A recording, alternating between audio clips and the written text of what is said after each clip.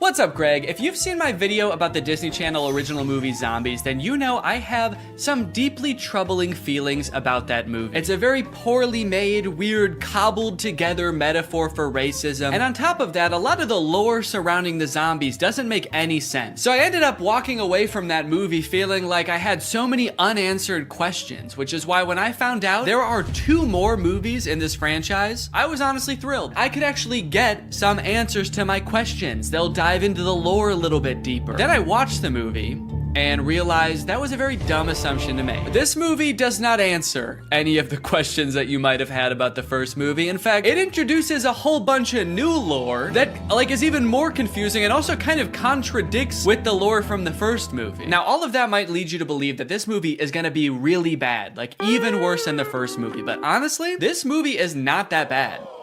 Also, it has 100% on Rotten Tomatoes, so technically speaking, this is a perfect film. So strap in and get ready, because I don't know if you've ever seen a technically perfect film before, but this is what one looks like. The movie starts off right away, changing the lore that we all know. Welcome back to Seabrook, where belonging is everything. It wasn't always this way.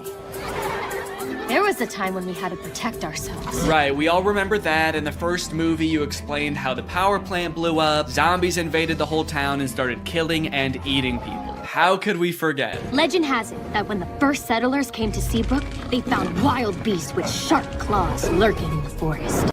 Wait, so these beasts are different beasts? These are a different sect of beasts? Which sparked an epic battle. There was a war? Seabrook settlers bravely fought off the monstrous attack and discovered a powerful energy source. And that mysterious power source basically powered the entire town until that one fateful day when it blew up and created beasts. Different beasts. These are different beasts than the beasts we just saw. This is a very beast-heavy town. The beasts were a distant memory. Seabrook forgot monsters could be real. So, hold on. You guys didn't think to mention this during the first movie? How could you tell us a history of Seabrook and neglect to mention the battle with mythical creatures that transpired? What else are you hiding from us? And what about this mysterious power source that runs the entire city? Don't you think during the 200 years since this happened, someone should have looked into this, made it a non-mysterious power source? They were like, we'll call this beautiful land Seabrook. We'll build a school to teach our young, a hospital to treat our ill, and a power plant that might blow up. We do not know. Because of the events of the last movie, now all the zombies are allowed to commingle with the humans. It seems like things are really on the up and up. It's hard to believe there was a time when people were afraid of zombies. Crazy thing to say for someone who has for sure eaten his neighbors. Also, we saw what you did to people in the last movie, dude. It's not hard to believe at all. I'm still scared of you. Then we check in on Addison, who you may remember from the first movie by her platinum blonde hair that for some reason in this universe makes her some kind of sick, disgusting freak. That's Cheer Captain Bucky, my cousin. My cousin. It's here at Cheer Camp we learned 2 things. First, that story about the werewolves is kind of a legend, and no one's really sure if it's true or not. You've all heard the stories of bloodthirsty monsters who roam these woods, feasting on innocent cheerleaders. And 2, the younger cheerleaders and the older cheerleaders are not getting along. This week, the veterans and the newbies will compete for the Cheer Camp Cup. I feel like one of those things is gonna have a bigger impact on the plot. Watch and learn, Snowball. Ah, yes, my hair. Still white, still well-conditioned, and still drawing fire from the AC. Okay, thank God she addressed it, dude. I know we were all thinking, what the fuck is wrong with her? You should shave your head, you look insane. We then get a song about how well everybody's getting along now. The cheerleaders are having fun at cheer camp, zombies are entering all facets of normal human life. Zed's dad has even been hired as the project manager to demolish the old power plant, which I'm sure will have little to no consequence in this story. The message of the song is undermined a little bit when the cheer captain Bucky My cousin. launches an underclassman into the air with a high-powered water bazooka called the Buckzooka. Just a little bit of playful hazing, I guess, for the underclassmen. Oh, you want to be a cheerleader? How about some internal bleeding? That's hazing, baby. Nobody joins an organization that I've already joined and gets away with it. And while I do wish someone would rush this poor girl to the hospital, I do have to admit, the song does slap. The music in the first movie sucked in my opinion, but the production quality of not just the music, honestly, but the whole movie is way better in this one. Probably as a result of the success of the first movie. The first one was very popular. So they were like, look, this next movie, you know, it's not gonna make any sense, but it's gonna look fantastic. The lighting on that girl as she flies through the air with 12 broken ribs is gonna be so good. I wish that I could call. I hope you get my letters.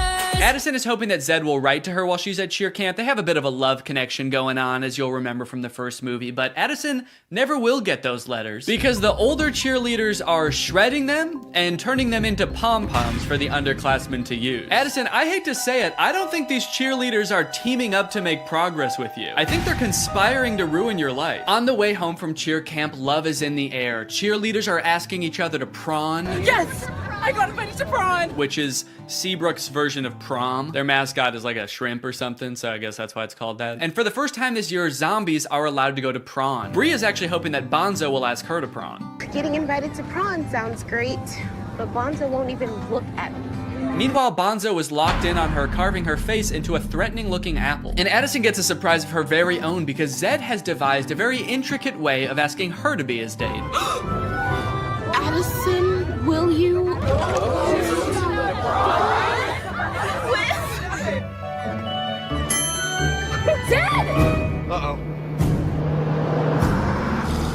Uh-oh! Zed's not supposed to be there! He's supposed to be floating over there.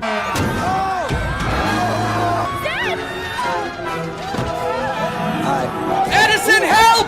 I'm gonna fucking die! Addison! The bus crashes into a gated forest called the Forbidden Forest. And Addison goes running off to find Zed, but what she ends up finding are werewolves. We're surrounded by werewolves. So here's where the movie started to lose me a little bit, and I know this is a perfect film, so this is probably something wrong with me, but I feel like when I look at these werewolves, they're not werewolves. They're just teenagers living in the woods wearing dead animals. You might be thinking, okay, these are people who are gonna become werewolves at some point. No, these are what the werewolves look like. They even go out of their way to show a full moon in one of the shots to be like, no, this is as werewolf as they're gonna get. These are outdoor teens with dead animals on. That's what werewolves are. And that's just how it is for the entire movie. And on one hand, I guess I understand because like true to form werewolves would probably be super expensive to do and make look good. But also, you guys didn't have to make a movie about werewolves. That was your choice. You already had a whole universe with zombies in it. You didn't have to add another creature. Or, you could have kept the movie exactly the same as it is and just not called them werewolves. You could have made up a new creature. Just called them outdoor teens. It would have made sense. But no, you had to drag werewolves into this. You said this movie will be about werewolves. It will be an integral part of the story. And our costume budget will be $4. A few scenes later, a werewolf sneaks into the town of Seabrook and finds a drawing of like an actual werewolf that Zed's little sister drew, and he takes it back to the other werewolves and they all start making fun of it. Looks nothing like us, Wyatt. It's like they're trying to gaslight us. Werewolves don't look like this. Werewolves never looked like this. You'd have to be some kind of dumb, uneducated zombie child to think that us wolf people bear any resemblance to those half wolf, half people. After word gets out that Addison had this encounter with the outdoor teens, the whole town is a mess. Dad, everything is fine. It's not fine. There are werewolves circling us right now, waiting to attack. They jump to the conclusion that the werewolves want to attack them so bad. Addison leaves the interaction totally unscathed. They didn't do anything to her, but the whole town, even the zombies, are like, ooh, the werewolves want to kill us so bad. We better kill them first. And eat them. Typical zombies. So the leaders of the town decide to reinstate all emergency monster laws. All anti-monster laws are reinstated. This sets up one of the big conflicts in the movie because, as you know, Addison wants to go to prawn with Zed, but one of these anti-monster laws is that zombies aren't allowed to go to prawn anymore. Zombies can't go to prawn. And when I say one of them, I firmly believe that is the only emergency monster law. It's the only one they talk about in this entire movie. They let so much else slide in this movie, but that's the one thing they're like, no, we cannot have zombies at prom this year. Ouch. You'll see in a bit why that's so strange, but right now we gotta go check in with the werewolves because they're setting up a conflict of their own. And you know we don't have much time. Our necklaces are almost out of power. So the werewolves all wear this stone around their neck. It's called Moonstone, and it's sort of what gives them their power. I guess it's like some kind of mysterious power source or something. But it turns out that like 200 years ago, somebody or some group of people stole all of the Moonstone from them. So their reserves are running low and they're all gonna like die because they don't have their Moonstone. But some of the werewolves think that Addison fulfills a prophecy that the werewolves have about some white-haired lady who's gonna lead them to more Moonstone. This is the kind of lore that gets you a 100% on Rotten Tomatoes. Even if the girl is the great alpha. A girl? The great alpha? I'll believe it when I see it. Even if the girl is the great alpha, how do we find her? I found this in the woods. It's hers. We'll track her down with our keen sense of smell. It says Seabrook High on it, so I thought we might just look there. Kinda seems like they will use any excuse not to show the werewolves do anything werewolfy in this movie. All right, we've gotta find this girl. How would werewolves accomplish such a task? We could use our wolf noses. What? No, what is wrong with you? No! We could ask around? Yes! Also, for those of you wondering, yes, that is baby Ariel from Musical.ly. She used to be like the most followed person on Musical.ly. I always wondered what happened to her. Guess she lives in the woods now. We find the girl, and if she's the great alpha, she'll tell us where the Moonstone is hidden. We go in the morning. We go tonight. That's right. They're not gonna wait around. They have to go tonight. So they march out of the Forbidden Forest, down the streets, and into Seabrook High, singing about how they own the night. Then they open up a vent and crawl into it, and they wait until morning. So kind of seems like they didn't really need to go at night, did they? They all file into the vent so dejectedly. They're like, maybe we should have researched what this place is. I guess we don't know what a school is. They're not here at night. Imagine they accidentally went on like the last day of school before summer. A janitor finally comes in after 80 long days and finds 20 dead werewolves in a vent. That day at school, Bucky and Zed both decide to run for class president. Zed because he wants to reallow monsters to go to prom, and Bucky, I don't know, he probably wants to like divert more of the school's funding towards an unmanned drone for the cheerleading team. But then, suddenly, I will make Seabrook a place that embraces zombies and werewolves. What? Where? Oh, there? What a lucky guess. How can you tell? People peering in through glass doors? Yep. Those teens live outdoors. Man, Willa, you can't go to war with the whole town. We'll never find the Moonstone if they're on high alert. Yeah, dog, I think that ship has sailed. You guys just charged them growling and gnashing your teeth. I think they're on high alert. Hey, all that stuff we did back there, that was we were just messing around. We're just a bunch of friendly teens. Don't look at her. Do not look at her. Sorry. We werewolves so admire your town, and we just came here to join your school. Okay, well, that's obviously not allowed. You guys were about to kill them, and also the emergency monster laws are in effect, and there's definitely one forbidding such things. Technically, the Forbidden Forest is within the school district. What? So welcome to Seabrook. What? Wow, guys. The emergency monster laws are working great. No, you did so good. You did such a good job. They were so close to killing you, and they only stopped because they found out Bonzo's not allowed to prawn, so good rule. So just like that, the werewolves enroll at Seabrook High. And wait a minute, all of the werewolves look the same age. Are they all teenagers? Or are some of them like 80 years old? Are some of them babies? How does that work in dog years? Are they going to classes? I don't even know if they know how to write. They're not gonna be able to find the Moonstone. They're gonna be too busy failing all their classes. So Zed is worried about losing the class president election to Bucky, so he decides to go over the new untapped voter base, the werewolves. Werewolves of the swing vote. Hello, wolves. I'm Zed. Do it like the zombies do. Yeah, for some reason I feel like the werewolves aren't gonna care who becomes the class president. They don't know what a president is. They don't know what school is. They live in the woods and they wear Moonstone, dude. You have no fucking clue. Come on, we've got moves to bust. Throughout this whole movie, Addison has her own thing going on too, where she just feels like she doesn't belong anywhere. That's right, despite being a bleach blonde cheerleader at a Disney Channel high school who was literally elected captain of the cheerleading team in this movie, she just doesn't fit in. I don't feel like I belong anywhere. Which makes her that much more susceptible when the werewolves come a-knocking. The werewolves are starting to get desperate, and given that they think that Addison is the great alpha, which again, she could not be, they bring her back to their cave and ask her for help. I believe you're the great alpha. I believe you're a werewolf. That's it. That's why she doesn't fit in. That's why she has ugly hair. It's because she's a different species. It finally makes sense. So they do a little dance, they do a little wardrobe change, and now she's a werewolf. Damn, that was a fast costume change. Did she know they were gonna rip her clothes off down there? This seems terrifying if she didn't. The rest of the gang gets worried when they realize Addison is gone with the zombies, so Zed shows up and he just fucking kills one of them. Holy shit, dude. And we never see that guy again. I think he's dead. The explosion came from Seabrook Power. Seabrook Power is the birthplace of zombies. A little lime soda mixed with some mysterious energy, and bam! Zombies. Nice story, but it doesn't concern us. Nice story about you and your unknown electricity fuel, but we've got our own problem. We're looking for a mysterious power source. But it does concern you, Willa. That could be your moonstone, right? Oh, shit, she's right. So for the rest of the movie, Addison is like pretending to be a werewolf. She shows up to school the next day and she's like, I'm a werewolf. I've always been a werewolf and I've always known I was a werewolf. Addison, if you ever expect to be cheer captain... Well, maybe I don't.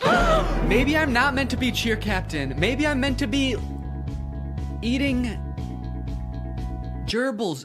What do werewolves do? I actually don't know what they do. I know I am one, I just don't know what we do. Then we get the presidential debate between Zed and Bucky, and this is how all presidential debates should go. I'm a real human. There's no danger in that. They're real monsters. Man. What if they turn back? There should be singing. There should be choreography. One of the sides should be claiming that the other is a dangerous beast. And President Biden, how would you respond to that claim? He wants to eat me! He's trying to fucking eat me! The demolition of the power plant is imminent, so the werewolves rush there to stop the mayor from destroying all their moonstone. Via song? It does not go very well. Arrest them! Oh my god, dude, he said arrest them, not gas them. Colloidal silver. That'll tame those beasts. You know, for a government that just found out werewolves exist, they sure seem to have the exact chemical compound that would hurt them most. Colloidal silver shuts down their nervous system instantly. Just a hunch. Then Addison and the cheerleaders show up, and then Zed and the zombie show up, and now they're all singing, trying to convince the mayor to shut this thing down. Okay, at this point in the song, they're just having fun with it, man. They're just splashing around. I don't even think they're trying to convince the mayor anymore. He's not even in that part of the power plant. He's just standing alone in the main entrance now. You can hear music just vaguely echoing through the plant. Okay, I get it. I think I figured it out like 20 minutes ago, guys. Okay, so I've got good news and I've got bad news. The good news is they decide not to blow up the power plant. Stop the detonation. The bad news is the demolition guy accidentally does it anyway. Well, shut it off. I can't. And also, Addison finds out she's actually not a werewolf.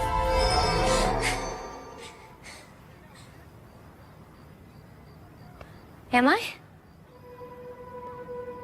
Bree's like, I don't know. They sort of just look like regular people to me. You look like a teenager who lives outside. She's not a werewolf. Oh, that's so embarrassing, dude. 3 movies, and they happen to have a DVD of the recording of High School Musical in concert. This feels pretty unusual, even to this day, for a Disney Channel movie to put together a live touring concert featuring the actual cast of the movie, selling out arenas with audiences in the tens of thousands around the world. But it wasn't the whole cast, actually. Zac Efron couldn't be there because he had a commitment. He was filming Hairspray at the time. So who did they get to fill in for him?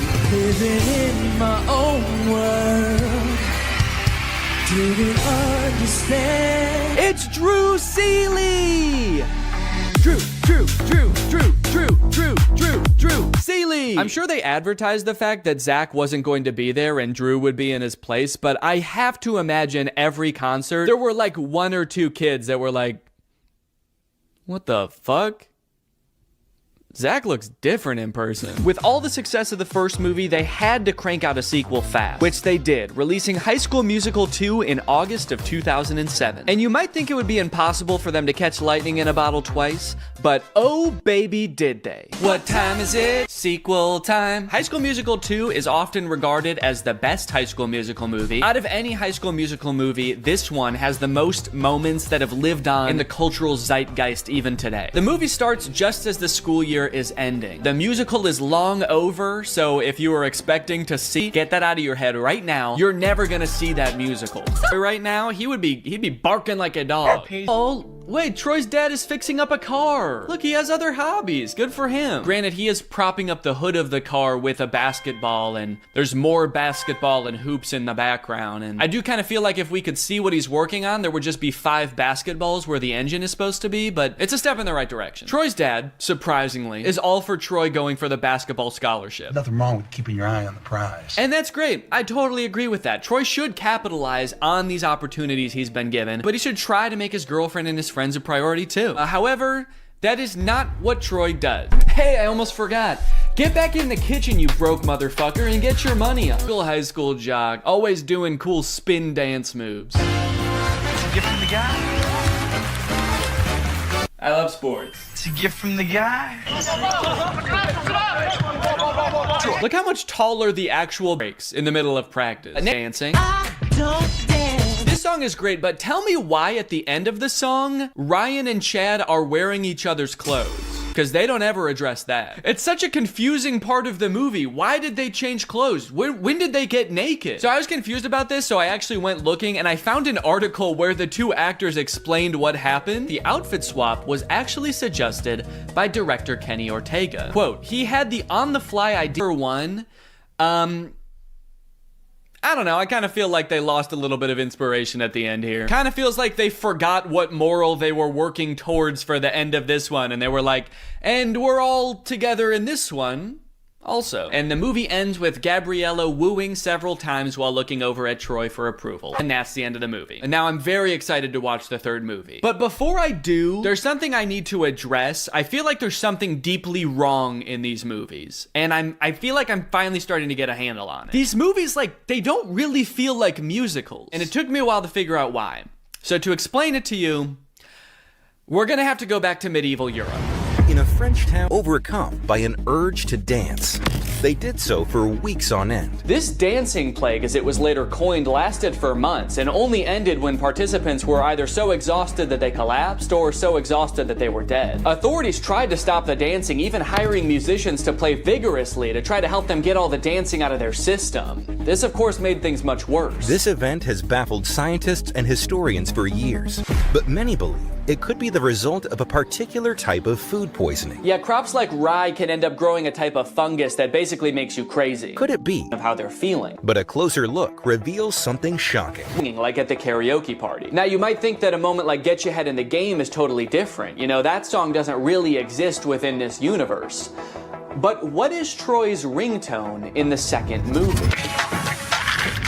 But how could an entire school become poisoned by a rare fungus? This man, who convinced us he had relevant qualifications, believes it could have been a certain freaky genius girl. It could be that by growing a fungus in a lab, Gabriella was able to manufacture a sort of singing stuff had he not been under some kind of drug-induced hysteria. After all, Troy is so cool and singing is for weirdos. So it could be the fungus, or maybe Gabriella's some kind of fucking witch.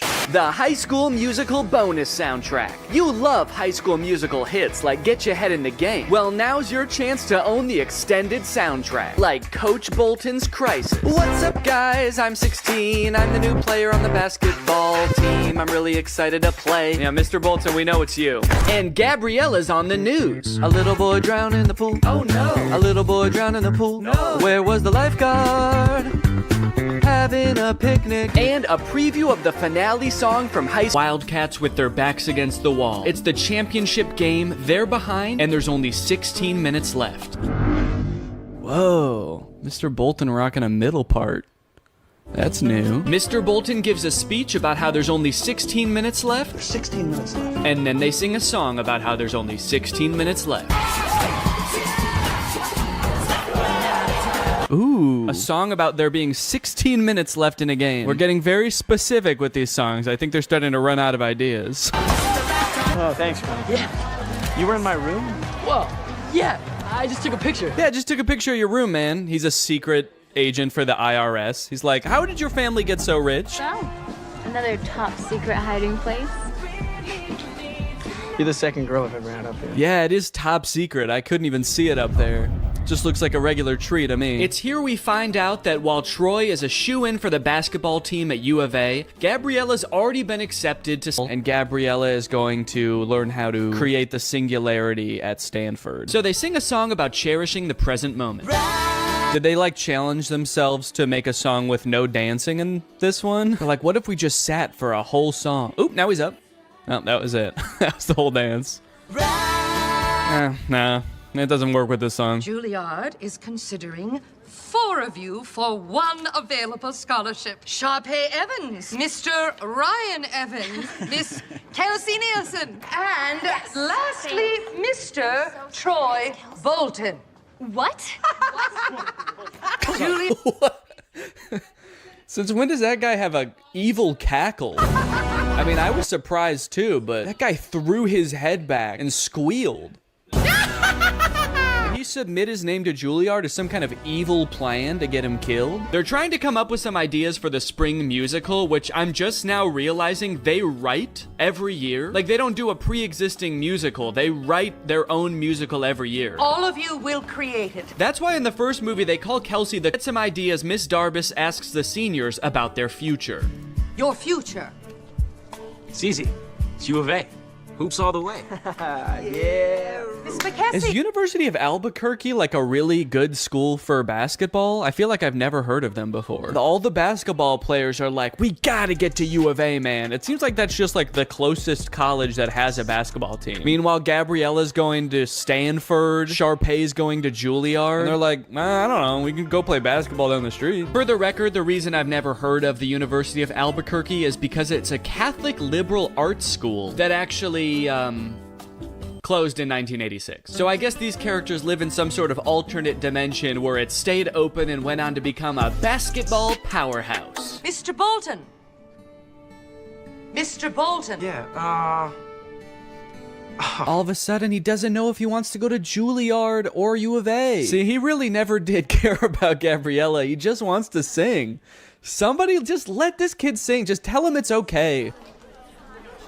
Imagine having everything. Jeez, that song started so abruptly. No intro, no build up. It's kind of scary.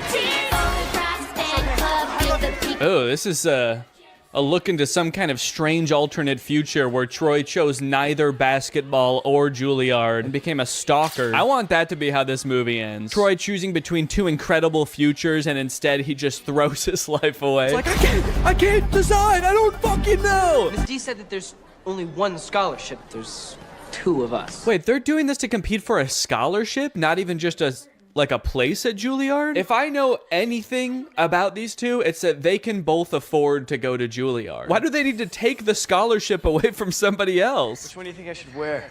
Well, I've never been asked to a prom, but this almost sounds like an invitation. Did she say she's never been asked to prom? What about last year? They were dating last year. Troy didn't want to go to prom with her. His dad was probably making him run basketball drills. The only place you're going, Troy, is downtown. With the ball. Make sure you bring the ball. Time for another song. About how much Troy and Gabriella love each other. There's already like 2 very sentimental songs between these two. They are really setting us up for heartbreak, I feel. And also just spending like an unnecessary amount of time being like, these two are in love, okay? Don't forget that they're in love. That way, when whatever happens, we're gonna all be sad, all right? So that way, when Troy picks U of A and Gabriella gets hit by a bus, it's gonna be sad. I think they're gonna end up going to the same college. They couldn't possibly end this entire series by being like, they didn't actually like each other that much. They're just gonna call it quits. Where's our clothes? Yo, Rocket Man. Why do I feel like they're about to haze these kids? You know, we weren't just given these lockers, we had to earn them. Right. Oh, they're definitely about to haze these kids. Now drink this entire bottle of Absolute. That'd be a crazy twist in this movie. Just a little hazing. Troy is not better than doing some hazing. Oh, I thought I heard you. I was just making some snacks inside. Are you guys hungry? Only if it's your brownies. I've had them. Bring those out here. Could you take me after school to check out that tuxedo? Tuxedo? For what? For prom. Oh, honey. If that's what you call an invitation, you'll be dancing with yourself. He's like, okay.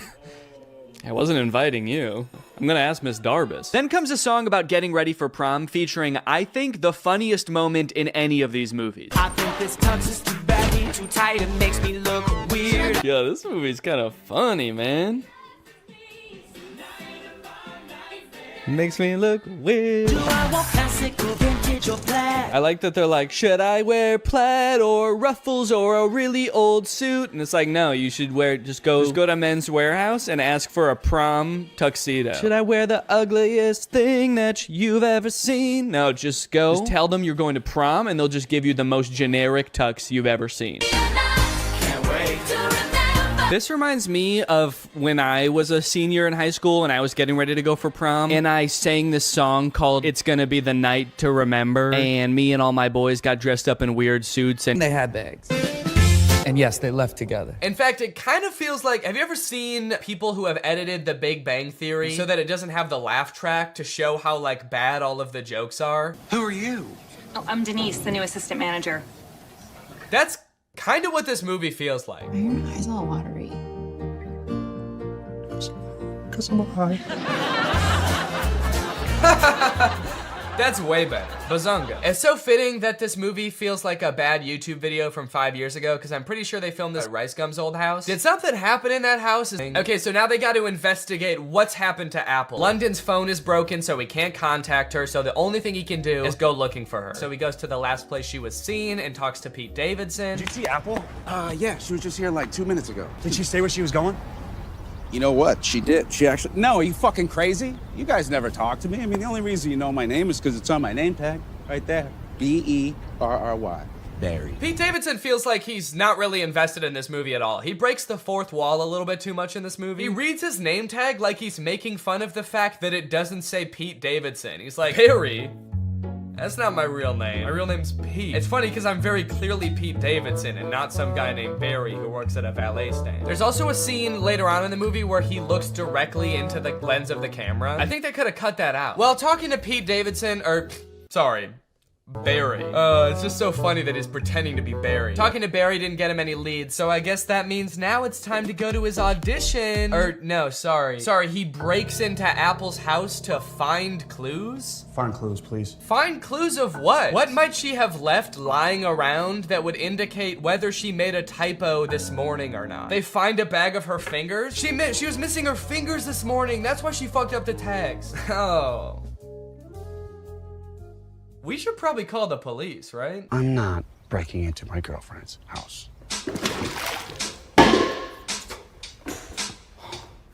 Can't believe I'm breaking into my girlfriend's house. Me neither, dude. Your life is pretty crazy. London Clash is so dumb. He makes the worst decisions at every move in this movie, okay? While they're in Apple's house, one of London's friends knocks over every single urn on the mantle and ashes go everywhere. And so they're like, oh shit, we have to put back the urns and then refill the ashes. But they're like, the only problem is, where are we supposed to find ashes? Where are we gonna find enough ashes to fill up these urns? But like, they didn't lose the ashes. They all just fell on the floor. They could just sweep them up and put them back in urns. It's like MGK was like constantly forgetting what previously happened in movies, and so the plot is being driven forward by things that just aren't problems. So anyway, as I said, this is a stoner comedy. You can probably guess the solution they think of to produce a bunch of ashes to fill back up the urns. I'm a stoner. Yep. They're gonna smoke a bunch of weed. Ah, bunch of weed. This movie's crazy. They're gonna smoke a bunch of weed. Well, at least this dumbass plan that doesn't make any sense is gonna result in like some crazy shit happening, right? Something funny's bound to happen now, right? Wrong. They just spend like 10 minutes having a boring ass smoke session on the couch. And then one of them tries to talk to a lobster. They really sat around writing this movie and were like, what's the craziest thing that could happen while we're high? And then settled on talking to a lobster. You know, since weed is legalized in a lot of places like California, where they filmed this, I feel like stoner comedies aren't nearly as like interesting or edgy as they used to be. You know, smoking used to be kind of like a fringe culture. It doesn't really feel like this is like, it's like that crazy or funny anymore. This is a scene of 4 adults sitting around a living room and obeying the law. Why did you spell it like that? It's a typo. Oh my god, it was a typo all along? Who would have guessed that? So I guess now the movie can end now, right? The movie can't end now, right? The movie can end now, right? There's 30 minutes left in this movie? What the fuck is gonna happen? What are they gonna do for 30 more minutes? Sit at a diner, apparently. So you're probably wondering how they wrap this whole thing up, huh? MGK missed his audition, he's not getting the role. His girlfriend is pissed off at him. How are they gonna wrap this movie up? Some sort of grand gesture that wins over both the director and the girlfriend? No, obviously not. That would make too much sense. London Clash gets the role because the director happened to see an Instagram live stream where London Clash gets punched in the face by Dennis Rodman, and the director just assumes that London Clash did that because he wanted to like impress him or something. It's a whole other plot line that I didn't really go into in this video, but it doesn't make any sense in the movie either. So he's got the role, now the only thing left is to get the girl, which he does by sending her a text at the diner being like, can we talk? And she's like, sure. And so they're driving to meet each other. He's texting her the whole way. He's texting and driving, and they get into a car crash, and then they are both paralyzed. That face says it all. That just happened. That's the resolution. He almost murders her. Irresponsible. He was texting and driving and he almost murders his girlfriend, and that's how it ends. After the credits roll, there's like a fun little blooper reel where we get to see the actors like messing around and not knowing their lines very well, which would have been a lot more fun if I hadn't felt like I had just watched an hour and a half of exactly that. Well, folks, what do you think? From rapper to pop punk icon to writer, director, and actor extraordinaire, which do you think MGK did best? Leave it in the comments down below. What do you think he'll get up to next? It's anyone's guess at this point. Professional fencer? Or maybe like a chef? He'll start just making food. That might be kind of sick. And you know what? All he would need to get started is HelloFresh, America's #1 meal kit and the sponsor of this video. Guys, I love HelloFresh. They send you fresh, quality produce from the farm to your door in less than a week, so you can savor delicious summer flavors right from home. I love getting a HelloFresh box because you know what it means? It means I don't have to worry about what I'm gonna eat for dinner every night. I'm not gonna find myself driving to some fast food chain to get a quick meal, because I know I've got a quality meal that I can whip up in like 35 minutes right at home. And I know it's gonna be tasty. I know it's gonna be healthy. If you're trying to stick to a particular health goal, HelloFresh has you covered because they have veggie options, fit and wholesome options, and pescatarian options. So HelloFresh fits a variety of lifestyles. Their plans are super flexible. You can pause 1 week if you want to. You can add more food 1 week if you want to. And even if you're on vacation, you can change the delivery address to deliver to your vacation destination. And then you can have home-cooked meals when you're at the family reunion. HelloFresh is the very first carbon-neutral meal kit company, and nearly all of their packaging is recyclable. They help cut down on food waste because they send you pre-portioned ingredients so you're only using what you need. So if you want to check out HelloFresh and have a flavorful summer, then head on over to HelloFresh.com. Use my code TrulyGreg16 for up to 16 free meals and 3 surprise gifts. That's HelloFresh.com. Thanks to HelloFresh for sponsoring this video. Thank you to you guys for checking out HelloFresh. Now I'm going to do the outro of this video. All right, you guys, thank you for watching this video. I hope you enjoyed it. If you're new here and you're not subscribed yet, make sure you subscribe and turn on my notifications to join Greg. Greg is what I call my audience here on YouTube. We're the biggest and happiest family on YouTube. That is a scientific fact. Please do not look it up. Please do not fact check me, because facts don't care about your feelings and I don't care about facts. All right, I'll see you guys next time. Bye. Hello, Greg. Why are movie studios studios making bad movies on purpose. I swear to God they are. I'm sure most of us by now have seen clips from the new Pinocchio movie. Father, when can I leave to be on my own? And that had me pretty skeptical, honestly. You're trying to tell me they made it and they were like, the main selling point of this movie is that it will be good? No chance. And now I've recently seen people talking about this movie Marmaduke. It's about a cartoon dog voiced by Pete Davidson. It has 0% on Rotten Tomatoes. I've watched it and it is in fact the worst movie you'll see this year. And it just really seems like they're trying to make bad movies on purpose. This movie is just heinous. It feels like Netflix just like fed an AI a bunch of scripts of bad movies until it spat out Marmaduke. This movie is not good at all. I think it has 0 redeeming qualities actually. There's nothing good in this movie. I would even give it a negative score if I could. I like that I said that as if there's something stopping me. I'm my own entity. I'm not limited. I don't have a boss telling me I have to give it a positive score. I'm gonna give it a -6 out of 10 movie. Marmaduke was some fucking dog, dude. I don't care. I'm dating a Kardashian, man. You think I need this? I personally don't have a problem with Pete Davidson. He's a funny guy. He was not up to the task of being the main character in this movie. This is a cartoon dog. You need someone with like a crazy range. Pete Davidson's emotions range from high and pleased down to high and indifferent. That's about all the variety you're gonna get out of Pete Davidson. After watching the movie all the way through, I'm not even 100% sure that Pete Davidson even knows he's in this movie. I haven't seen Pete Davidson do any promotion for this movie. I don't think he's done interviews talking about, you know, getting into the role of Marmaduke. I would not be surprised if they just like took audio excerpts of Pete Davidson from like other TV shows and just like found a way to make a movie about a dog around them. Go ahead and look at the characters in this first scene here and tell me, what is your reaction? Art is subjective. What you like depends on key body shapes in the universe of Marmaduke. There is eerily slender, bouncing egg. That's right, they don't walk, the round characters. They just kind of bounce from place to place. And then there's Mom. Mom has a serious case of the Pixar mom syndrome. I guess the creators of Marmaduke decided to take a page out of Pixar's book when designing the mom, and then they ignored all the other pages in the book about like how to make a movie. Anyway, through a little bit of narration, we find out that the reason Marmaduke is not allowed at this party is because he's basically a terror to the family. Marmaduke is a nightmare. He chases the cat, he tackles the local butcher for some bones, he beats the shit out of the dad. This dog is terrorizing his family. This is a bad boy. Guy, being like a world famous dog trainer, sees Marmaduke, this poorly behaved monster, and decides, hey, this would be kind of an interesting challenge for me to transform Marmaduke into like because he's like rich and British. And I think that it's the law in cartoons that the bad guy has conversations. So who is speaking the other one's language? Is Marmaduke speaking English? Or is the trainer barking at Marmaduke? Like if you were to walk by the park where Guy is training Marmaduke, is Guy just going like, arr, arr, arr? This movie is completely uninterested in answering this question. It is time for Marmaduke to enter his first dog show. This is where we meet Marmaduke's main competition and basically the villain of the movie, this beautiful dog Zeus. This part is very disturbing. Oh, Marmaduke, you idiot! How are you gonna perform, dude? How are you gonna compete? You can't even walk. This is where the movie gets gross. The sound effects of his like gurgling belly make me want to throw up.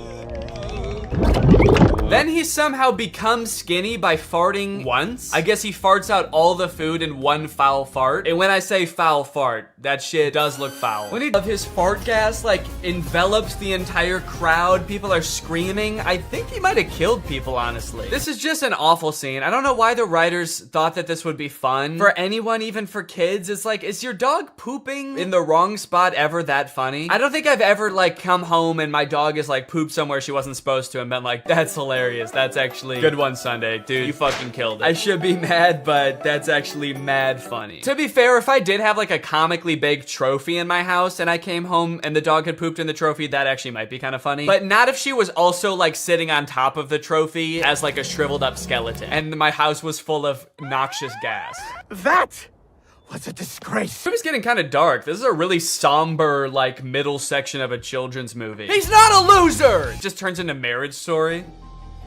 Marmaduke is a a Great Dane! Then come to find out that the trainer has actually billed them for all of the training, and it's like a shit ton of money. They go through the list, and it rolls by in this like Star Wars style credit roll, and it's meant to fly by really fast so you can't read anything, but I paused it just to like look through what some of it is. Some of the items on this list are more than the $1 million they would have won at the final dog show. There's things for $29,000, $35,000, $1.4 million. Also kind of a funny detail, the writers I guess couldn't come up with enough things to make, so if you just play it you'll see like the same thing worth $1.5 million over and over in this list, and it's like you couldn't just keep coming up with different numbers at least? Or not, you did just then are like infinitely more impressive than a dog show. At least that's what I thought until we get to the dog show and we see what other dogs do during the talent portion.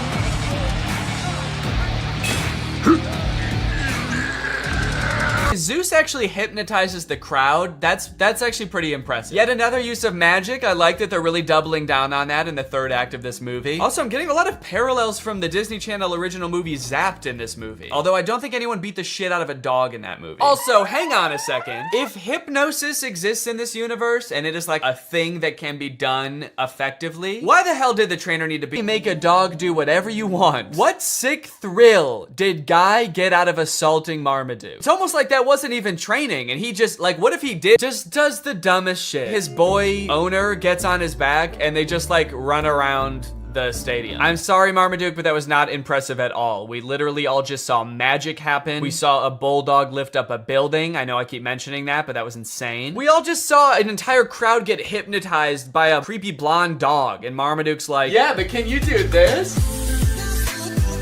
Are you trying to bankrupt your family, Marmaduke? Because that's what's gonna happen if you keep this shit up. Are you trying to destroy your family's lives? You're going to. Keep dicking around on the ground like that with no talent, and you're gonna destroy their lives. It's happened before, it'll happen again. Okay, little plot twist happens at the end of the dog show. Zeus, the beautiful dog, wins. Obviously, he hypnotized the judges, so we kind of thought that was gonna happen anyway, but it turns out that one of the judges is actually Zeus's trainer in disguise, so he gets disqualified from the talent competition. I kind of feel like it was pretty dumb of him to do that because he had a shot at winning anyway. It's not like he was like a total underdog. Dude was basically an overdog. He was actually bound to win. He hypnotized everybody. There's gonna be an ending song. I don't know, man. You tell us.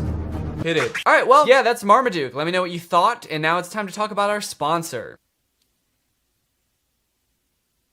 Hello. Guys, did you know in the US it's legal for your internet service provider to sell your data to other companies? They can sell it to ad companies. Heck, they can sell it to whoever they want. This seems pretty screwed up to me. I don't know why this is legal, but what I do know is that Marmaduke is probably responsible. Luckily, today's sponsor, ExpressVPN, puts a stop to this by rerouting 100% of your network traffic through their secure encrypted servers. Those are servers that are both secure and encrypted. ExpressVPN also masks your device's unique IP address, making it much more difficult for like big tech companies or advertisers or really strong dogs from tracking you and matching your activity back to you so they can collect your data. There's a ton of great reasons to use ExpressVPN. You can unblock content that's not... You may have noticed something a little bit different.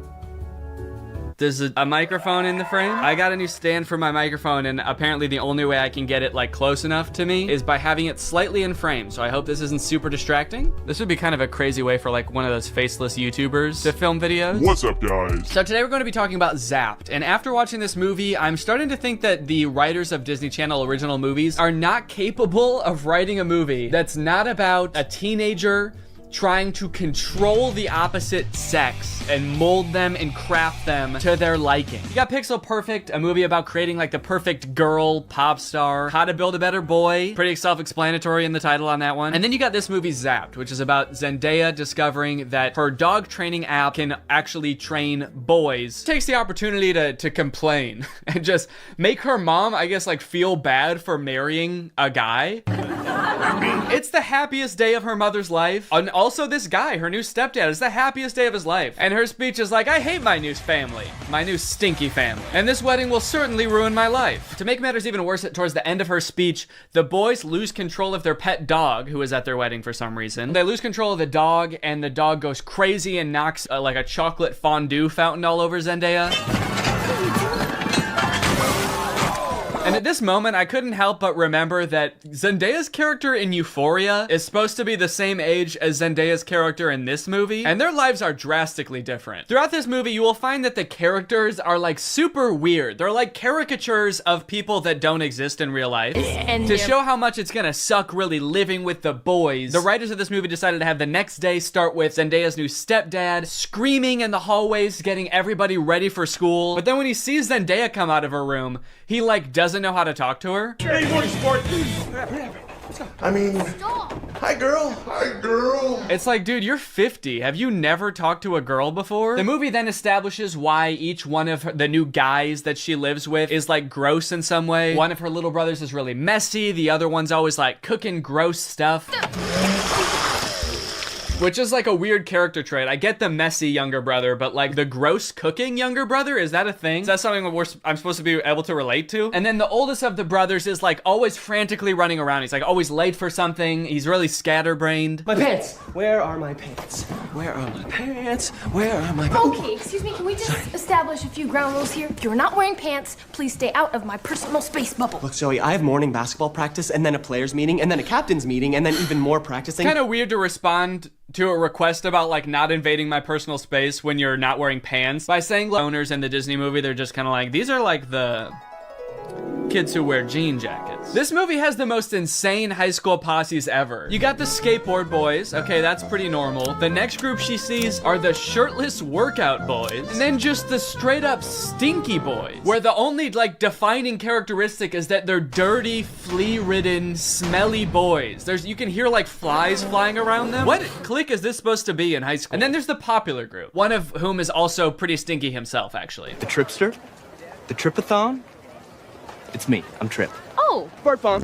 Oh. The movie sort of writes this off as like, well, this is just something boys do, you know? New school, you gotta kind of accept what boys come with it, you know? Boys will be boys. No, that is actually not what boys do. That is something that just one very specific boy does. It's me. I'm Trip. And he needs to be stopped. I cannot remember a single moment in high school where a boy walked up to a girl, let alone like the new girl who's already like scared and doesn't know anyone and is like, hey, I'm gonna fart in your face now. Welcome to the school, smell my ass. But it's not all bad though. She does make a friend on her very first day. And in typical Disney Channel movie fashion, she is wearing a fedora. Every Disney Channel movie has to have a token fedora blazer wearing character. But the boys here are cute, aren't they? All of them. I think we have the highest percentage of cute boys in the entire greater Westlake area. Unlike Zoe though, she actually kind of likes the boys at the school. She's like, sure, they may have their flaws, but they're pretty cute. Wow, you seem a little... Oh, boy crazy? Yeah, that's the official diagnosis.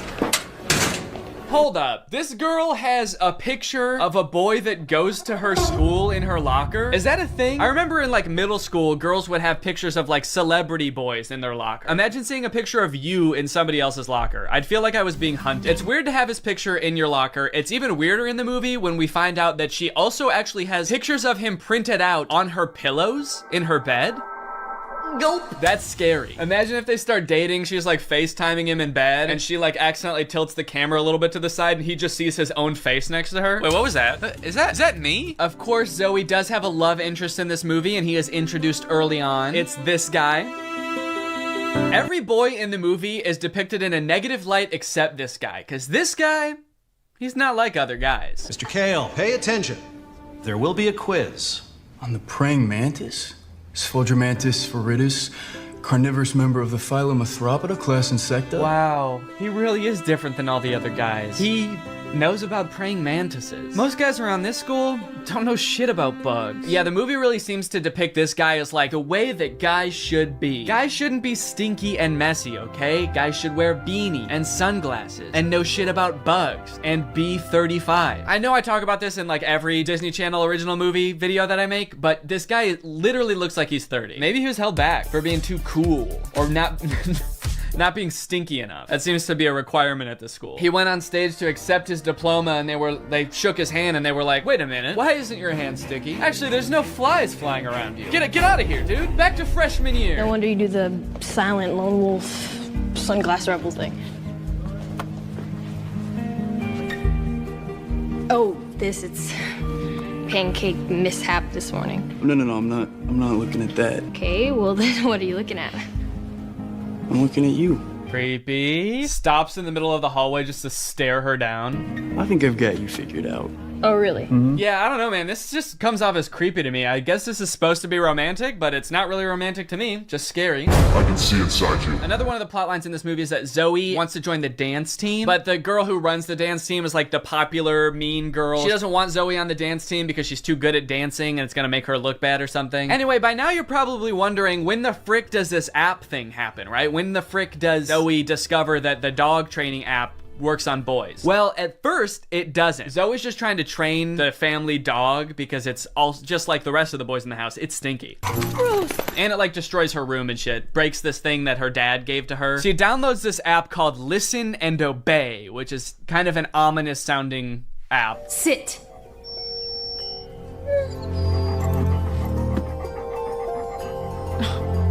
Shake. Right away, this app is already clearly cursed with dark magic, right? And the dog can even tell too, because you know what the dog does the second he realizes what's going on? He grabs her phone and runs off with it and tries to destroy it, presumably to break the curse. And then what happens next is honestly the most confusing part of the movie, okay? So the dog drops the phone in the bath. Her brother gets it out and tries to swing it around to get the water out of it. It flies out the window, swings around a satellite dish, slides down a solar panel, and lands in dog food. And from here on out, that app is now able to control boys. Any man or boy this app can control against their will. Sit. And at first, while watching this movie, I didn't even think it was that weird. I didn't even give it a second thought. I was just like, okay, yeah, so something magical happened and now it can control boys. That makes sense. But like, what? What happened to the phone? I don't understand how solar panels and satellite dish changes the app from dog-based to man-based. Like, you'd think at the very least something having to do with like men would happen to the phone. Like the phone lands in like a bucket of buffalo wings or like flies through a football field. I'm just curious to know if that fucked up other apps on the phone or if it's just the dog training app. Now, whenever a boy likes one of my tweets, he goes into a coma for 3 years. And don't even get me started on the weather app, because every time I check that, boys start falling from the sky. Anyway, let's just say now that she's got the ability to control boys, she has a little bit of fun. Boys are acting weird. Dude, he farted twice in midair in such rapid succession. They added in 2 fart sound effects. Kind of impressive. I'm trying to imagine how she's gonna use the app to get herself out of this one. Stop farting. Take it back. Take the fart back. Suck it back up into your ass. Oh, how am I doing this? But no, she just uses the app to utterly humiliate him in front of his friends. Go to the bathroom. Oh, wait, no, not here. I'm still confused about some of these clicks, by the way. Like, what are these nerdy kids supposed to be? Look at this kid in the green sweater. How he acts when nobody high-fives him. What is that acting? I guess your dog app doesn't work on girls. Maybe because girls aren't dog-like enough. They're too catty. Ah, that's funny. Girls are catty. What the fuck does that mean? Boys are dog-like? What the hell? I mean, I guess in this universe they kind of are. They're like flea-ridden, mangy boys. Why do we smell like we smell? So pretty much like the majority of this movie is just Zoe using the app to like get what she wants and make all the boys at the school act exactly how she wants them to. She turns the skater boys into gentlemen. She goes up to the nerdy gamer kids and tells them to like go do yoga instead of playing video games. Let's go do some yoga. And her brothers, dude, don't even get me started on what she does to her poor brothers. I'm taking the brothers' side, all right? They did nothing wrong. Her poor brothers were just living their lives until Zoe moved in and tries to fix them. Be clean. Holy moly, it's filthy in here. Her messy brother, she tells to be more clean, which turns him into this like hyper-hygienic husk of his former self. I need a sponge and soap and paper towels and a power washer. For the rest of the movie, he's literally he's scrubbing everything frantically in a panic. Anytime there's a mess, he's like, I gotta clean it up. She tells the gross cooking boy to cook less gross stuff. Start making less gross food. So he's like cooking 5-star meals for the rest of the movie. And then the oldest brother, she tells him to be more focused. Be focused.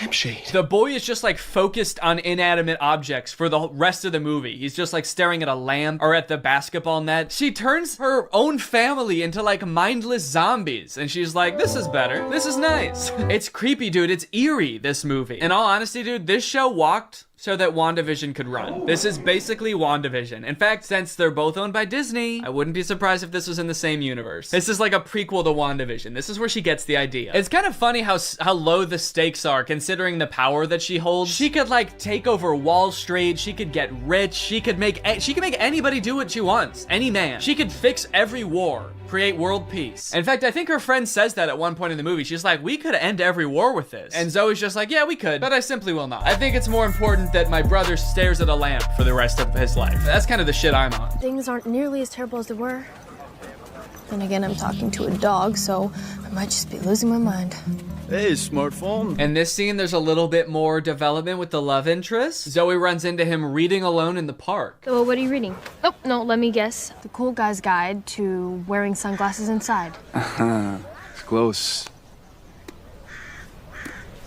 To Kill a Mockingbird. I feel like when he holds up that book, we're supposed to be like, wow, he really is not like other guys. Except that, like, that is required reading in most high schools, so he actually is like other guys. He's like every other guy. To Kill a Mockingbird's sort of my favorite book. My second favorite is The Great Gatsby. Third favorite is Geometry 101. I just love to read, what can I say? Eventually things start to get a little crazy at school, and Zoe realizes that she probably shouldn't be controlling people like this anymore. People are getting into fights and stuff because the new cliques at school are just like not meshing well. So Zoe's like, all right, I'll just make them stop. And she tells the app to stop. And then of course, everybody just stands still and freezes. And so she's like, oh no, I can't reverse the commands. If I tell them to stop, they're just gonna literally stop. And so then like many more days go by and she's just like, well, I guess I can never reverse the thing. And it's like, well, what if you just said, hey, ignore all the commands I gave you, instead of just saying stop and being like, oh, it didn't work. The movie continues to get even more dark to like a startling point. There's a creepy ass scene where the whole JV dance team wants to resign because they don't like dancing anymore. And Zoe's like, how about I use the app to make you dance instead? And so there's just a scene of them all like sadly dancing because their hearts aren't in it, but they are being like physically forced to dance. And the movie even goes so far as to make Zoe force the love interest to kiss her with the app. Kiss me.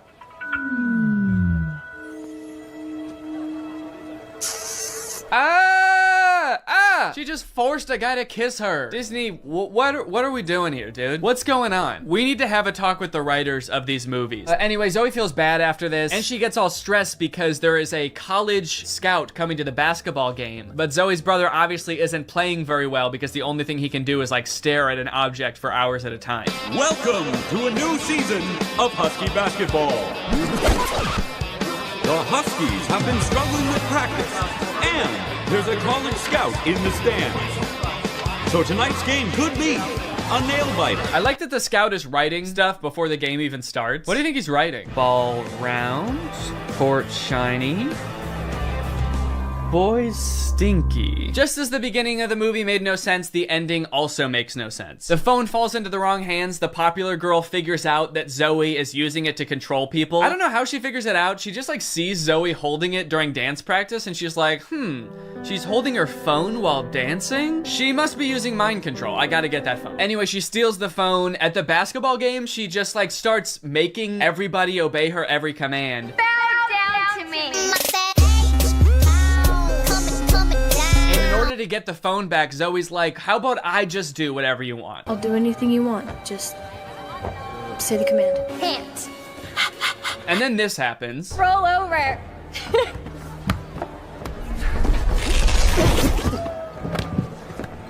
How did you? I'm your brother.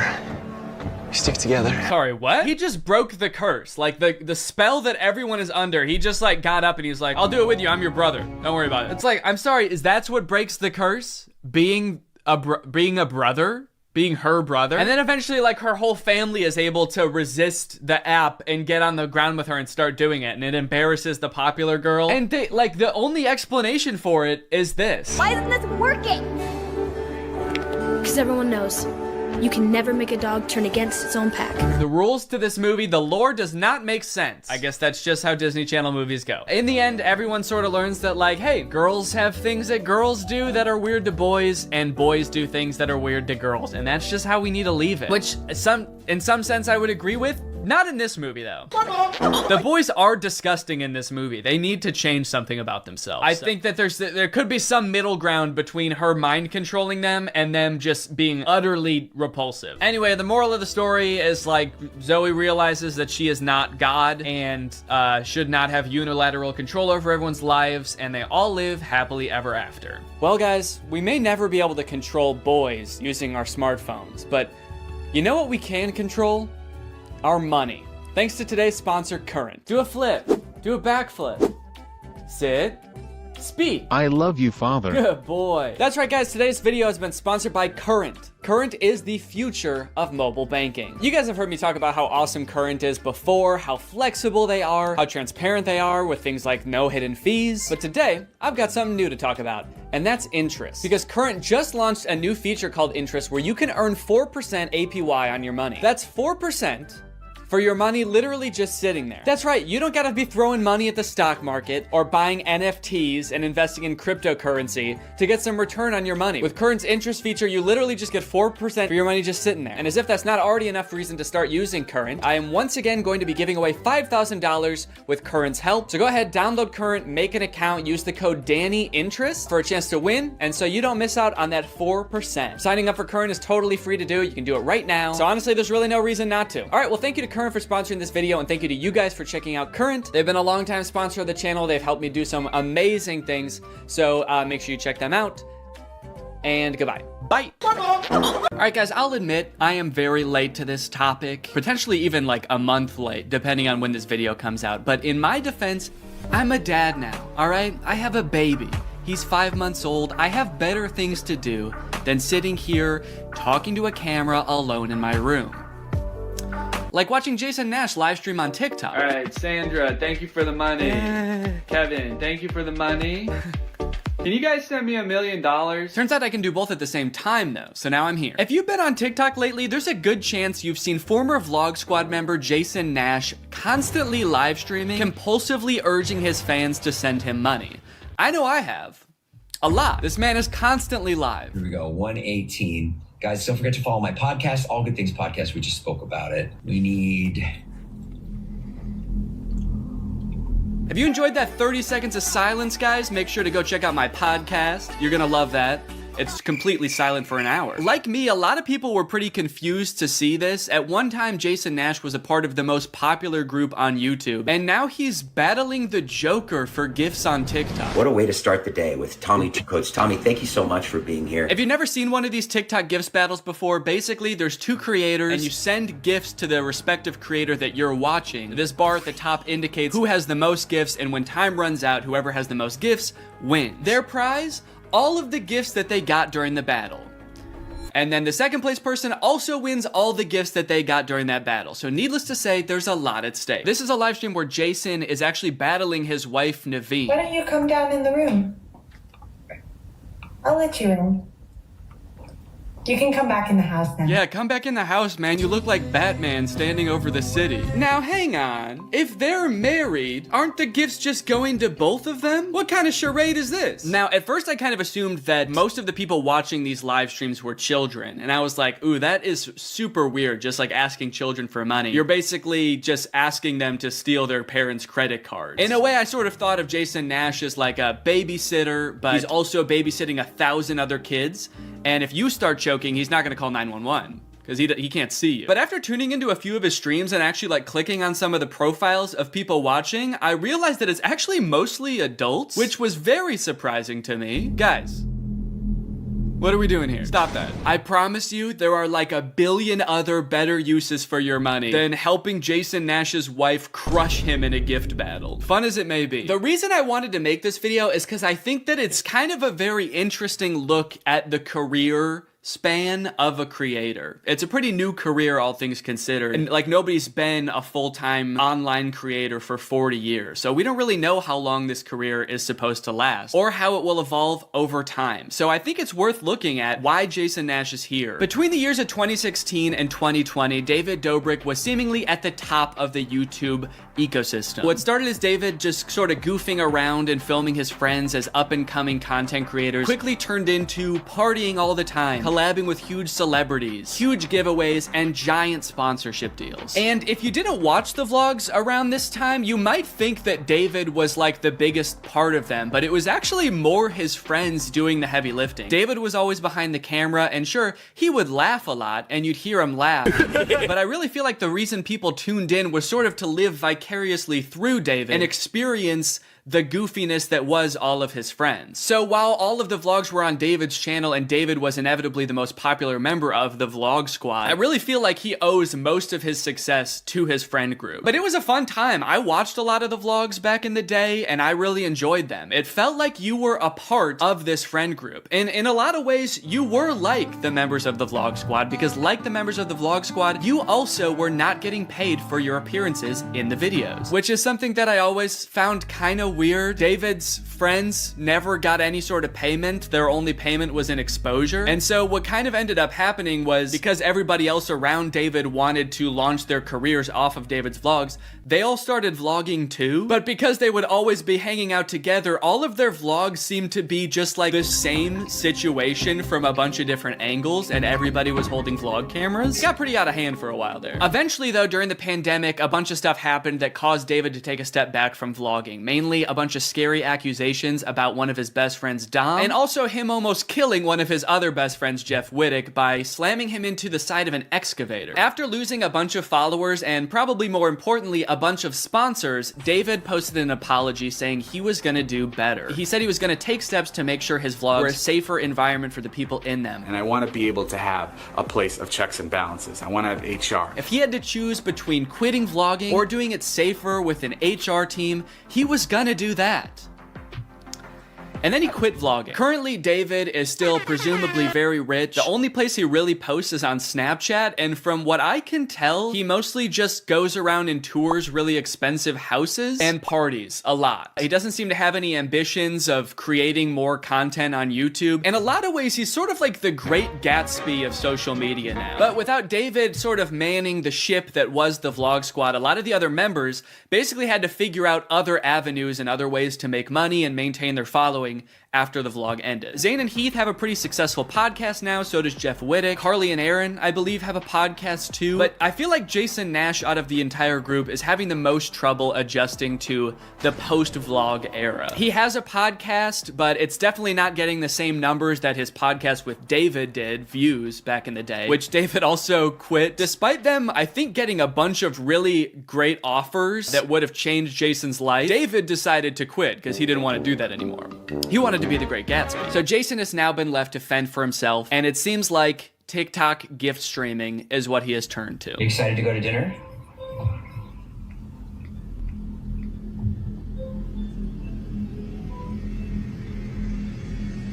Man, this is content, baby. This is crazy. I didn't know all you had to do is just sit there and stare at your camera and people will just send you money. Why did I write this whole video? So a lot of the response has obviously been kind of cringing at this feeling that what he's doing now is very shady. And I mean, he's not really harming anybody, I guess. It does seem like it's mostly adults sending him money. Obviously, there's always going to be kids online stealing their parents' credit cards, so that's not great. I do get kind of a shady vibe from it just because there literally is no content for you to consume except to send him money. Like, the whole point of this stream is to see how much money Jason can make without having to do anything. That's like the point of the stream. Melody, thank you.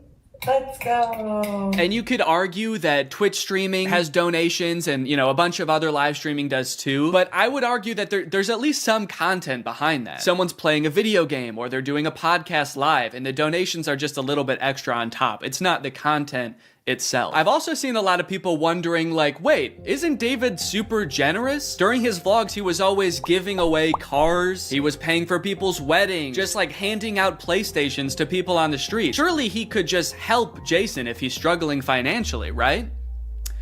Wrong. From some of Jason's podcast clips, it seems that that is definitely not the case. But before we get to that, I've got to make some money of my own. Alright guys, let's get those gifts in. James, thank you for the llama. Carol, thank you for the sombrero. Brian sent a Arab? Oh. Is this a gift on TikTok Live? Also, how did you get this one? This one's mine. Well, regardless, this is actually pretty convenient because this video is sponsored by Air Up. Air Up flavors your water using scent-based taste. And, oh, Brian also sent a scent pod? Oh, thanks, man. Okay, so I can put that on. With the scent pod down like so, it's just a normal water bottle. But when I activate the scent pod, air is able to pass through the scent pod and into your mouth, where you can taste the scent. Send me money. I like to bust out my Air Up while I'm getting work done. It gives my water a little bit more which is what I need when I'm trying to focus. This one right here is lime, and it is excellent. Someone said, come to Brazil. I'm busy. Air Up is a unique hydrating experience. You can't get this anywhere else, buddy. No chemicals, no sweeteners added to the water, just plain old water into my plain old mouth. The scent pods come in a variety of flavors. I really like the lime and the peach. My editor, Jake, is really fond of cherry. So no matter what kind of flavors you like, there's bound to be a couple for you. You want to spice up your hydration experience, click the link in the description, get yourself an Air Up, get yourself some scent pods, put your mouth on the nozzle, and suck away. You look really tired today. That is mean. Thank you to Air Up for sponsoring this video, and thank you to you guys for checking out Air Up. Now back to the video. About a month ago, when Jason was in the thick of his live streaming every day, he posted this podcast where he and a bunch of David's mutual friends talk about how different life is now that David's not vlogging anymore. But the thing is, like, David's in this, like, moment in his life. Yeah, where he can do anything. Where he just parties. Oh no, Jason. The look on your face, man. Jason's like, don't look bitter, don't look bitter, don't look bitter. Where he can do anything. Perfect. He can do whatever the fuck he wants now. He calls me to play pool. And I'm like, I gotta go live, and I don't expect him to understand that. You don't expect him to understand that you have to work to make money? You know he did that too, right? I wouldn't expect him to understand that, man. He hasn't had to work in, gosh, what is it, 2 years now? I hate to say it, Jason. I think he gets it. I just don't think he cares. Like, I'll say things like, I'm losing my house, and he'll be like, oh, but just go play pool. I just don't think he cares. Dude, Jason, haven't you learned anything from being friends with a popular YouTuber? You just told him you might lose your house, and he invites you over. You think he really wants to play pool? Dude, he's probably gonna Mr. Beast you. He's probably inviting you over so he can, like, surprise you with a new house. He might make you do Squid Games for it, but you have a chance to win a new house. Maybe he'll give you a new car. Or, you know, surprise you with his new car like he did that one time. My surprise to you is that I'm buying myself a car. I know, right? That was cool. I will say it is interesting that David seemingly stopped doing the extravagant giveaways once he stopped doing the vlog. I wonder what the correlation there is. That's kind of weird. There was a great TikTok that he sent, which was like some guy. It's just the guy that has like a lot of money and can do anything all day. He's like, oh, Diplo's having a party tonight, and like it's literally like things that David has said. David sent Jason a TikTok of a rich, out of touch guy being like, oh my god, dude, this is so me. Dude, look at this TikTok. This is so me. That moment when you're rich and you're partying with Diplo and you're talking about how much you hate Jason Nash and how poor Jason Nash is. Guys, comment below if you found this relatable. But if you think about it, though, from 18 to like what, 23, 24. Oh, he was hitting it. He never drank. I don't think he ever drank. Even when we would visit him, we'd be up till like midnight, just like watching the edits, just like. Wow, he worked hard for 5 years? Let the man party, dude. Please do not burden David's poor gentle soul with your financial woes. Just let the man play pool and play with him, for God's sake. I mean, look, I don't doubt that he worked hard. The dude posted 3 vlogs a week. I'm sure it was a lot of hard work, but you know who also worked hard? Everybody in his vlogs. I mean, that dude just said it himself. They all stayed up with him until midnight watching the edits to make sure they were good. This was a group endeavor. And I know what people say. They say like, well, David gave them the opportunities, you know? He didn't have to make them famous. Yeah, he kind of did. That was like the whole point of his vlogs, was his friends. David wasn't just making them famous because he was a good, generous guy. He was doing it because that's what was working. They made him famous as much as he made them famous. Now it's like the complete opposite. Everyone's like working, and here's him just like, hey, what are you doing tonight? And it's like a Tuesday night. Everyone's working. Yeah, man, that is kind of a crazy switch. Whereas before, David was working and everyone was helping him. Now everyone else is working, so naturally David is partying with Diplo. Naturally, a lot of the conversation around Jason's live streams has revolved around the confusion as to why he wouldn't just get like a normal job if he was strapped for cash, or if like the social media thing wasn't working out. Can someone make Jason Nash a fucking DoorDash account? People are wondering, why is he pursuing this career that is like universally seen as embarrassing or cringe, rather than just getting a 9-to-5? And I totally get that criticism, because I do love being a creator. I love getting to be my own boss. I love being creative on a daily basis, working with people that I'm really inspired by, entertaining people. But if this exact version of being a creator stopped being feasible, would I start doing gift streams on TikTok? Hell no. And not even necessarily because it's like embarrassing or cringe. It's just that like what I enjoy about being a creator, that does not accomplish. There's no being creative. There's no entertaining people. At a certain point, you like strip out all of the fun parts of the career and you just have only the most superficial parts of it left. Just money and fame. So no, if like this YouTube channel didn't work out anymore, there's a billion other things I would rather do that would be more enticing to me than like gift streaming on Twitch. But maybe Jason likes it. He doesn't look like he does, but maybe he does. On the other hand, I could say that Jason is also older. He's lived a lot more life, he's had a lot more experience, and his career in the entertainment industry has gone through a lot more ups and downs than mine has. From what I can tell, Jason has been a stand-up comedian, he's been in TV shows, he's been a podcaster, a Viner, and a Vlog Squad member, and now a TikTok live gift battler. Between all of those seasons of his life, I'm sure there was downtime where he could have thought, oh, maybe this isn't for me, I'm gonna get up and go get a normal job. And then, lo and behold, the next opportunity comes along. So in some sense, I do understand if Jason's mentality is like, maybe I'm just gonna do this for a little while until I get my next thing off the ground. And I know that when I started Vine, people said the same thing to me. They're like, what are you doing? Why are you doing Vine?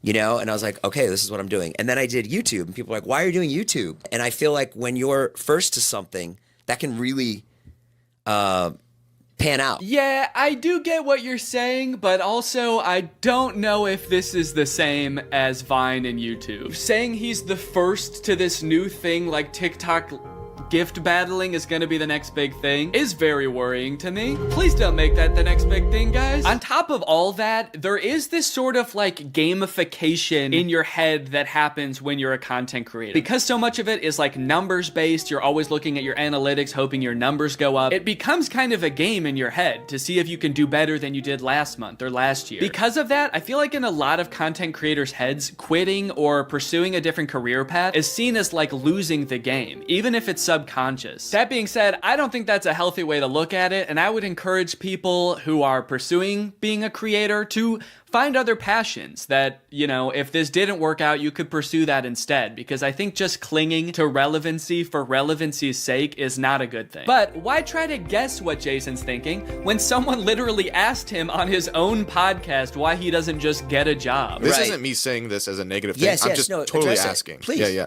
Why don't I get a real job? No, I know why you do it. Yeah. But like... No, man. I know why you do it. It's pretty clear to me. But, could you tell everyone else why you do this? Someone said that the other day, why don't you get into real estate? I'm like, I hate it. I don't have a real estate license. Bo Graney? Oh yeah, I forgot. You have to be born with a real estate license to do real estate. But darn, Jason Nash was born with a TikTok account. So he has to do that instead. Right. Now look, would I be on TikTok Live if I wasn't in like a financial hole? I don't know. Probably not. But also like YouTube wasn't really working. And I needed to find something. OnlyFans. I can't do OnlyFans. This is such an unrelatable thought process to most people. YouTube is not working out for him, and his first thought is OnlyFans? TikTok begging people for money? It just comes off as being so set on being an influencer that nothing else matters to this guy. Listen, it is what it is. It's like, I was on Vine, I was on YouTube, I was on Snapchat, and now I'm doing this. Don't say it like that. Now I'm doing this. I mean, I do like it. No, man, I don't think you do. Not after that. We all saw that. So anyway, it is what it is, and I have to do it because I love it, and it's my favorite thing. Phew, that was close. Hey, we can hear you. What? You said that was close out loud. Oh no! Do you ever think about going To DoorDash? Or to like I just never thought it's entertainment or nothing. I don't care what it is. Like what would you suggest I do? No.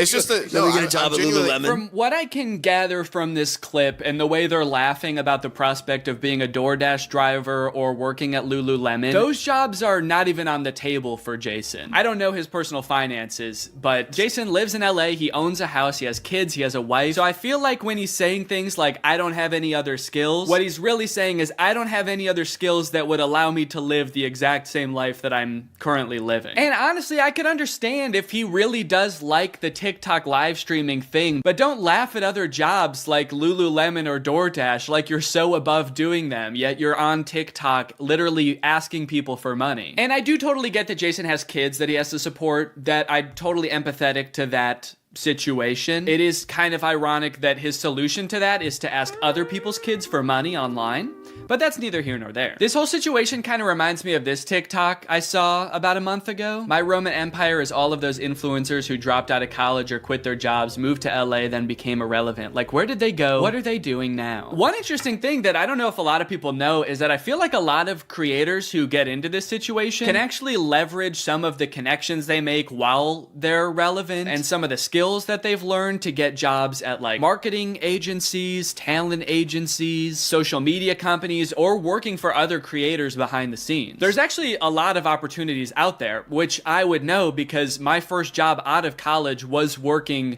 for a YouTube MCN. While I was still on Vine, I graduated college and I was worried that that wasn't going to be a stable career, so I actually got a job working at an MCN. And then I also worked at the YouTube channel Corridor for a while before my YouTube channel took off. So just throwing that out there, there are other career opportunities where you get to be involved in the creator space, even writing or acting, stuff like that. But it doesn't have to be your operation. You can just get a stable job. All right, it's time to talk about David again. While everyone was making fun of Jason for doing the TikTok live streaming thing, David paid him a visit on Snapchat. Dude, you're kind of becoming a legend on TikTok now. I know.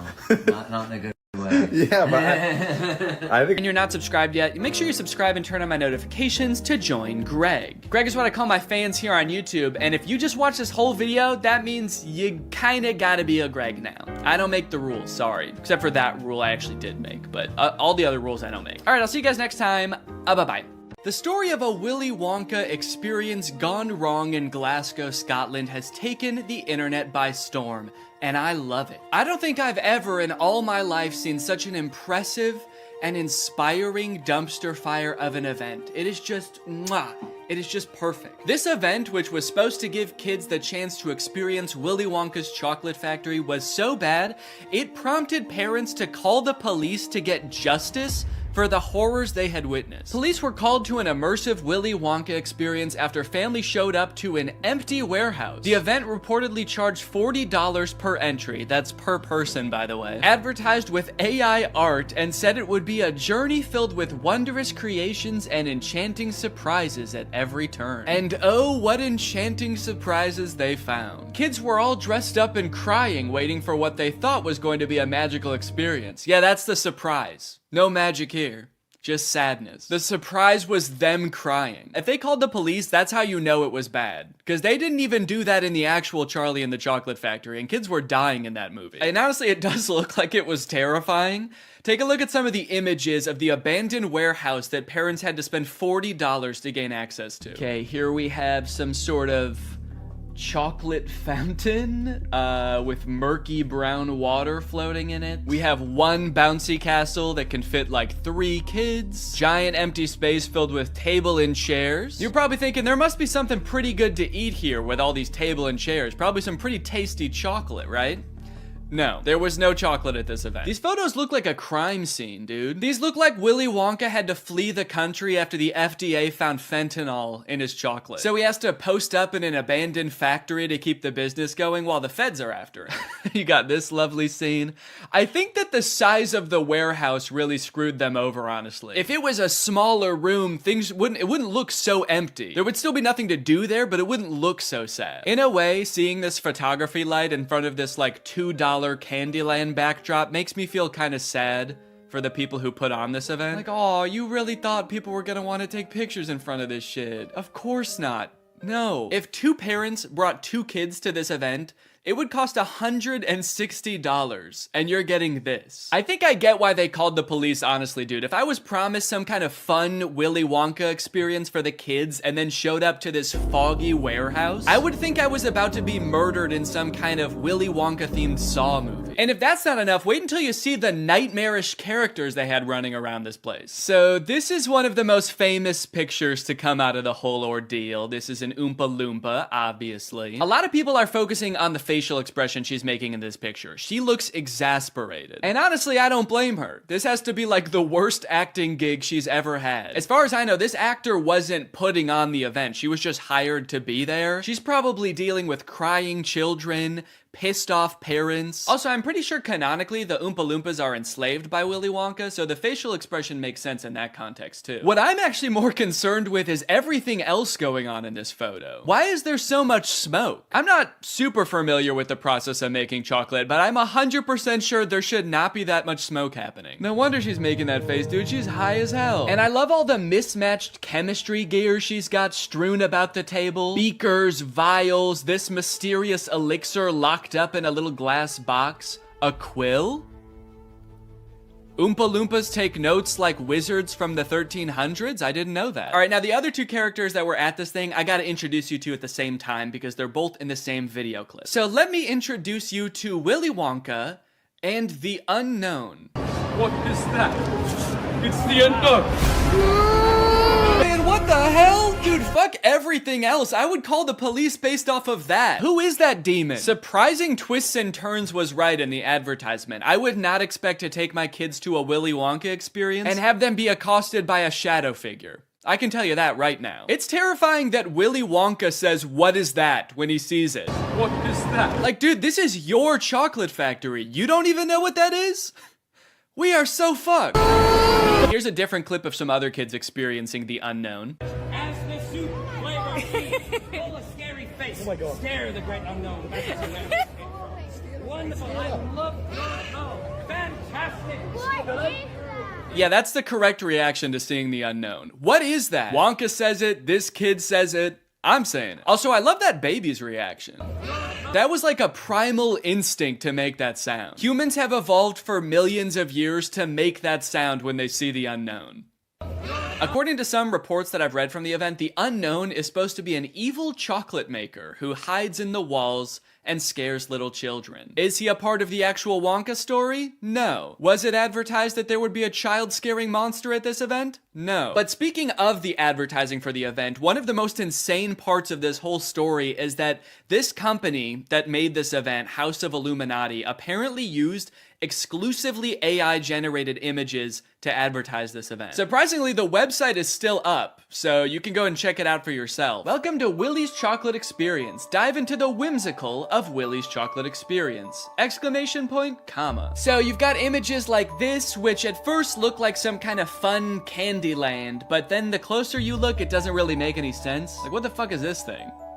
Is that supposed to be a bunny? Who the hell is that? I don't like the looks of these things. But then you get images like this advertising the Twilight Tunnel, which are so clearly AI generated, it makes you wonder if the whole event was being run by an AI. Because how could a human not notice that there are so many typos in all of these images? You got dim tight, depractions, ungurrival, featuring dodjection and swide. Then you've got ensuring entertainment, which of course includes catgagatting, carchy tons, and a passidice of sweet teats. And on top of the website being seemingly designed by AI, apparently all of the actors' lines were too, which we know thanks to this video posted by the actor who played Willy Wonka. I'm going to be poking a little bit of fun at the event, but I wanted to say before I start that I feel for anyone who bought tickets to this, people who are expecting a magical chocolate experience. People who are unfortunately captured by the unknown, we hope you are found soon. So the first red flag for me was when I was cast as Willy Wonka.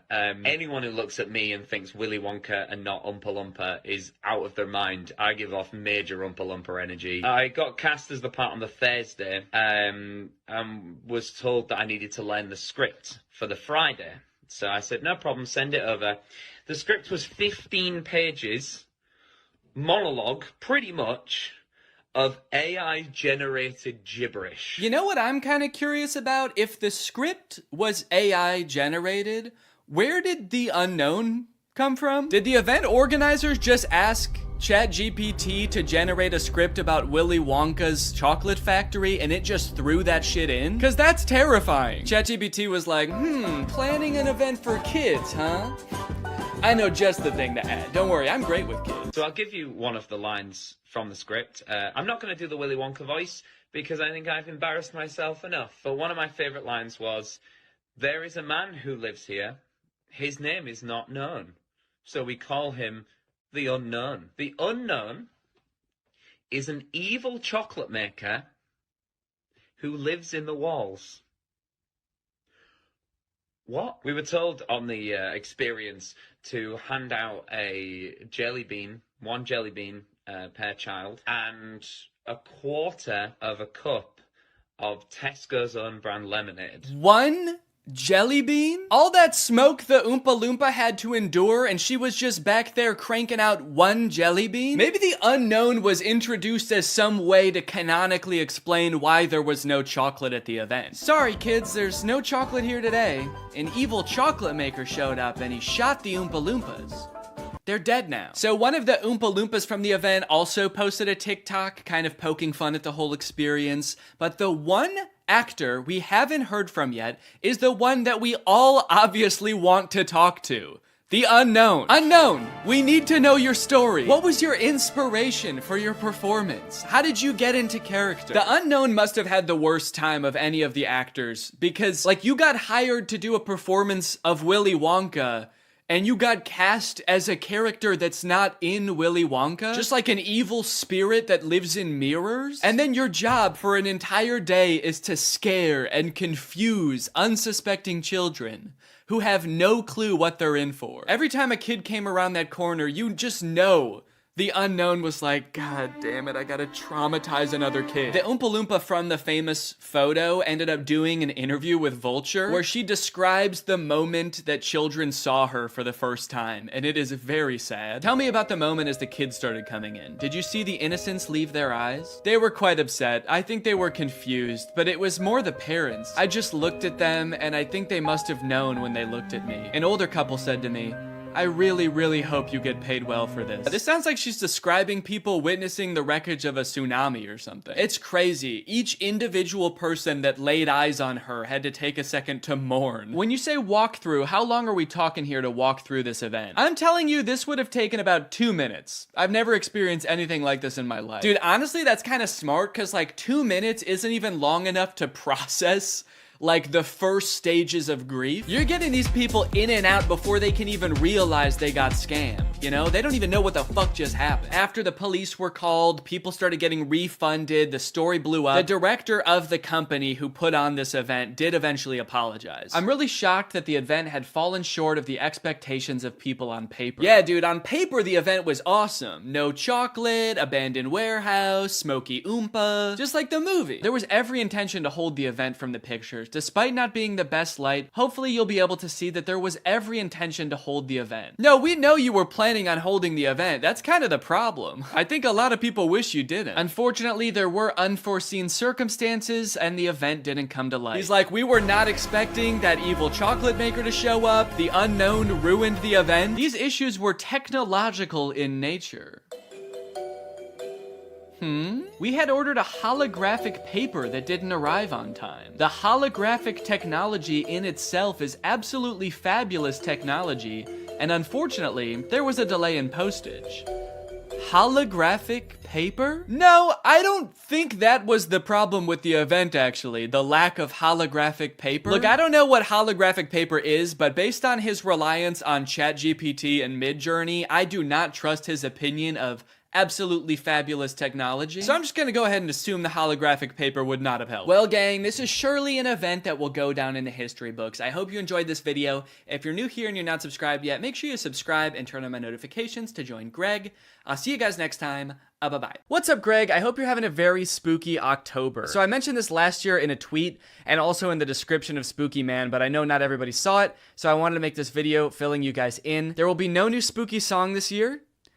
or ever again. I'm sorry, I know a lot of people look forward to them. I made Spooky Boy in, gosh, 2017, and at the time I thought it was just gonna be kind of a fun one-off song to spread a little bit of holiday cheer for my favorite holiday, and people enjoyed it. And to my surprise, the next year I started getting requests to do a sequel, which I was not expecting, because I don't know if songs usually get sequels, and maybe that should be more of a thing. Imagine Super Bass 2. Epic Bass. But anyway, I made a sequel for Spooky Boy, and then I made another one, and before I knew it, it was kind of like a little spooky tradition that every year I would make a spooky song. But I don't know if you've ever tried writing more than 4 songs about the exact same thing, but it's hard. And don't get me wrong, I'm still a spooky person, okay? I haven't abandoned the spook. But at this point, I kind of feel like I've just written the same song 3 times and then another time, but sexy. And I just kind of feel like I'm out of spooky bars. I'm out of clever Halloween puns. I'm out of catchy Halloween melodies. And trust me, I've experimented with a ton of different spooky song ideas, but just none of them hit the same. In fact, as a little goodbye to this yearly spooky tradition and the spooky saga as a whole, why don't I show you a few of my rejected spooky songs? Man, look at all these spooky songs. There's a lot of memories in here. And I really did try everything. I mean, look at Spooky Lad. I'm actually a spooky lad. I've got a spooky mum, a spooky dad. I've got a spooky cup, a spooky tea. I dressed as a spooky queen for Halloween. Man, that was a trip. Some of these I don't even remember. Spooky goofball? What is that? I'm a spooky goofball, spooking through the night.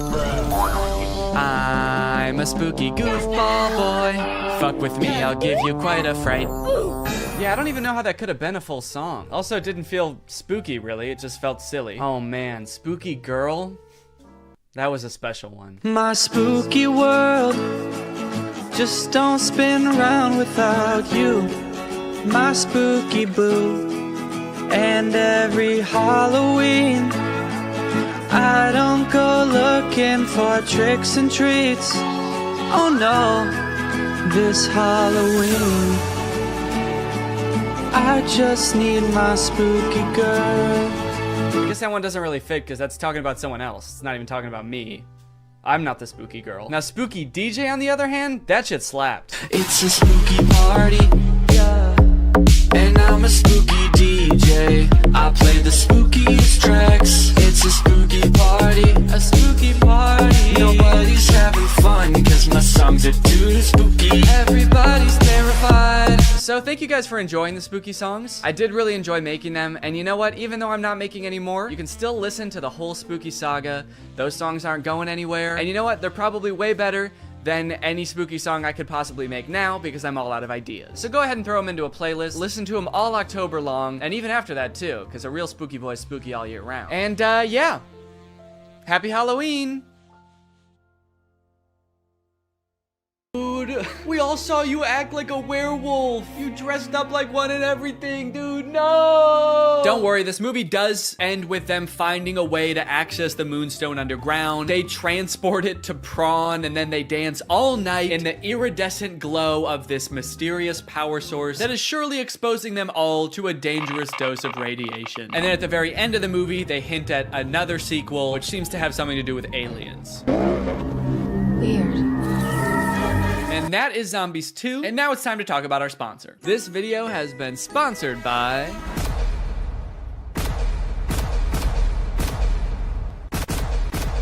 Guys, it's the season of giving, gathering, and with HelloFresh, it can be the season of saving. You can actually save money this holiday season with fresh, delicious recipes delivered straight to your door. It's cheaper than takeout, it's easier than grocery shopping, and the meals turn out so good. I like HelloFresh because I'm not really much of a chef.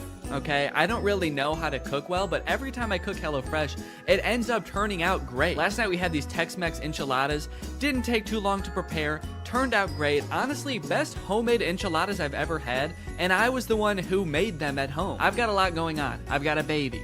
I've got family visiting. It's a busy time of year. So sometimes it can feel impossible to get a good, nutritious homemade meal in, but not with HelloFresh. Can I let you in on a little secret? Some of their meals only take 15 minutes to prepare. How is that possible? Must be Santa. And guess what? HelloFresh is actually more than just dinners. They've got breakfast, they've got lunches, they've got snacks. So you can start skipping the grocery store for a variety of meals. HelloFresh is making life so much easier. So if you want to check out HelloFresh and for free breakfast for life, visit the link in the description or scan this QR code. One breakfast item per box while subscription is active. That is free breakfast for life with HelloFresh at my link. Again, this QR code. Don't use a different QR code, it won't work. Thank you to HelloFresh for sponsoring this video, and thank you to you guys for checking out HelloFresh. All right, thank you guys for watching this video. If you're new here and you're not subscribed yet, make sure you subscribe and turn on my notifications to join Greg. We are the fastest growing army on YouTube. Do not look that up. I'll see you guys next time. Bye-bye. What's up, Greg? I've wanted to make a video about the High School Musical movies ever since I started making videos about DCOMs almost 5 years ago. More so as just an excuse to go back and watch them, because when I was a kid, I really liked these movies. And if you're a millennial, chances are you did too. And you were also too scared to admit that to any of your friends. I don't know why as an 11-year-old I felt the need to pretend that I didn't like a movie that was, you know, made for 11-year-olds. As if all my friends were gonna be like, High School Musical? I don't know, man. Sounds a little immature to me. I only watch war footage. I'm a very violent young man. Either way, something I did not realize is while Troy's dad is the most stereotypical Disney dad to ever grace the screen. Not only is Mr. Bolton Troy's dad, he's also the coach of Troy's high school basketball team. So instead of getting ready for the parties, he's making Troy run drills in the hotel gym. Am I going left? Yeah. He looks middle, you take it downtown. Well, Troy, it's New Year's Eve. You know what that means. That's right, Dad. I might finally get my first kid. Fake right! Take the ball downtown! Troy's mom comes to get them for the party, and Troy asks if he can have one more basket with all of the confidence and swagger of a real high school jock. Come on, one more. One more? Just one more basket, please. Troy shows up to the teen party and is immediately yawning his face off. All right, hell yeah. This is clearly a popular jock who knows how to party. Somehow, despite being the two most bored people at the party, to the spotlight operator's credit, they actually do crush it. They both get up there and they're nervous at first, but then all of a sudden, Troy's voice, it's like it changes almost, actually. It's like his voice changes from his voice to like a professional singer's voice. Because that is what happens, actually. Living in my own world. Now who'd have ever thought that? I think this might be like the most well-known High School Musical trivia, but for the vast majority of the first High School Musical movie, it's not Zac Efron's voice singing. He had a voice double. His name is Drew Seeley, and he never appears on screen in the movies. He also apparently didn't even realize how big of a movie High School Musical was, and forgot that he had done the vocals for the movie until it came on the TV while he was working a shift at P.F. Chang's. Apparently, he tried to convince his coworkers that it was really him singing in the movie, and no one believed him. It's kind of funny because the whole point of the movie is kind of like, hey, basketball guys can sing too if they wanna. But not this basketball guy, actually. You don't want to hear this basketball guy's voice. So they crush the song, and then, actually, I don't remember this scene. Yeah, I don't know what happens here at all. Looks like the teacher is about to maybe give some kind of speech about today's sponsor? This video is sponsored by the Pokemon Company International. And they've sponsored this video because they want me to share some very exciting news with you. A Pokemon Day celebration is taking place in Pokemon Trading Card Game Pocket right now. There's a new themed booster pack, Triumphant Light. And players can receive 3 booster packs for free just by logging in. And these booster packs, mind you, are guaranteed to contain at least 1 card of 4 diamond rarity or higher. By completing special missions, you can also obtain a unique display board, as well as Space-Time Smackdown packs, 500 trade tokens, 12-pack hourglasses, 24 Wonder Hourglasses, 24 Trade Hourglasses. Not to mention, at the end of March, ranked matches are coming to the game. So get your favorite decks ready and get ready to battle, baby. Pokemon Trading Card Game Pocket is a free-to-start game, available right now for download on iOS or Android. So go to this link or click the link in the description to join now. Log in, have some fun, and enjoy the Pokemon Day celebration. And now back to Troy. But unbeknownst to him, there's a new student at East High. I reviewed your impressive transcripts. I expect your light will shine very brightly here at East High. I don't want to be the school's freaky genius girl again. Freaky genius girl? What did you do at your last school? Troy notices that Gabriella is sitting in the back of their drama class, and not to be nitpicky, but this drama class scene lasts for 2 minutes, but the class happens in real time from start to finish in that 2 minutes. The bell rings. They sit down, the whole class gets detention, and then the bell rings again and they leave. How long is a school day at East High? Is it like 15 minutes? Troy shows Gabriella around, they catch up a little bit, and it is revealed that, on the other hand, I guess it would also be weird if they didn't sing when everyone else was. At the end, when they're all singing, we're all in this together, Corbin Blue's just standing around like... This is lame. There's 2 parts in the song, though, where Troy, like, stops rapping to sing from the heart about how he wants to do the musical. She makes this feel so right.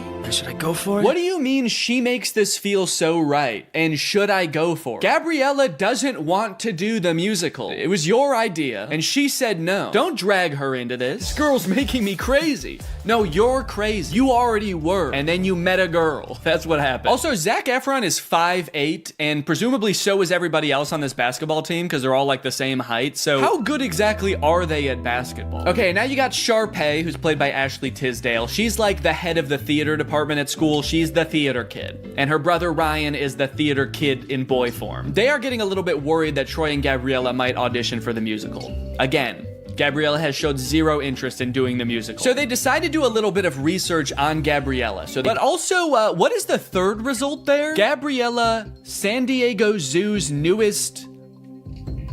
What? What is Gabriella at the San Diego Zoo? Ryan's like, oh, that's interesting. Look, it says here she's a dolphin. That's funny. Now that I think about it, I can't believe I never noticed. After basketball practice, it's time for Troy to go home and relax. Just kidding. It's time for more basketball. Come on, Troy. Fake left. Take the ball downtown. Did you ever think about trying something new, but we're afraid of what your friends might think? I mean, like going left? You're doing fine. Come on. Troy's dad has one thing in his mind, and it is one basketball just bouncing around like the DVD logo. I want to see a movie about him and how hard his life must be. I do like that this movie keeps the tradition alive of Disney Channel movie characters being inexplicably rich. His dad is a high school basketball coach and they live in a mansion. What does the mom do? She an arms dealer? Also, he says something new, like going left. I mean, like going left? When in Get Your Head in the Game, Troy clearly says coach said to fake right and break left. He already said to do that. That's not new. That's what he already does. So... found a plot hole. On. Wow. Where'd he go? Pay no attention to the fact that as he turns the corner, he probably fully saw Troy like... Meanwhile, Troy's dad is just standing there like, huh, that's weird. Could have sworn I saw basketball. Now, when we see the auditions, it becomes immediately clear that while Ryan and Sharpay are basically made out to be the villains of this movie because they're so overprotective of their theater department, they are completely in the right to do so. Not because their audition is really good, which it actually is, but because everyone else's is so bad. It's hard to believe that I couldn't sneeze. It seems that no one else in this entire school can even sing. It seems like they actually don't even have a concept of what music is. So like, yeah, I would actually be hoping I got the lead too. It is funny how they all act like they can't sing, and then anytime there's like an actual musical number as part of the movie, every member of the student body sings their heart out like the Rentas do. What's going on there? So Troy shows up to audition, and then Gabriella shows up too. I guess, turns out she actually did want to audition. I don't know. I don't know if Troy threatened her or what, but she shows up. But they are too late to the actual audition, so they don't get to audition in time, but they stick around afterwards and just sing an audition anyway. And Miss Darbus, the director, hears them and decides, you know what, you guys get a call back. Understandably so, she's working with a very small talent pool. Here comes 2 people who know what a song is. She's got to hold on to that. And probably too much of it has come from me. I can't help but feel like all that screaming at you and making you play basketball until your hands bleed has had some kind of negative effect on you. But all I want in life is for you to be happy. While playing basketball, I am still demanding that. Thanks, Coach. Dad. Let's stick with Coach unless you win, all right? Sharpay and Ryan try to throw another wrench into Troy and Gabriella's plans of attending the callbacks for the musical by getting the callbacks changed to the exact same time as not only Troy's championship basketball game, but also Gabriella's decathlon tournament. So the gang has to create and danced around on the stage. This is kind of just like that, actually. Am I crazy, or is there like actually too much music in this movie? I feel like the plot is kind of moving at a snail's pace because every 2 minutes there's a song and it's like, here's what's going on right now. We're thinking about going to prom. We're Troy and Gabriella. We like each other. Also, the stakes feel very low right now. What am I supposed to be worried about right now? Troy is like, I don't know what college I want to go to. And Gabriella's like, I also have choices to make. I still have decisions to make too. And she has not elaborated, and so I don't know what I'm supposed to be worried about. Now they're at some kind of junkyard, just hanging out at a junkyard, as if we've always known that this is what they do. You see what happens when you do a show? You're like 5 people. Yeah, but what's so bad about that, man?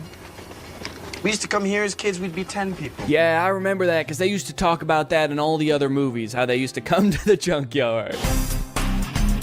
Take it back to the place where you know it all began. Finally, the boys are back at the junkyard. So that we had a song establishing that Troy and Gabriella are in love. Now we have a song establishing that Troy and Chad are friends. This kind of reminds me of senior year in high school when I danced around in the junkyard with my best friend, and we sang a song about how the boys are back. It's weirdly similar, actually. Oh. Whoa! The junk men who live in the junkyard are here. What's going on? What if Troy and Chad turn around and see them, and they're like, whoa, what the fuck, who are you? Maybe I'll just stay here next year. Stay in Albuquerque? That makes no sense. And why do I always have to make sense? Why do I always have to make sense? Why can't sometimes I just say, What are you gonna, tell me about this? Juilliard. The only dad to ever be pissed off that his son is getting considered for a scholarship at one of the most prestigious colleges in the country. Hey. Troy, come on.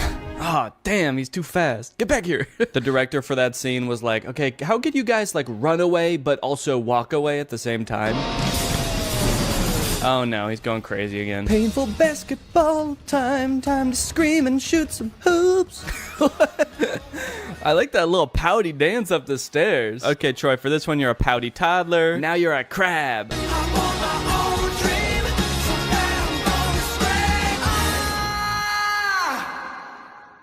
Man, he wasn't kidding. He was really gonna scream. Well, now that he did it, I hope he can figure out what he's gonna do.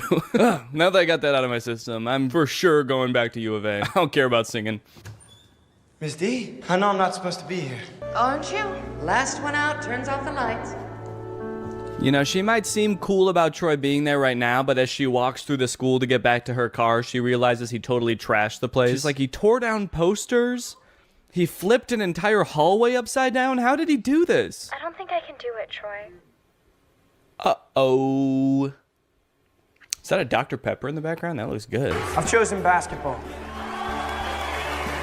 But I've also chosen theater. The University of California, Berkeley. Okay. I'll be honest, I did not know that was an option. They made the Mr. Beast logo.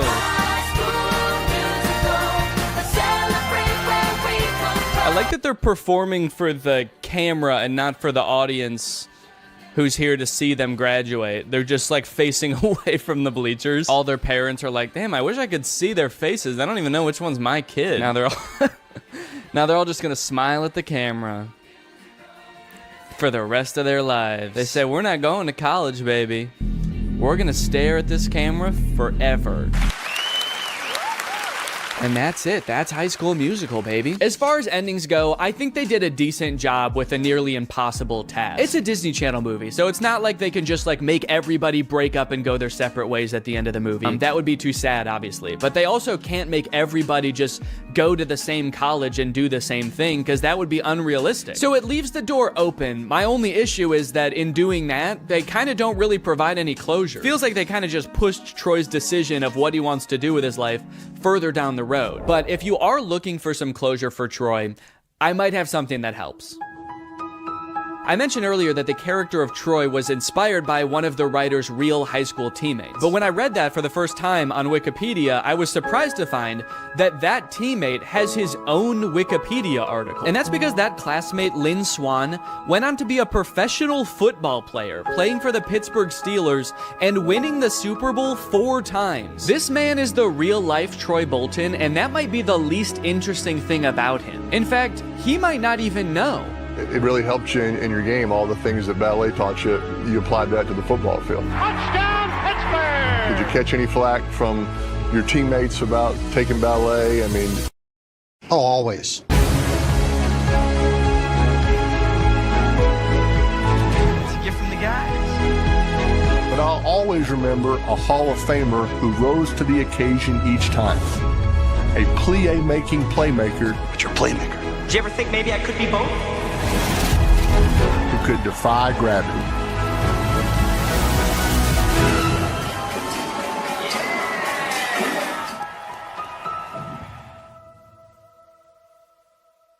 What's up, Greg? New technology truly fascinates me. A new gadget being introduced to the world has the potential to change the way we live, learn, and communicate. Or, more interestingly, it could flop and become a laughingstock of the internet. Which is why a few weeks ago, I was thrilled to discover the unveiling for a project called the Humane AI Pin. This might be the worst product presentation I've ever seen for one of the strangest products I've ever seen. Apparently, Humane AI is a new tech startup founded by two former Apple employees and current lovers, Imran Chowdhury and Bethany Bongiorno. Their mission is building innovative technology that feels familiar, natural, and human. Okay, first thing that's sticking out to me is that none of those words were useful. Also, do I really want my technology to feel more human? I've never wished my MacBook to be more fleshy. Also, Humane AI is such an unsettling name for a company. I'm sorry. You lost me right off the bat. I feel like the only times I ever even hear the word humane is when we're talking about like factory farming or something. Don't worry, dude. When this AI takes over, it is going to be super humane in the way it slaughters us. It will not violate the Geneva Convention, unlike other AIs, Siri. All right, let's go ahead and watch the product presentation and let's see if you think it's as weird as I do. Welcome to Humane. Thank you. This is the Humane AI Pin. Cool. It's a standalone device and software platform. So the intro does have a very threatening aura about it, doesn't it? The sterile white room. They're both so serious and they're unboxing a mysterious device. I feel like I'm about to be tortured for information. Oh. What is that? This is the Humane AI Pin, and it is the last thing you will ever see. Ah! It's a standalone device and software platform built from the ground up for AI. Okay, so it's some kind of mobile device. It's built from the ground up for AI, and I'm very excited for them to tell us what that means. It comes in 3 colorways. Okay. Got Eclipse, Lunar, and Equinox. Those are not colors. There's 2 pieces, a computer and a battery booster. Now, the battery booster powers a smaller battery inside the main computer. Okay, great. What does it do? And this is how we achieve our all-day battery life. Oh, great. It's got all-day battery life. That way you can spend all day.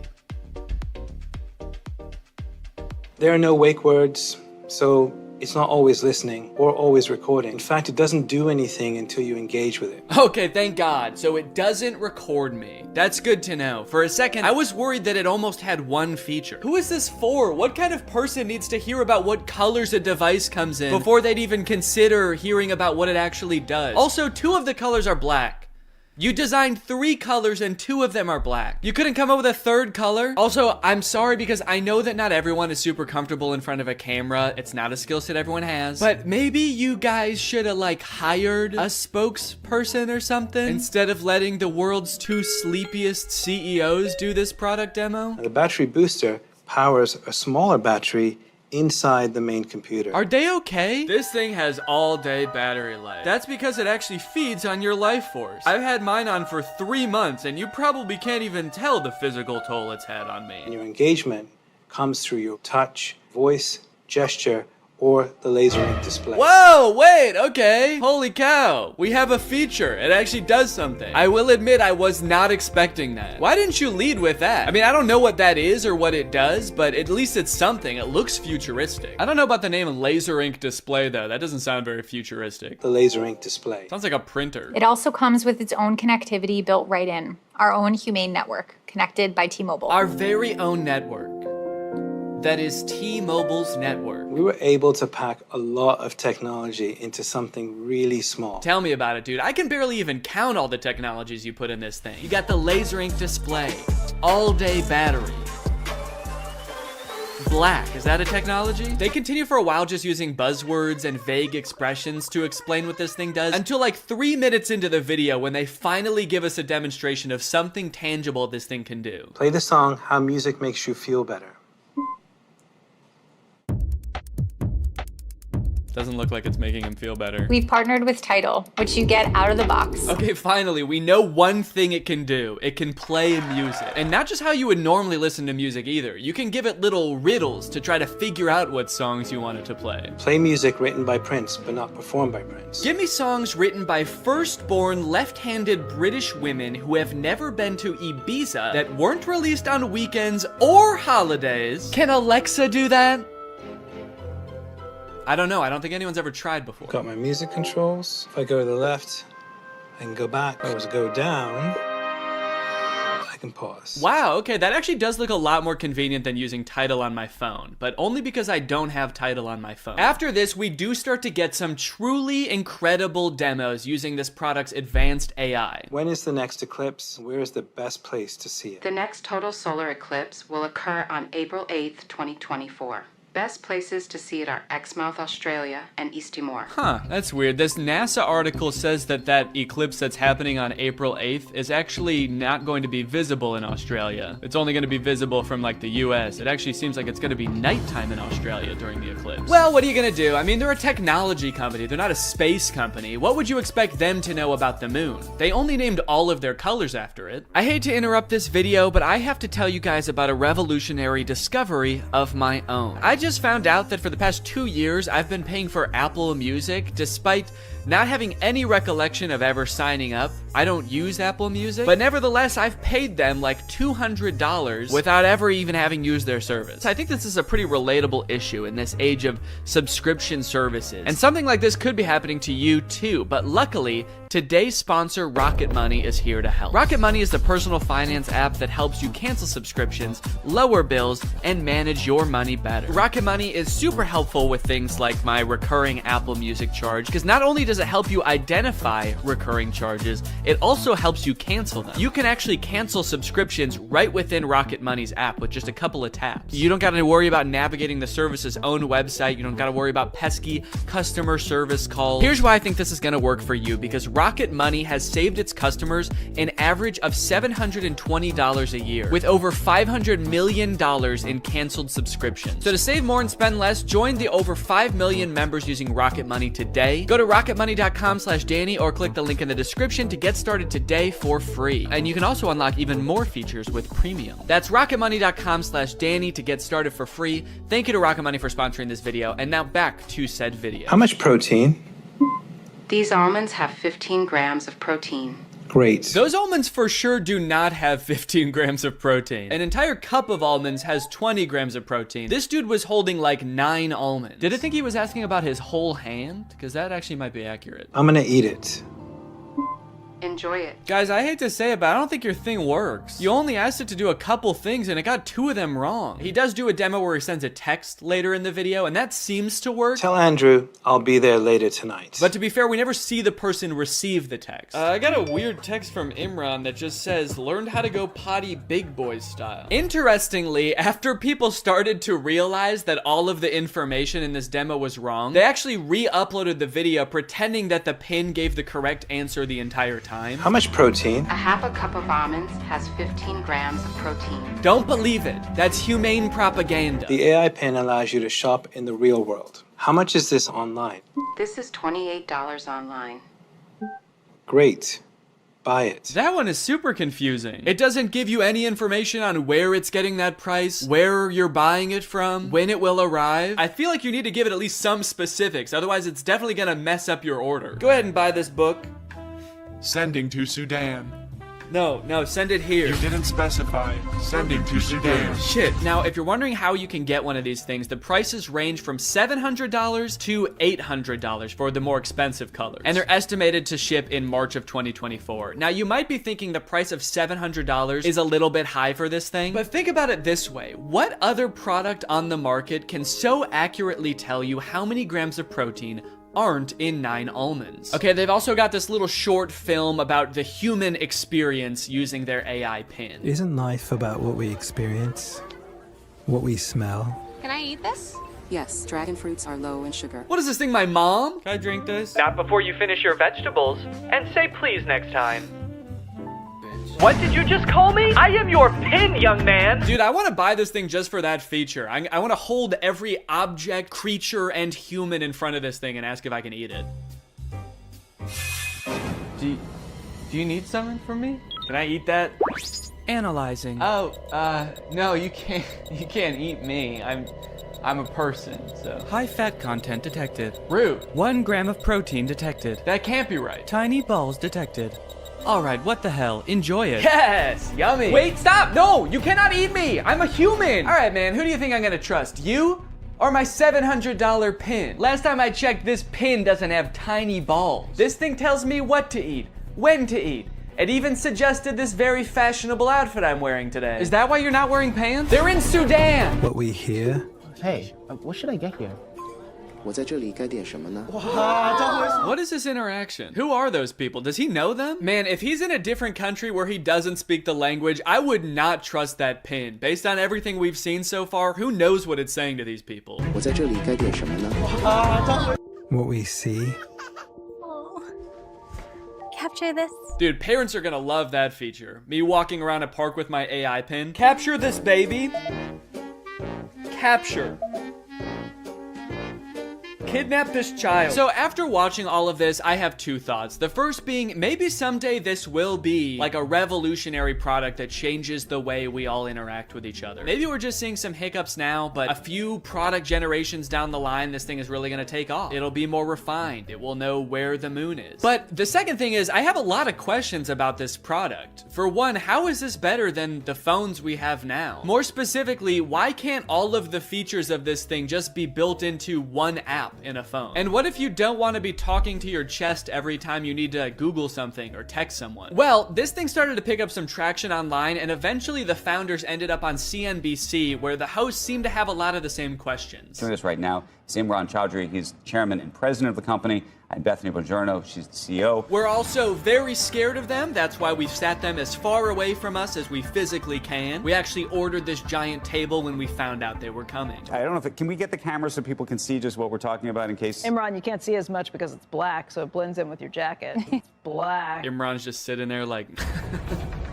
It's Eclipse. It's privacy first, so it's not always recording. It's actually just doing things when you want it on demand. Is it doing something right now, or are you recording us? It's not. It's doing nothing right now. I get a little sense of pride when he says that. It's actually doing nothing right now. It's doing nothing right now. After years of research and millions of dollars spent, we finally designed a pin that does nothing. It's doing nothing right now. You might think that's a bad thing, but you've never met this AI. It's evil. Turn around, maybe you can get that on camera.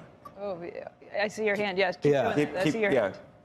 Can you see what's that? Yeah, what's that telling you? Oh, God, dude. I do feel for him. I mean, these people are not, like, media trained, I feel like. They really should have hired a professional spokesperson, because I feel like they're just so out of their depth. He's got, like, the worst camera angle possible to show this thing off. His hand is shaking. Imagine a little alert pops up on the screen that's like, high heart rate detected. Is Squawk Box the name of this show? I'm not familiar with it. I never heard of this before. Or is this some kind of jab at their device? Formal Apple designers peddle their snake oil Squawk Box. You can use it however you want. Like what? What? Tell me something you would use that for. Okay, it sounds like this host is thinking the exact same thing as me. What is it? Tell me one thing. Then they just start like drilling them. They don't even let either of them finish answering their questions. They just like are bombarding them with reasonable questions about this device. That you've got in, stuff that you do just all the time. How would I know without seeing a screen? A user LED called. So that's what I want to ask you about. This is brutal, man. Let the poor guy speak. Just at least let him finish answering your questions, man. I mean, he's not actually gonna answer them. He's probably just gonna say AI over and over, but just let him finish his sentence. Sometimes I'll be at a meeting, right? And I'm sneaking under the desk to look at my email because and I can't say, hey Siri, tell me my email. I mean, that's actually a really good point. The only way to interact with this device is to talk to it or to use this weird clunky laser jet display, which I don't even think you can type on. So if you want to text someone, you have to say it out loud, which just does not seem practical at all. So is this device gonna revolutionize technology as we know it? There's probably only one way to find out, and that's that I'm gonna have to buy it and review it when it comes out. So let me know if you guys want me to do that, and maybe I will. I hope you guys enjoyed this video. If you're new here and you're not subscribed yet, make sure you subscribe and turn on my notifications to join Greg. I'll see you guys next time. Bye-bye. After MGK released his song Emo Girl and then followed it up by appearing in a bunch of insane interviews with Megan Fox talking about their love life, I think we're pretty good on MGK for a while. We don't need any more music. We don't need any more public appearances. We're good. We don't need to know any more about MGK's personal life. And folks, I think MGK finally took notice and he listened. He said, all right, look guys, I get it. No more music, no more interviews. I'm gonna take some time and I'm going to release a stoner comedy movie instead. So he hunkered down and he wrote and directed this movie Good Morning, which currently has a 0% on Rotten Tomatoes. We got a good thing going here. 2 movies in a row with 0% on Rotten Tomatoes. What's the opposite of a Renaissance man? You know how people, when people can like act and sing and direct, like Donald Glover, people call him a Renaissance man. MGK is like a Dark Ages man. MGK is a medieval man. Also, sorry if I sound sick. Sorry. The moment this movie starts, MGK, aka his character London Clash, gets kind of a weird good morning text from his girlfriend Apple. He's texting me. Oh, it's Apple. The text say, I wish I didn't have to do this through text, and then good morning, but she spells morning with a U. Now you might think that this would make London a little bit confused, but then realize, oh, it's just a typo. And you'd be right. He does have both of those thoughts. The problem with this movie is that the entire movie takes place between those two things happening. This entire movie is about MGK being confused about what those texts meant. Before he gets too concerned, he has to Google what morning with a U means. He's like, my fans are probably young enough that both of their grandparents are still alive. I should probably explain what morning is. Well, today should be interesting. Yeah, they let you know right away that this movie was written by a millennial. Well, today's gonna be kind of weird. MGK wrote the entire movie like this. So this just happened. Yeah, so the conflict at the beginning of this movie is that London thinks that Apple is breaking up with him. That text was a breakup text. Sorry to have to do this through text. Good morning, as in like happy morning our relationship? What kind of person is Apple that he assumes the text good morning means have a good time with your depression now? Look, this relationship isn't working. We're just growing apart. I just feel like you need to have a happy morning now. A happy grieving to you, good sir. When they introduce this character, she better be like wearing a top hat and carrying around a cane. It's gonna make a lot more sense when that happens. Good morning, good morning.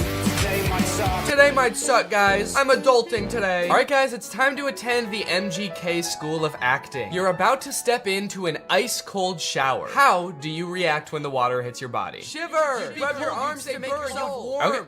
Okay, those are good answers. Let's ask Professor Gun Kelly. Ooh, sorry, you guys all get Fs. Your punishment? You have to look at MGK's ass. That is just horrendous. I never wanted to see that. You know why it sucks when you're going through it with your partner? You're not going through it with your partner. She sent you one understandable typo, dude. Everything's fine. You're fine. Yo, does this look like a breakup text to you, or am I tripping? Yes. Yeah, dude, take it from the weirdest looking man you've ever seen who falls asleep in his cereal mid-conversation. That's a breakup text. I don't mean to shame this man's appearance. I think Cody Ko looks great here. This is Cody Ko if TMG made hyperpop music. This man has never sent a normal text in his life. I'm surprised he wasn't like, no, that's about as incoherent and cryptic as I usually am in my text. You're probably fine.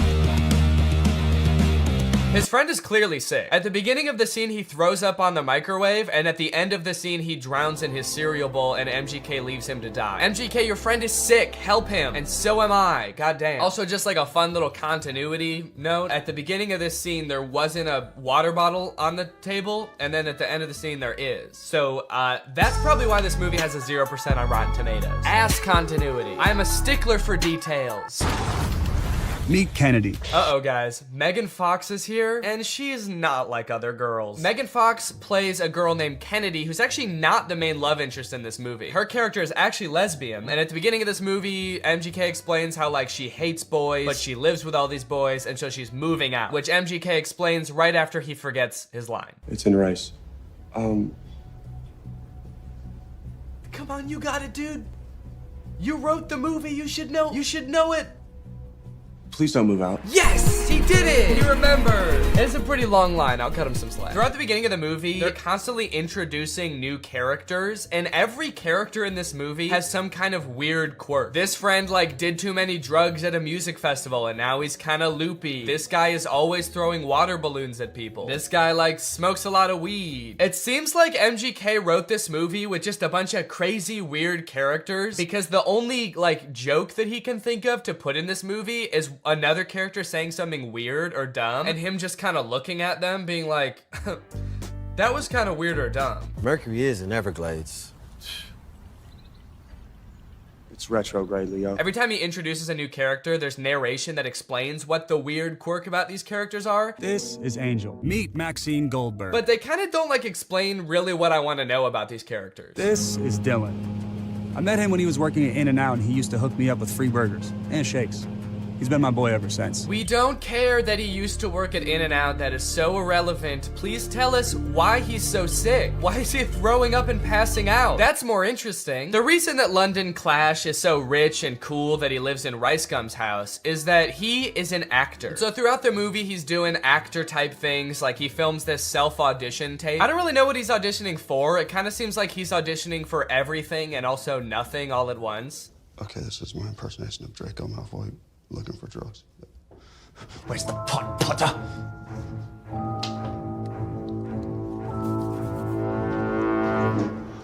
I don't like Draco very much. Honestly, this scene is pretty sad. I felt bad watching it. They don't explain what he's supposed to be auditioning for in this self-tape, but whatever it is, Jake Novak has a better chance of getting the role. I want to be the next SNL cast member. Now here's where the movie prevents the second conflict. That's right, this movie has two conflicts. The first is he gets that text with the typo, but the second is that today he has the biggest audition of his career. And no, it wasn't that self-tape audition. I guess they just kind of threw that in for goofs. He's auditioning to be the next Batman. I'm still waiting to hear from my agent about this Batman role. So, throughout the movie, London is faced with two equally important problems. The first, he has to prepare for the most life-changing, career-making audition of his life. And the second is that he's having a little bit of trouble getting a hold of his girlfriend. The stakes can't get much higher than this, folks. But Danny, can't he just prepare for the audition and then try to get a hold of his girlfriend later that day or tomorrow at the latest? No! They could be dead tomorrow, especially that one guy. He could die any second. They have to do both of them today. This movie kind of feels like a Lele Pons YouTube skit from like 2017, but instead of like 10 minutes long, it's an hour and a half long. From the sound effects to the uncomfortable silence between every spoken line in this movie. Why would you give me goat milk? I watched an interview. You said you like goat milk. I can't tell if they're using the awkward silence for like comedic effect to like really hammer home that like, these guys are kind of weird. Or if the silence is more just because nobody knows their lines very well. There's another option that they added in all these pauses in the movie because we're supposed to be laughing at the things that they're saying in the movie. So they added in nice little pauses for us to laugh. She left with the dude? A buff dude.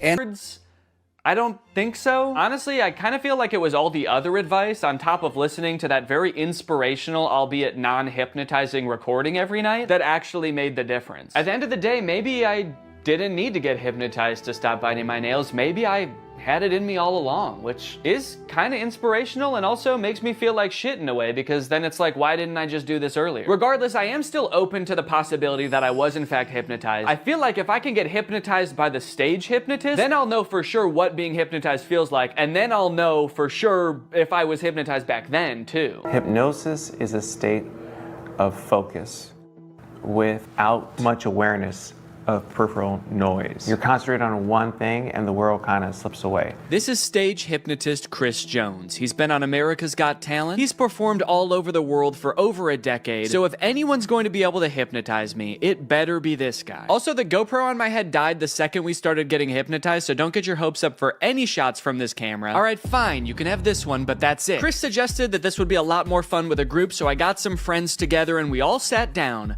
for a night of hypnotism. I want to know your opinions, and don't worry about hurting my feelings at all. I want to know if you think hypnosis is real, shenanigans, you need more evidence. Yeah, I believe it's real. I'm definitely I don't like saying this in front of you, like a harder wall for myself, because I feel like that's a challenge and that makes me like kind of uncomfortable. Yeah, I would say I think it is probably real sometimes. I think in general I'm pretty skeptical of like supernatural stuff, but I don't know, I really do kind of believe hypnotism. I really want to be hypnotized, but I feel like maybe it won't work on me. But I hope it does. Before we got started, Chris allowed some time for us to ask him questions about what was about to happen. Like whether all of us would get hypnotized or just some of us. I've done this in 50 states and 10 countries. I can hypnotize 25% of any given audience. So 1 or 2 people are gonna get hypnotized today. And it might be the camera person. I don't know. I really, honest to goodness, don't know. We also asked if he could tell if someone was really hypnotized or just faking it. When your head is up, we can tell. People hypnotized look like they've had a few drinks, or they're gonna look like they've been riding a car with Scooby-Doo and Willie Nelson for a couple hours. They're gonna look real relaxed, okay? For a second I was like, so like they look like Scrappy? We also noted that Brian seemed to be the one who believed in hypnosis the most, and he was also maybe the most nervous about what was going to happen. Well, what are you gonna do to me? That's a good other question. Like, what are you gonna do to me if I get hypnotized? Honest to goodness, I don't know. I'm gonna put my hand over all of you and tell you who I think is most likely to get hypnotized. I'm pointing in the direction of the person who I think is most likely to get hypnotized. Now, you won't see the induction often on TV or podcast or even movies, because this next part, if you watch it in its entirety, it could hypnotize people. So they're gonna cut it up a little bit so folks at home don't get hypnotized while driving a car. So you put your hands together for me like this. The induction lasted a few minutes, and just like the hypnotherapy, it seemed to involve getting us really relaxed. So there's different strategies getting someone hypnotized. I have you focus on my voice and your breathing. So take a gentle breath in. And it seemed to rely really heavily on using our imagination. Like he had us imagine that our fingers were pulling together with magnets. And you can whisper the words to yourself or out loud. The word is magnets. 1, 2, 3, magnets. And then I see who's the best candidate. The best personality. People have a great imagination. Imagine I put a 10-pound brick into that empty palm. So your palm just starts to get more heavy. And then I make them drop and sleep all the way down, every muscle and every nerve. Allow your eyes to open. Breath in, slowly, gently, 1, 2, and 3, eyes open. Yes, so we understand. You can see like a before and after, and you see their faces getting a little bit of that drunky or like stony look to them. Brian, of course, yeah. What's happening? What are you feeling? Tell us your wife, because you are a great candidate for hypnosis. I can totally tell. You are there. Danny's there as well. I just want you all to interact in a moment, but what are you feeling right now? I'm just hanging out with the crew. Is there anything that he could do or wouldn't do that'd be like, holy cannoli, this, my husband, my partner for life, is in a different headspace? Jeez. I don't know. I was hoping this wasn't going to happen. I wouldn't be put on a spot like this. I don't know. What would you not do? For whatever reason, we couldn't seem to come up with a single thing that Brian would never do off the top of our heads. I guess that's just a testament to what an insane dude Brian is. Whatever the reason, all this uncertainty seemed to pull Brian out of his hypnotic trance. So Chris quickly moved on to his next target. Thank you, Brian, of course, and sleep. Relax and let go from the top of your head to the very, very bottom. Your feet relax, every muscle and every nerve and every fiber in your body. In a moment, I want you to picture and feel in your mind's eye that you again are holding on to a helium balloon. So make that right fist strong now. Make a fist and let that balloon I tie after your wrist pull higher and higher towards the ceiling, and it's gonna extend now. Let that entire arm extend up towards the ceiling. Focus on nothingness but that feeling of lightness now. 3 numbers, you're gonna open your eyes, but your arm is stuck, cemented, cast iron in that position. You can't get your arm down. That's just the crazy shit. That's just how it's gonna work for the next 2, 3, 4, 5, 6 minutes. Your arm is stuck until I unstuck it. Eyes open. So this again is the hypnotic state. Everyone experiences it in different forms, shapes. What's on your mind? Please, the show is ours. The show is ours. This is interesting. I'm not sure if I'm hypnotized. I don't think I am. Yeah. But at any point, I don't think I am either. I mean, because I was really trying to go along with it and like, you know, do as much like, you know, mentally imaging things and I was like, he's not focusing on me for a reason. And it will all make sense in the end. Yes. Question? Can you put your hand down, or is it? I think so. It did feel stuck for a little bit. It does feel like it wants to be up. Not going down. Yeah. Well, it did just now, right? Is that okay? And I can't help but notice what we can all see clearly. That arm is back up there. That's like the resting position for you right now. That's not. Yeah, that's how his arm always is. That's how my arm always is. Point one finger on that hand. When that finger touches you on the face, and it will, you're gonna go back to that state of deep relaxation again. Cool. This is a text message. All right. All right. You can share that with your husband. Go to sleep, Brian. Go to sleep, Brian. Great. Sometimes you get some folks. Okay.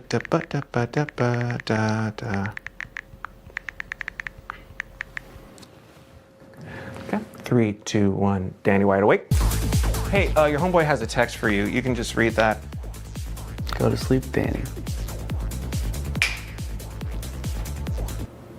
I will go to sleep. Okay, clearly the dynamic changed here a little bit, and I'm still not exactly sure what happened, but somehow both Brian and I got snapped out of whatever might have been going on. But just when I feel bad, I heard you guys all leave. I didn't know if I was supposed to stay asleep or what. So even though it wore off pretty quickly, I think we can all agree by the look on my face, I was in some different kind of mental state, at least for a little bit there. So is hypnotism real? Maybe so. What does it feel like? Well, just ask Danny from right after the hypnotist left. I'm curious, did it seem like I was hypnotized? Yes. Okay. A little bit. Because I feel like I don't really think I was. Really? Naturally, what followed was about 20 minutes of the rest of the group trying to convince me that I was in fact hypnotized. Physically, I was shocked with how much you guys collapsed. You two did definitely have like a very glassy. It almost feels like I'm gaslighting you about you being hypnotized. Like for somebody to come up and be like, sleep, and then you collapse is like such a suggestible state that is not your own. Am I just a little bitch that'll do anything anyone tells me? I can't believe it, but I genuinely didn't realize I was hypnotized until the next day when I watched the footage and realized how out of it I was. Okay. No, maybe I see a little bit of what he was talking about there. I do look a little bit out of it, actually. I guess in the end, hypnotism is real, but it doesn't feel at all how I thought it would. It kind of just felt like I was very relaxed, maybe even a little bit tipsy or like dazed. It honestly felt kind of good, and I think you can tell I was a little extra giggly. Hey, look, it says all those things on Google too. That's crazy. I didn't have to make this video at all. Now that I know what it's supposed to feel like, I guess I could say it's possible that I really did get hypnotized to stop biting my nails too. I just didn't understand what it was supposed to feel like. But I still don't know that I recommend it for the $450 I ended up paying, especially when there's a bunch of free hypnosis sessions on YouTube you could probably just try. Damn, I can't believe I'll never bite my nails again. Thanks for watching, guys.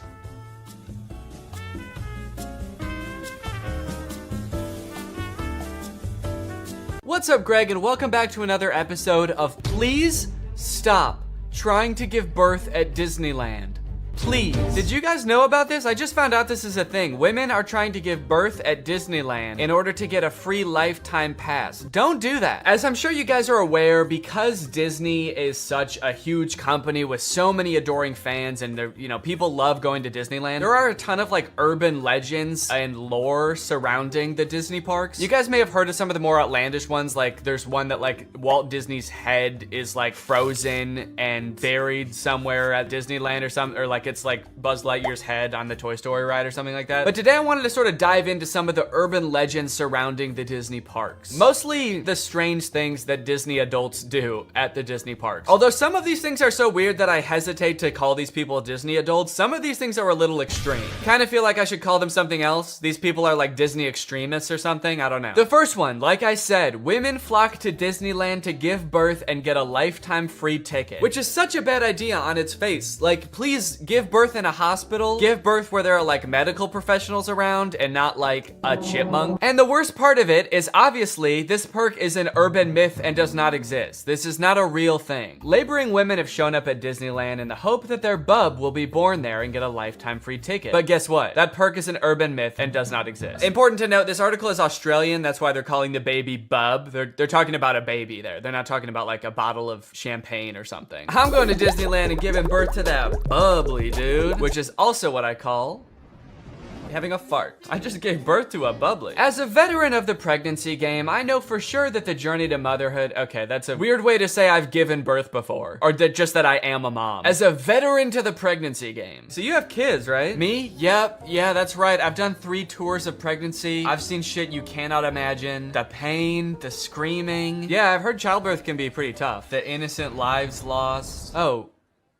What? The airstrikes. So many civilian casualties. Are we still talking about giving birth? Yes. Laboring women are racing to Disneyland's gates in hopes that if their baby is born there, they will secure their child a lifetime pass. Okay, so the article goes on to describe that there are people that have given birth at Disneyland before, and people have tried to replicate it and give birth at Disneyland, and they've gotten caught, and it hasn't gone well. I do feel like the article is over-exaggerating, though, saying that laboring women are racing to Disneyland's gates. Like, pregnant women have, like, the baby already coming out and they're shoving it back in, like running into Disneyland. There's just like a crowd of angry mothers-to-be banging on the gates in front of Disneyland. Let us in! We must release our spawn! Like making a break to the Pirates of the Caribbean ride to do a water birth. I just feel like they're exaggerating a little bit. I don't know if I would characterize it quite like that. So you're probably wondering how this rumor started. Like, did Disney ever at one point give a lifetime pass to someone whose baby was born at Disneyland? Well, I will let this TikTok explain that. Today in Disney history, the very first Disneyland baby was born. Rosa Salcedo gave birth to a 6-pound, 10-ounce baby girl on a bench on Main Street, USA, right outside of the Plaza Inn. Can you imagine visiting Disneyland as a family of 2 and coming out as a family of 3? Yeah, I can actually. But not because I'm gonna give birth. I'm gonna kidnap Donald Duck. You're my child now, Donald. The perfect happy family of 3. Husband, wife, and my uncle Donald Duck, who I've been holding at gunpoint for the past 16 years. There have been 4 babies born at Disneyland, and all of them have been girls, but only one has their own Disneyland birth certificate. So that might not have sounded significant, but that's actually how the rumor started. The first baby that was born there, Teresa, got a birth certificate that was just like a Disney birth certificate that says like, this is the first baby to ever be born at Disneyland. And I guess like word got out that this baby got some kind of special certificate, and then people just started assuming like, oh, that's a lifetime pass. That baby got a lifetime pass. And from that moment on, has just been a rumor that if you give birth at Disneyland, your baby gets a lifetime free pass. So honestly, if you're like that big of a Disney fan and you do this, you don't even get a lifetime pass. You still have to pay to go to Disneyland. It's just your baby that gets in for free. And I kind of feel like babies get in for free to Disneyland anyway. Is that true? Children under the age of 3 get in free to all 4 theme parks and 2 water parks at Disney World. There you go. You want your kid to get in free to Disneyland? A better conspiracy would be just pretend they're 3 years old for their entire life. That shit could actually work. The article goes on to talk about a time where someone has tried to sneak in to give birth at Disneyland, and they hid in the bathroom while going into labor until I guess employees had to like assure her that her baby would not be getting a lifetime pass, and then she was like, oh, okay, fine, then I'll just go to the hospital. Once they assured her that she would not be receiving a lifetime passport, she came out and accepted the ambulance ride to Western Medical Center where her baby was born shortly thereafter. I don't know about you guys, but it kind of sounds like she failed the test. If you know anything about Disneyland, you know how well the cast members there, all of the employees, all the staff, all the people in costumes are trained to like respond to every circumstance. It sounds like you just entered the giving birth at Disneyland experience, and honestly, you didn't make it to the end where you get the prize. It also says that this discussion board, The Laughing Place, has some hilarious forum chats about this topic. So I guess other people have been like sharing stories about this happening on this forum, but when I clicked on it, it turns out that it doesn't exist anymore. Which kind of sucks because I wanted to find out more times that this has happened, but honestly, it is probably for the best. Kind of sounds like they were talking about some pretty sick shit in there. You think you're gonna go to a Disney forum and see people talking about like, my favorite movie's Coco, but instead you see people talking about like, I'm gonna give birth inside of Pluto's house. I'm gonna go to Disneyland and get fucked by Goofy, and then Goofy's gonna be the father of my child, and I'm gonna give birth on It's a Small World. And I'm gonna make Elmer Fudd cut the umbilical cord. Is Elmer Fudd a Disney character? I actually don't think he is. But he's gonna be there anyway. And then me and my freak mutant, half goofy, half human child will both get lifetime passes. Free pass for life for my little freak. Passes or not, being born in Disneyland is a pretty cool claim.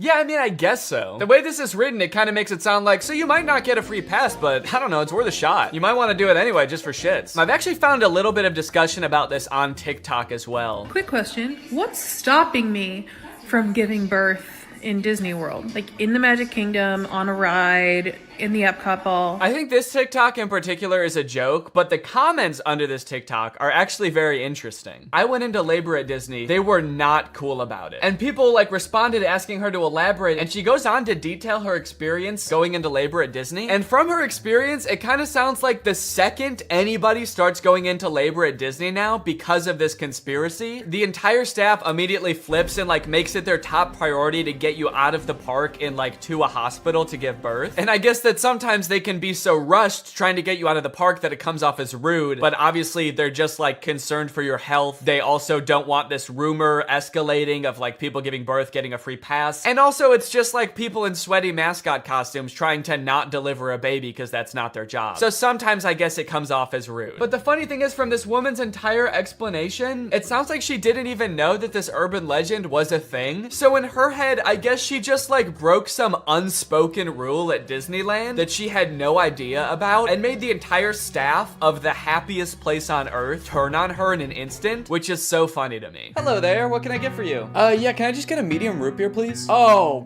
great. Oh, great, another guy here to put his balls in the root beer. What? Hey everybody, this guy right here is about to pull out his big fat balls in front of everyone, in front of a bunch of children, and put his balls in a glass of root beer. Why would I do that? Don't play dumb. I'm not playing dumb. I am dumb in this situation. You've clearly heard that if you put your stupid fat balls— why do you keep calling them fat— in the root beer at Disneyland, you get to spend the night with Minnie Mouse. Oh, what the fuck? No, I just wanted some root beer. Is that true? No, it's an urban legend. But no matter how many times we tell people it's not true, we still get perverts like you coming to Disneyland, ordering root beer just so they can put their stupid— don't call them fat— fat balls in it! Oh, come on, man, don't cry. I already am. Why do you still sell root beer if this keeps happening? Because if you shit in the root beer, you actually do get a free fast pass for Space Mountain. Okay, I don't want to put my balls in root beer, and I definitely don't want to shit in the root beer, okay? I legitimately just want to drink some root beer. Oh. Sorry, my bad, man. I didn't know. Okay, well, that's literally what I asked for, so here you go. Ah, what the fuck is that? It's Walt Disney's head. You said the secret code, so here's his head. No, root beer. What? I wanted root beer. I wanted to drink root beer. So no head? No.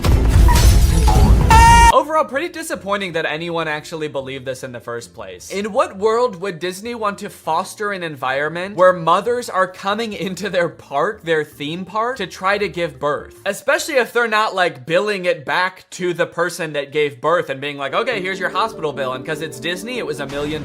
Now, by now, it should be no surprise to you that there are some people in this world that want to spend every waking moment of their lives at Disneyland, especially their most precious moments in life, which is why you can also get married at Disneyland. Let's take a look at some of the craziest places you can get married at Disney World. Starting at $12,000, you can get married at the Haunted Mansion in Disney World. But just like expecting mothers trying to sneak into the bathroom to pop out a quick a quick person. Couples are of course also trying to cheat the system and avoid paying to have their wedding at Disney. So they'll just like sneak in with like themselves, maybe a couple family members and an officiant, and just like have the wedding in like a somewhat secluded area of the park. Here we have an article that details a San Diego couple sharing their secret Disneyland wedding story. Not many people can say they secretly got married in Disneyland's Sleeping Beauty Castle. 2 years ago, Gabriel and Andrea had been saving up for their dream wedding at Disneyland. However, when they began looking for wedding options at the park, the couple said that the cheapest option was $12,000. Instead, they decided to spend their life savings on a house. Great move, honestly. No complaints so far. That's a very wise choice. So Gabriel and Andrea decided to have a secret wedding at Disneyland. The couple gathered Gabriel's oldest daughter, an ordained minister, a witness, and packed their bags, heading for Disneyland for what they called a guerrilla-style wedding. Now, I don't know much about weddings. I've only had one, but I do know that you don't generally want to have them guerrilla style. Like when we were planning our wedding, that word almost never came up, I don't think. Just imagining them describing their wedding afterwards, like, yeah, it was so romantic. We hid in the bushes for 8 hours in the hot Florida sun wearing camo paint, waiting for the crowds to die down. You know, just sort of waiting out the crowds and the gunshots, the airstrikes. Airstrikes? Then we popped out and I said I do. Happiest day of my life. Here's my favorite picture of the big day.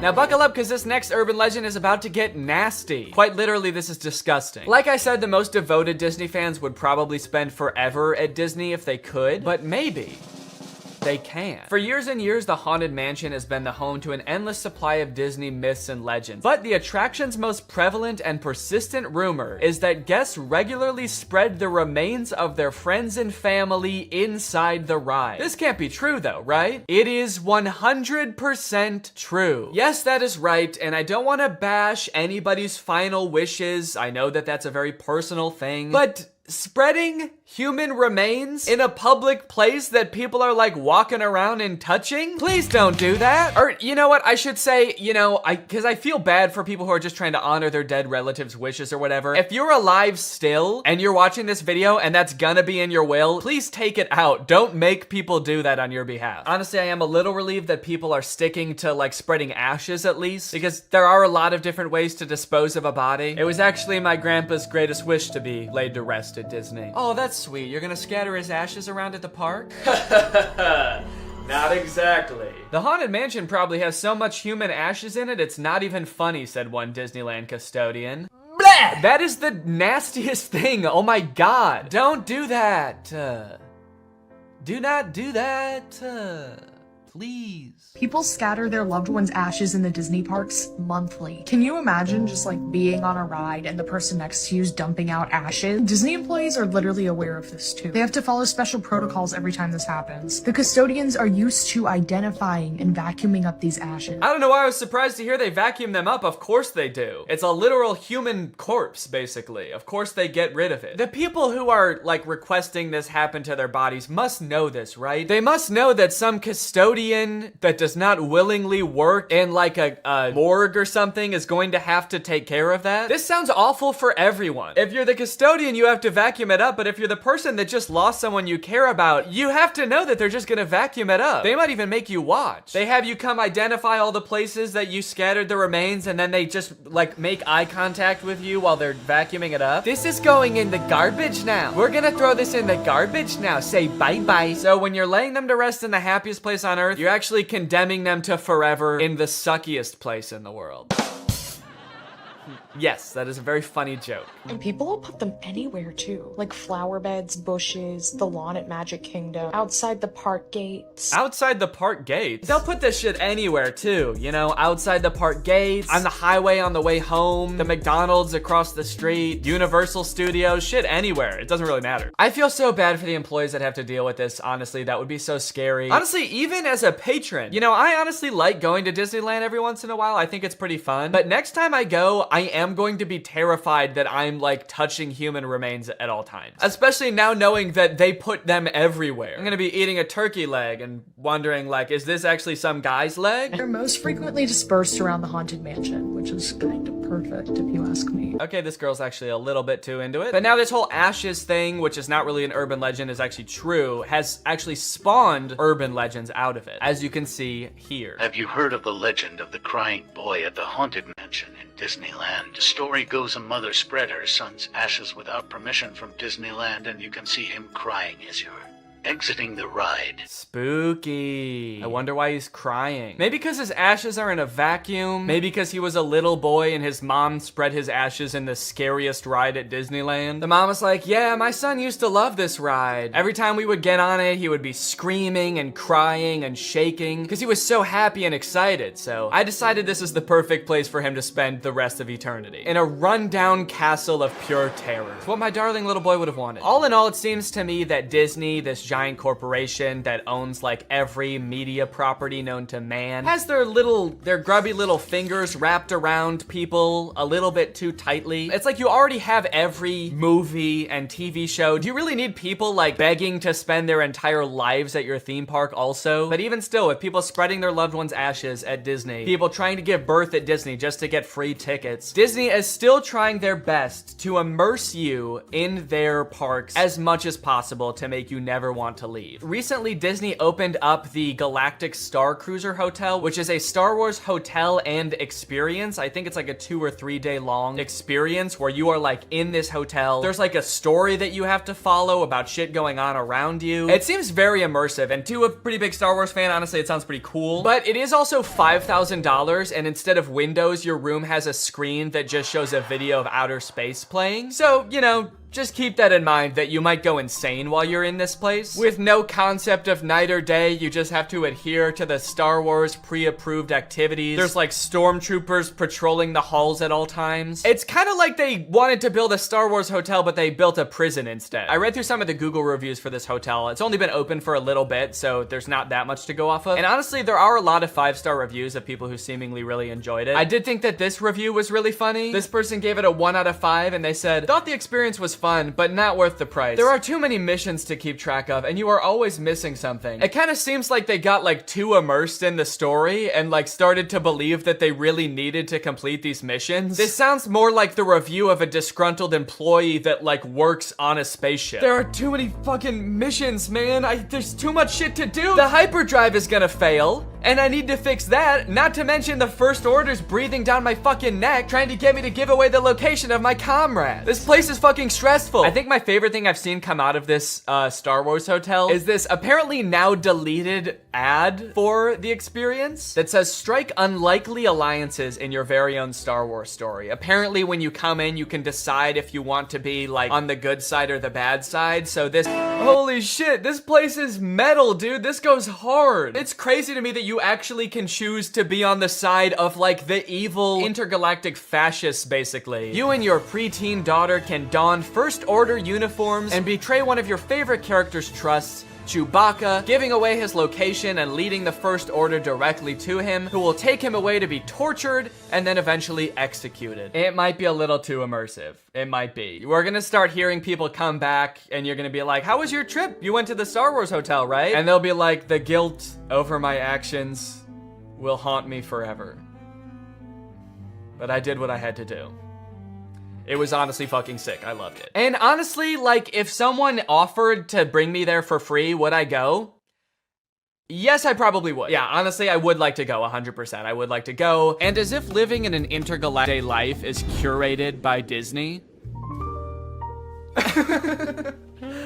Oh gosh. I feel like we have so much chemistry together. Me too. This has been great. This date was a lot of fun.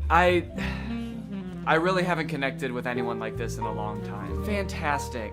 How likely would you be to recommend this experience to a friend?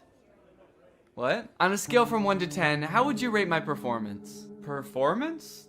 I thought you were just like genuinely interested in me, like romantically. Oh, perfect. So a 10 then? I really opened up to you. And you opened up to me. That's all just part of the story living experience. It's Disney magic. So that whole story you told me about how sad you were that you had to release your pet into the wild because it had grown to be wild. That was the plot of The Fox and the Hound. What the fuck is wrong with you? Thank you for riding Disney's Love Connection. Please make sure you pick up all your belongings as you exit the ride. Are you an animatronic? Please do not try to fuck any of the animatronics. Are you on your all way out, and animatronic? have a lovely day here at Am I the only Disney person that Resort. lives here? Anyway, that's the end of the video. It's time to talk about our sponsor.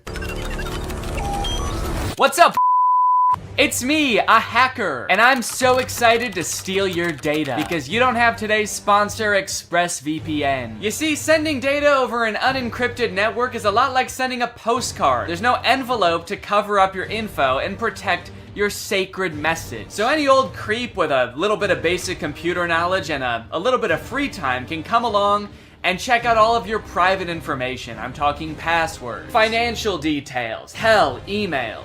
I'm gonna look at all of it. I'm doing it right now. Hey guys, I was just kidding. It's just me, Danny. I wasn't kidding about most of it actually. Just the part about me being a hacker, but the rest of it is true. Oh, there's not enough light on my face now. Can I just sort of illuminate my face with this? Luckily, today's sponsor, ExpressVPN, is here to help. Because ExpressVPN encrypts all of your network data with their best-in-class encryption. It would literally take a hacker using a supercomputer billions of years to crack this encryption. ExpressVPN has the fastest speeds out there. They've got 24/7 customer support, and ExpressVPN is extremely easy to use. You can fire it up and get connected with just one click. I've got ExpressVPN on every device that can have it, just to have a little bit of extra peace of mind when I'm out and about, especially on public Wi-Fi. So if you want to find out how you can get 3 months of ExpressVPN for free, then head on over to the link in the description. That's expressvpn.com/Danny Gonzalez. That's expressvpn.com/Danny Gonzalez. Thank you, ExpressVPN, so much for keeping us safe, but also sponsoring this video. Thank you to you guys for checking out ExpressVPN. When you click on the link, it really helps to support my channel, so thank you for that. All right, thank you guys for watching this video. I hope you enjoyed it. If you're new here and you're not subscribed yet, make sure you subscribe and turn on my notifications to join Greg. Greg is what I call my army here on YouTube. We are a ruthless army whose violence and terror knows no bounds. Please subscribe and turn on my notifications to join, and I will see you next time. Bye-bye. To the average person, it might look like I'm about to commit shoplifting as I place item after item into my shopping cart and then leave without checking out, scanning my items, or talking to anyone. But I'm not shoplifting. I'm using technology. You see, this is a new type of store that uses sensors, cameras, and AI to track me through the aisles, adding every item that I pick up to a virtual cart. And the moment I exit the store, it charges my account. It's an incredible new technology created by Amazon called Just Walk Out, and it's in dozens of Amazon Fresh grocery stores, just like this one.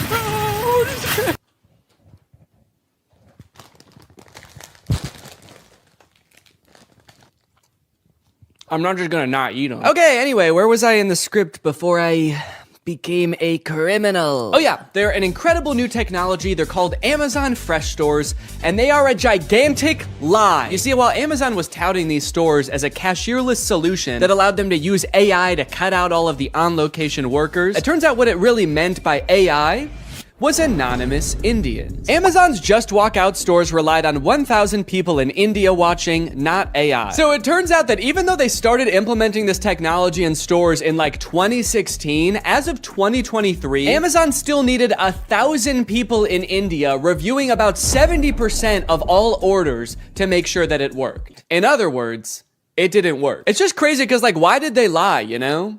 They didn't have to implement this technology into stores. I don't think anyone was asking for this. And yet, I feel like this kind of thing has been happening a lot lately. Tech companies have been taking some big swings and some even bigger misses. Like so big that in this baseball metaphor, the pitcher's throwing it right down the middle and the batter is in the stands just bashing some fan's head in. And that's why I've gathered you here today at Greg Tech's 2024 Developers Conference, where I will be testing some of the year's greatest tech flops. Starting with The Humane AI Pin. I did a video on the AI Pin when it was announced months ago as this sort of AI-powered phone replacing device that you wear on your shirt. And look, personally, I'm all for rethinking the form factor of the smartphone to make it less distracting while still maintaining all of the functionality, but unfortunately, the AI Pin did the opposite of both of those things. In the demos on their own product announcement, it was screwing up hard. It was messing up facts. It also seemed super difficult to use. And it seemed like they were being intentionally vague about what the thing even did in the first place. It's a standalone device and software platform. It seemed like the type of thing that literally only a sucker could buy. But that turned out not to be true because I bought one. I ordered this thing in like February and then didn't hear from them for a few months until April, when I got an email alerting me that it was time to set up my account.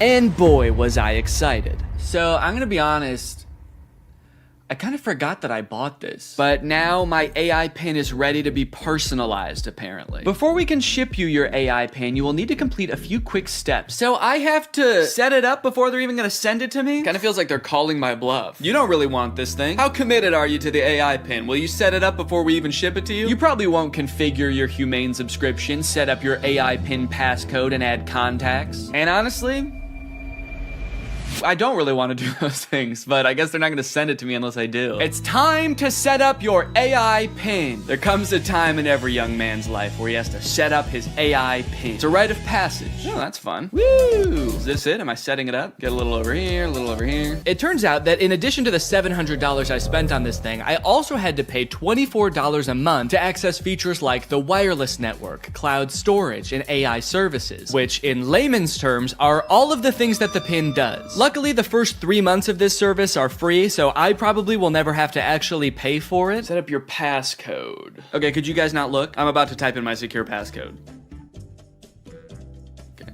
Your passcode is easy to guess. Consider setting a more secure passcode. Yeah, but could it be so simple that it's actually, you would never guess it? All right, I'll change it. How is that easy to guess? It's my birthday. I guess does it know my birthday? Do you know my birthday? Fun fact, I actually didn't know this before recording this video, but it turns out almost every single combination of 4 numbers is easy to guess. How is that easy to guess? But eventually, I reached into the dark recesses of my mind and came up with a number combination so random, so, quite frankly, disgusting, that no one, not even God, not even me later in this video, will be able to guess it. Okay, well, let me write this down somewhere so that I don't forget it. Already using my phone for something because I don't have the pin yet, so I have to use the phone to remember the passcode to the thing that is gonna replace my phone. Connect your services. Oh, cool, I can connect my Google Photo and Title services, which I have both. And just like that, I was done. I have solved Humane's riddles, and now they have to send me my prize. All right, well, I guess the next time you see me, I'm gonna have the AI pin in my possession. It might even be right here. Okay, we'll see if I remember to do that transition. I don't remember the transition I was gonna do, so don't ask. At first I was pretty surprised by how big the box was. I thought that I had just ordered a little tiny pin, but I guess it comes with a bunch of accessories, like a sticker that just says Humane. Cool! But you guys don't care about all that. You guys just wanna see the pin. And my God, she was beautiful. Oh shit. Okay, that's my bad. No, I thought that it was gonna be attached in there more securely. Come on, Danny, you dunce! But a dunce who was about to become half dunce and half machine. Oh! In order to start using the pin, I had to unlock it with my passcode, which was explained to me via the laser ink display and an extremely coherent AI voice. To enter your pass, tap the touchpad, push, and then pull your hand out to get started. Then raise it if you don't see the laser ink display. Okay, this is kind of crazy though. Look at it. Look at this. This is like the weirdest way to type in a number ever. I'm gonna do my passcode now. Wrong. I forgot what my passcode was. Incorrect passcode? What would I have made my passcode? I forgot that I made a passcode. I forgot that I wrote the passcode down in my phone. I tried to click forgot passcode and it told me to go to this website to change it. But somehow, in order to do that, You need to know your existing passcode. Luckily, I recorded me making the passcode so I could go back and watch the screen recording of me doing it. If I was not a YouTuber recording a video about this product, I think I would be locked out forever. Come on, come on, come on, please. Yes, yes, welcome Danny. All right. After months of waiting, I was in. Now it's time to see what this device is capable of. What is my name? Your name is not currently known. Please provide it if you would like it to be remembered. Actually, what's a cool kind of techno cyber sounding name that you could call me instead? Creating name. How about Neon Vortex?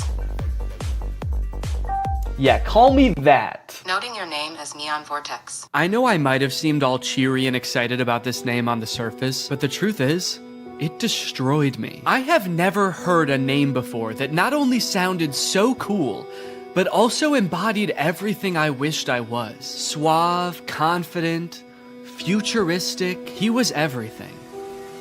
Everything I could never be. Neon Vortex. This is the home screen. I'm all caught up, whatever that means. Nothing to report here, man, don't worry. You've got nothing to worry about. Your AI pin needs to cool down for a few minutes.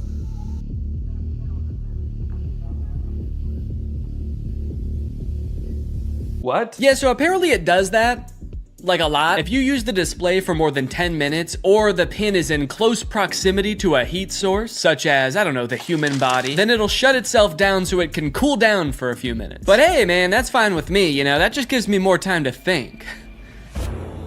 To think about him. The next day, I decided to put the pin's basic phone functionality to the test. Things like calling, texting, navigation. Since this thing is essentially supposed to replace your phone, it should be pretty convenient to do all this stuff on the pin. It should be. The weird thing is it seems like you can't make any changes to the pin on the pin itself for some reason. So if you want to change any settings or add contacts, which I needed to do to test this as a phone, you have to use Humane's web portal on an inferior device like a computer or a phone. Gross! Not a great start for the pin, but now that I have done that, I should hopefully never ever have to use one of those ancient relics again. It's just one flashing green speck over here. I guess the laser ink display is already kind of messed up. Probably not a good sign for this technology, but you know what? This is a new thing, this whole laser ink display, so I will, whoa. Cowboy Carter, time to strike a match. What am I playing? Beyonce? And Dolly Parton. Don't know how I started playing that. Guess that's just a feature. If you make just the right gesture, it'll start playing the newest Beyonce song that exists. All right, let's start off by trying a phone call on this thing. I'm gonna try to call my wife Laura to tell her that I miss her. Call my wife. I'm sorry, I couldn't find a contact for my wife. Okay, fair enough. It doesn't know who my wife is, so I'll just tell it. If I tell you who my wife is, will you remember? Your AI pin can remember who your wife is if you provide the information. Excellent. So I told it, my wife's name is Laura. Please remember this. It's very important to me. Updating memory. Noting that your wife is Laura. I wish people said that every time you told them something important. Updating memory. Yo, what's up, dude? My name's Paul. Updating memory. Analyzing Paul. Great, so now we're both on the same page. My wife is Laura, and I want to call my wife. So now it will call Laura, right? Call my wife. Multiple matching contacts. Which one do you mean? Laura Fuexlow or Claire? What? Claire? The girl I went to college with. Unfortunately, I did have to go back onto my computer to figure this out. And amongst all the data stored within my portal, like my name being Neon Vortex and the tunes I've been rocking out to lately, was the answer. My wife's name, according to the pin, was Lore. It thinks my wife's name is Lore. No, that's simply not correct. So I went ahead and fixed it in the portal, you know, that's what the portal's there for. So I fixed it, I changed it, and now it's gonna work. Call my wife. There are multiple matching contacts. Which one do you mean? Oh my god. Call Laura Fuchel. I'm sorry. I couldn't find a contact for Laura Fuexlow. How? Okay, so at this point, I don't know what was wrong. It was just like straight up forgetting which contacts it had. It said it couldn't call Laura because it didn't have her contact. Then it said it couldn't call Eddie because it didn't have his contact. Call Eddie Burback. I'm sorry. I couldn't find a contact for Eddie Burback. Why not? And you might think, Danny, maybe there was an error transferring the contacts. Maybe it really doesn't have these contacts. But I know it had Eddie's contact, and do you know how I know? Because it could text Eddie. Can you text Eddie Burback? What do you want the message to say? Okay, all right. Still not sure if this is gonna work, but finally, thank God, it's letting me do something. Hey, Eddie, it's your... Cowboy Carter? Time to strike a man. No, I'm not trying to play Cowboy Carter. Oh god, now it's playing Metro Boomin. Stop. Anyway, eventually I sent the text to Eddie. It worked. I didn't have any way to know it worked because there's no screen on this device. You can't see what the message you sent said or anything. So I guess you just gotta hope and pray it goes through and accurately transcribes what you said to it, which frankly I am not confident in after the whole lore debacle. Okay. Eddie just texted my actual phone and said, I know you made a video on the pin and I'm positive this is you, but it still feels like a scam, LMAO. I'm too scared to text back to a random number claiming to be my friend. Regardless of scaring my friend, the text went through. This was a huge confident boost. Time to try calling my wife again. Call Laura.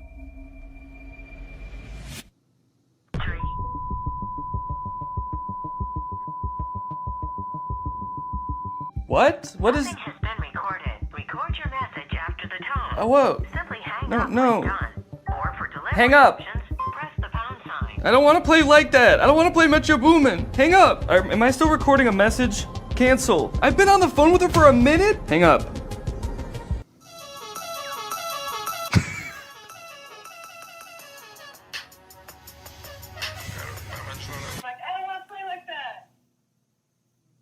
It was some man being like, I don't want to play like that? I don't want to play like that. I don't want to play with your boom man. Hang up.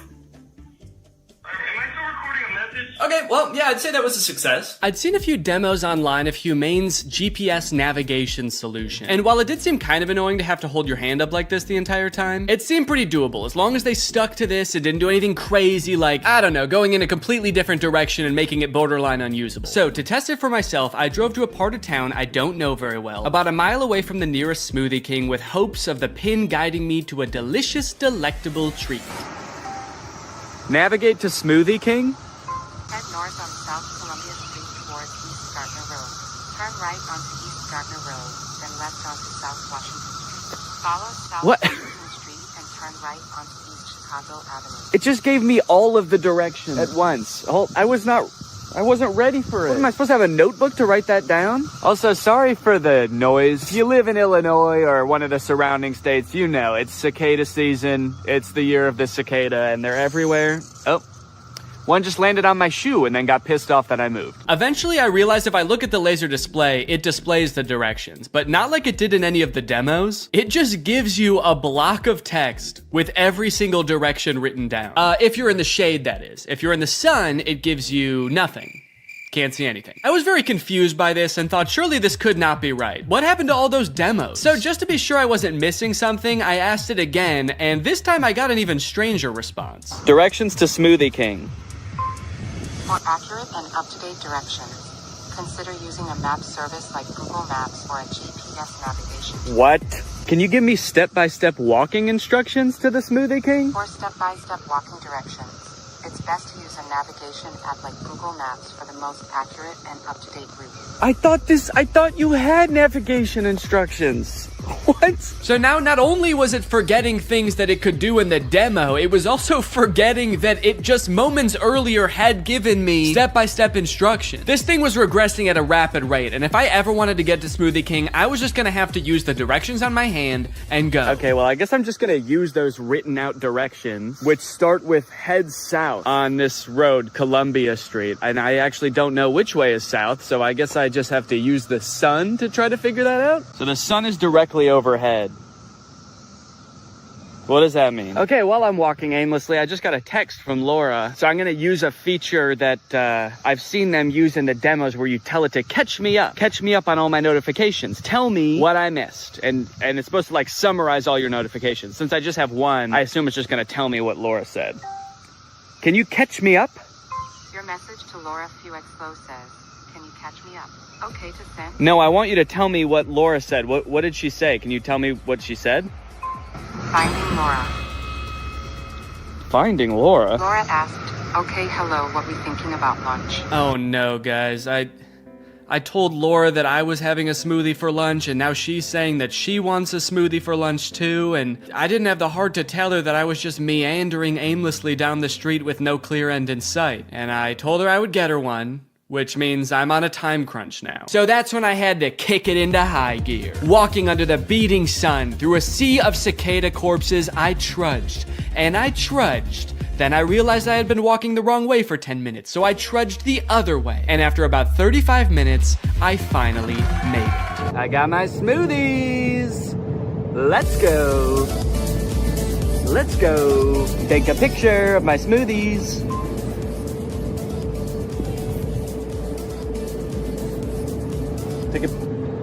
I don't know if it took the picture. All right, gang, now that Papa's had his smoothie, it's time for a smoothie-fueled lightning round. Enough about practical functions. Let's see if this thing can have some fun. First, can it do bizarre music prompts? Play music written by YouTubers named Danny.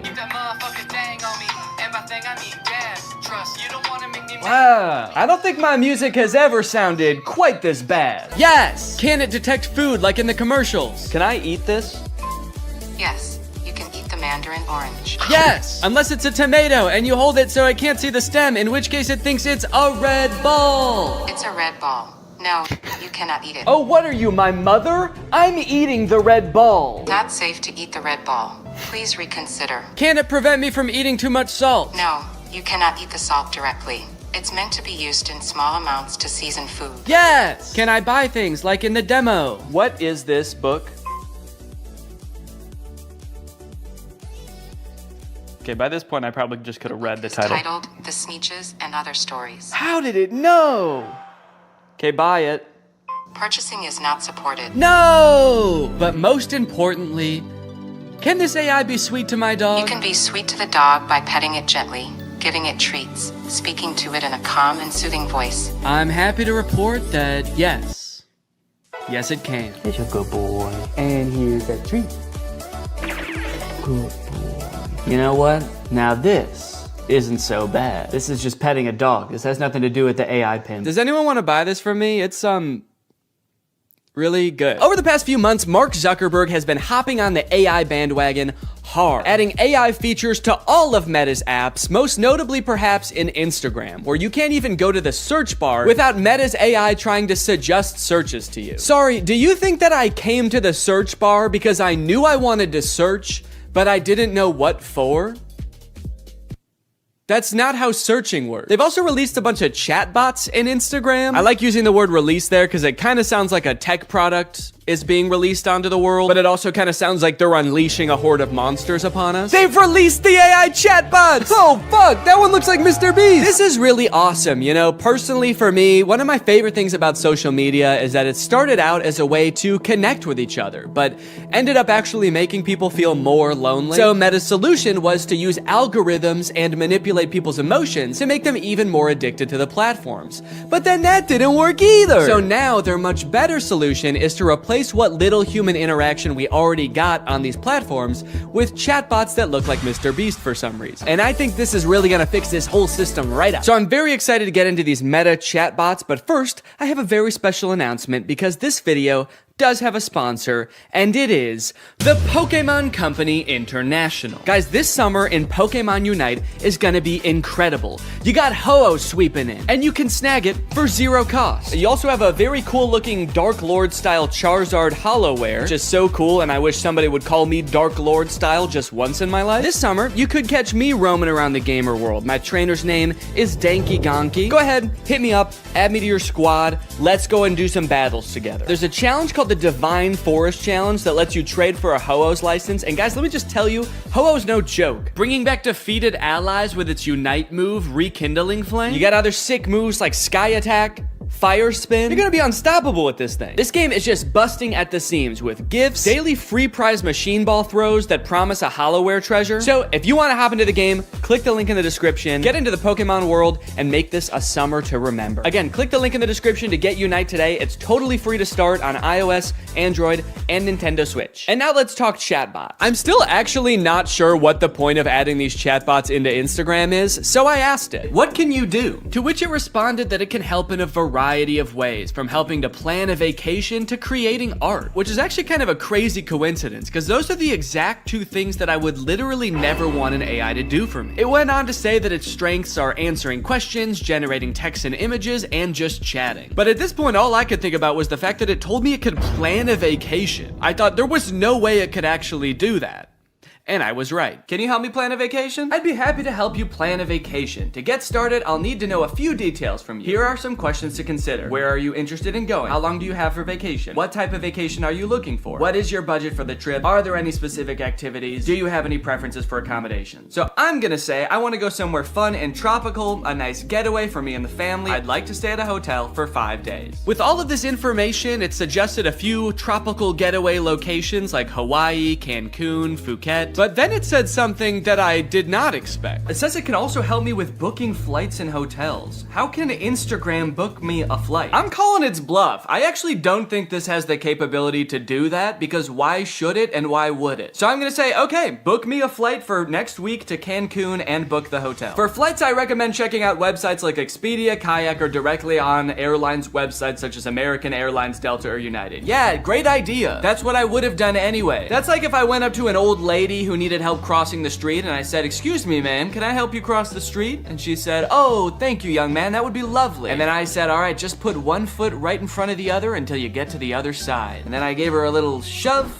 and I went on my way. Oh, good. It also listed hotel recommendations and then said you can book hotels through websites like link unavailable, or directly to the hotel's website. Thanks. Let me know if you'd like more recommendations or help with booking. Nah, man, I'm good. Okay, so maybe it lied about like the very first thing it said it could do. That could mean that this is a very poorly built tool that doesn't know nothing about crap. But on the other hand, it could mean that this is a very well-built tool that is evil and designed to lie. So I gave it another chance and asked it to entertain me with a game. Let's play a game of treasure hunt adventure. I'll be the game master and describe a scenario, and you decide what actions to take. Okay, pretty cool. This is like one of those old school text-based adventure games. It gave me this long introduction about how I've heard rumors there's a treasure hidden in the jungle, guarded by an ancient temple. It's really trying to set up this mystical world for you to explore. And then it gives me some multiple choice options. I am curious if I can pick options that aren't one of these options.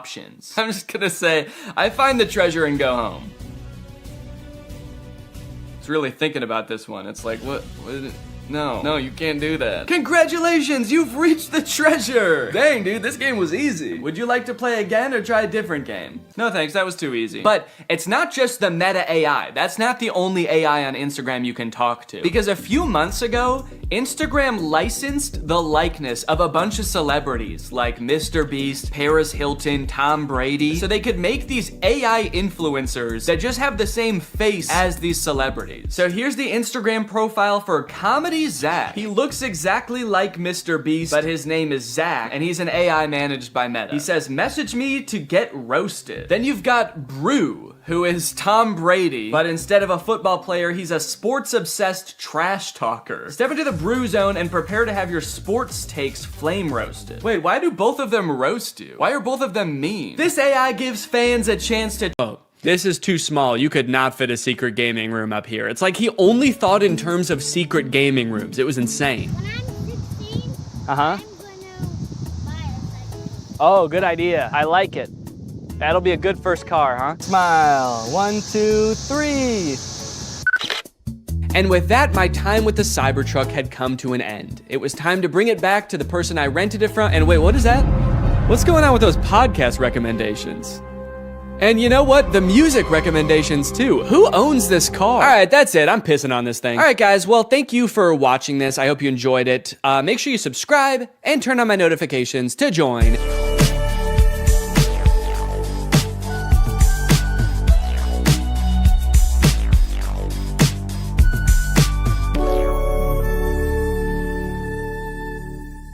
The story of a Willy Wonka experience gone wrong in Glasgow, Scotland has taken the internet by storm, and I love it. I don't think I've ever in all my life seen such an impressive and inspiring dumpster fire of an event. It is just, mwah.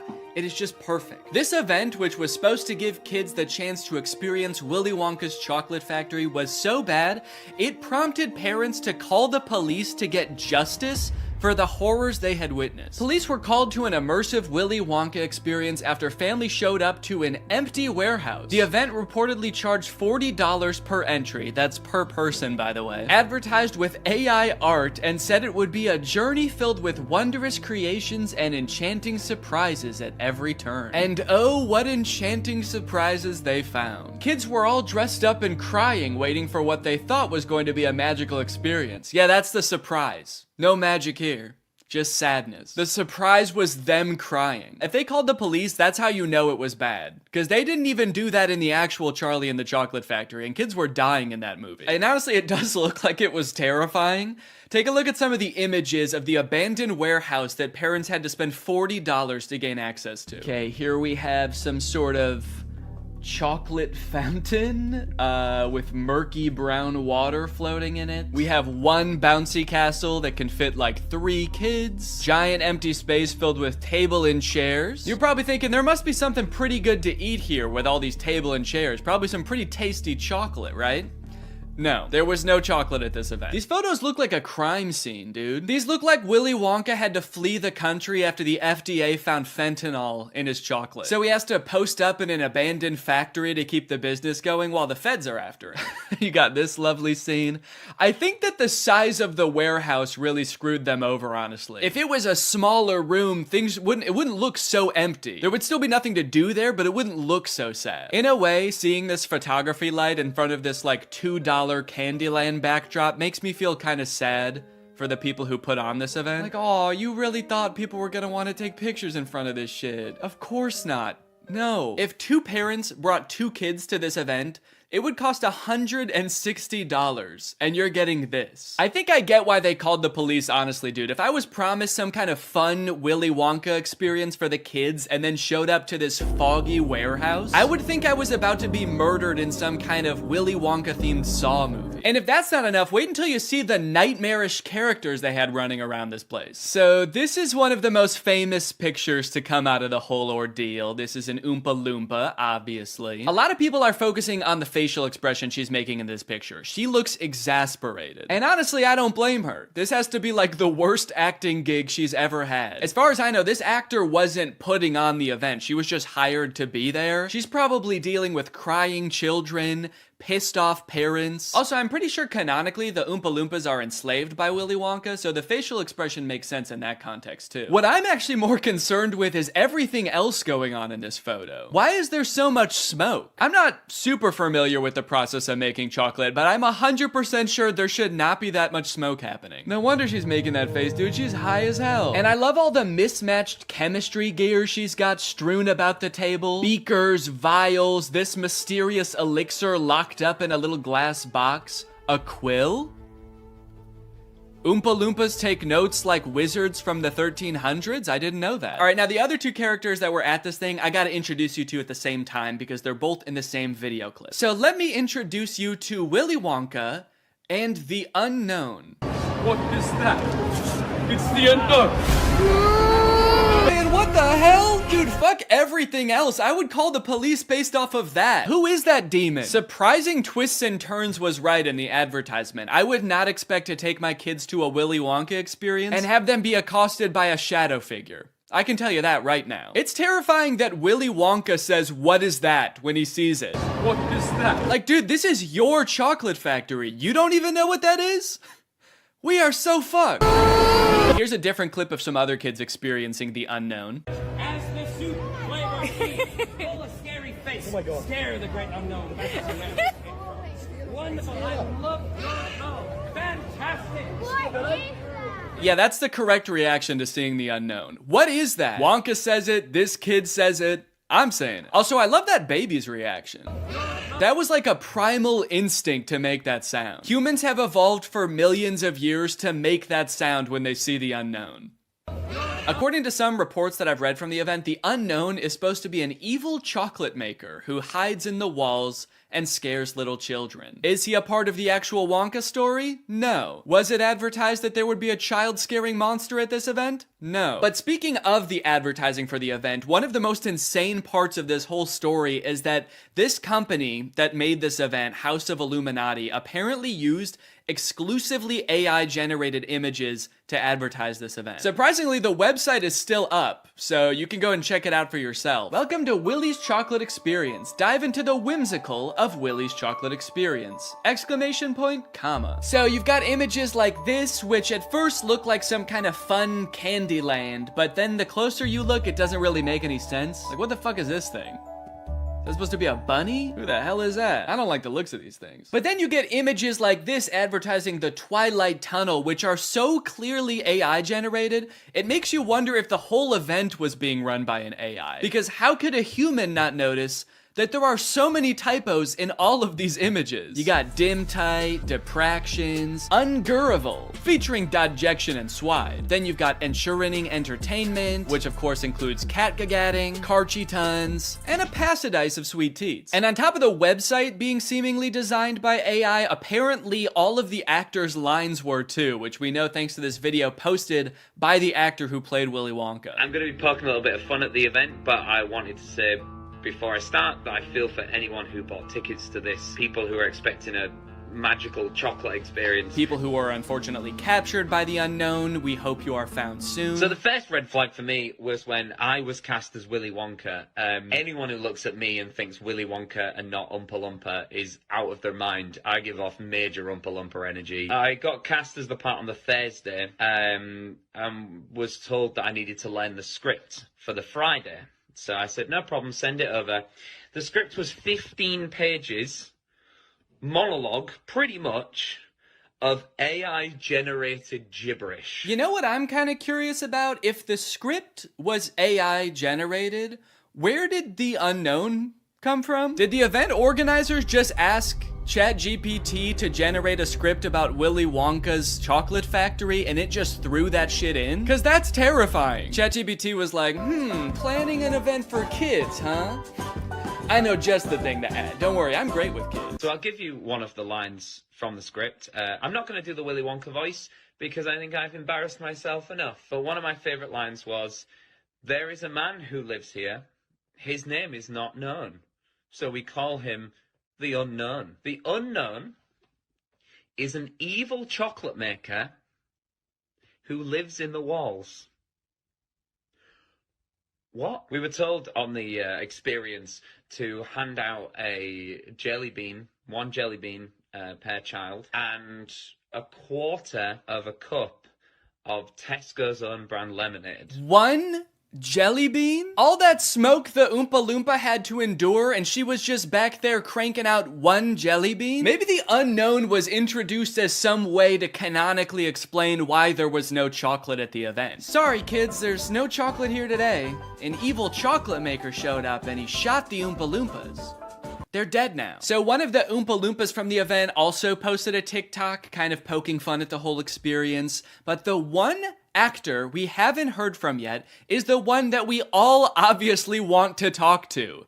The unknown. Unknown, we need to know your story. What was your inspiration for your performance? How did you get into character? The unknown must have had the worst time of any of the actors because, like, you got hired to do a performance of Willy Wonka and you got cast as a character that's not in Willy Wonka? Just like an evil spirit that lives in mirrors? And then your job for an entire day is to scare and confuse unsuspecting children who have no clue what they're in for. Every time a kid came around that corner, you just know the unknown was like, God damn it, I gotta traumatize another kid. The Oompa Loompa from the famous photo ended up doing an interview with Vulture where she describes the moment that children saw her for the first time, and it is very sad. Tell me about the moment as the kids started coming in. Did you see the innocence leave their eyes? They were quite upset. I think they were confused, but it was more the parents. I just looked at them, and I think they must have known when they looked at me. An older couple said to me,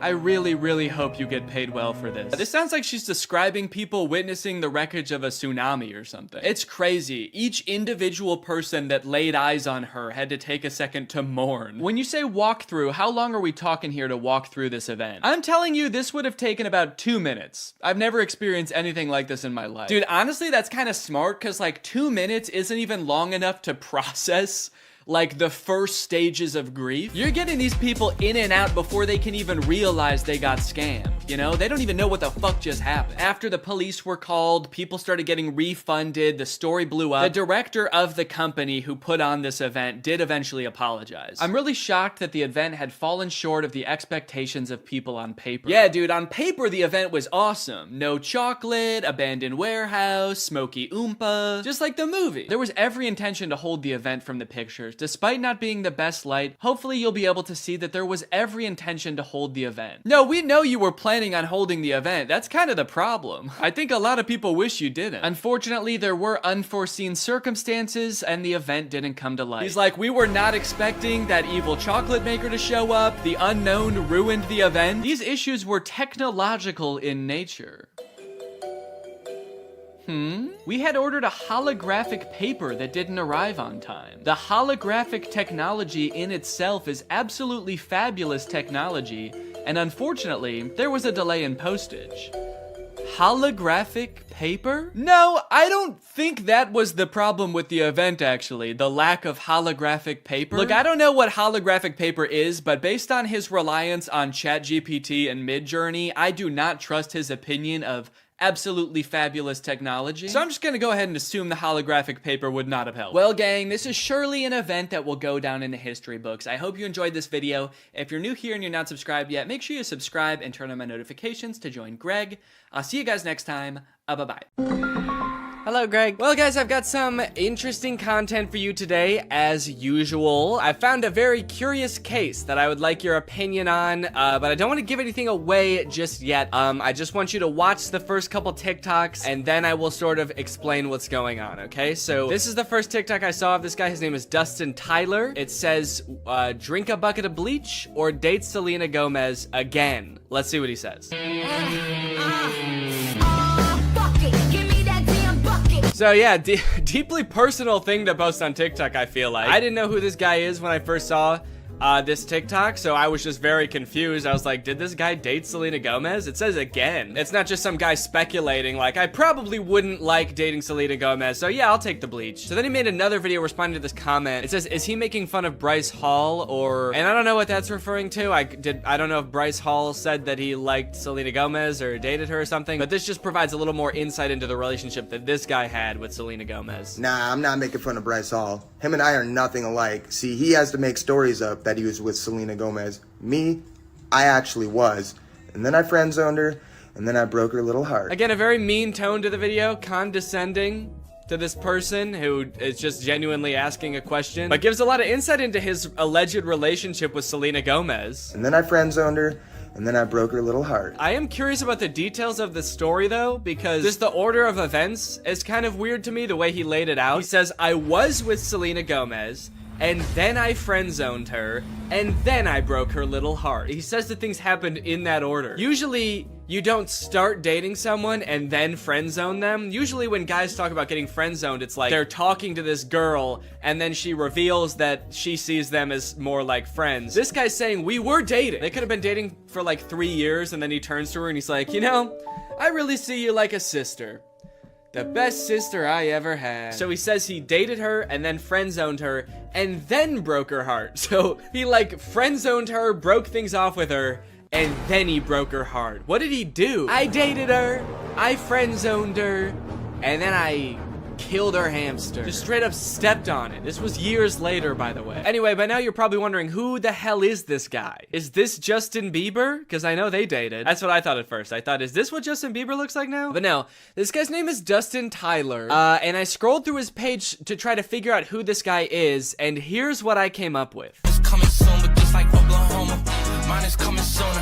I'm just a late bloomer. Okay, so I didn't know who this guy was at first, but luckily there's a logo in the corner that says Victorious. Apparently this guy was a character on Victorious. At first I did think this was Andy Samberg from 2006, but he was a character, let's see, Victorious puppet guy. He was this guy. Robbie Shapiro is one of Tori's friends at Hollywood Arts, and he's got a few videos where he does sort of a glow up. He's like, this is what I used to look like back when I was on Victorious, and this is what I look like now. Don't I look so different? And then I was like, okay, this makes sense now. So this guy used to be on like an old Nickelodeon show, and so he was probably in with the Nick kids and the Disney kids. And so that's how he knew Selena Gomez and that's how they dated, right? It all makes sense. However, after reading the comments on these TikToks, I came to discover that this guy, this man, is not the guy from Victorious. These are two different people. He's just straight up lying about everything. He's not that guy. He didn't date Selena Gomez. His page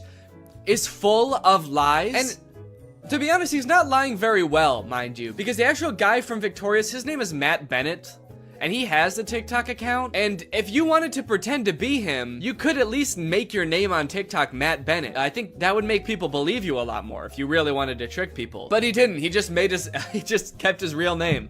Dustin Tyler. That's me. Please don't Google my name. So this dude's whole thing, apparently, is just like making shit up on TikTok and then hoping it goes viral because people are kind of like, whoa, you used to be the guy from Victorious? Or whoa, you used to date Selena Gomez? And now you'd rather kill yourself than date her again?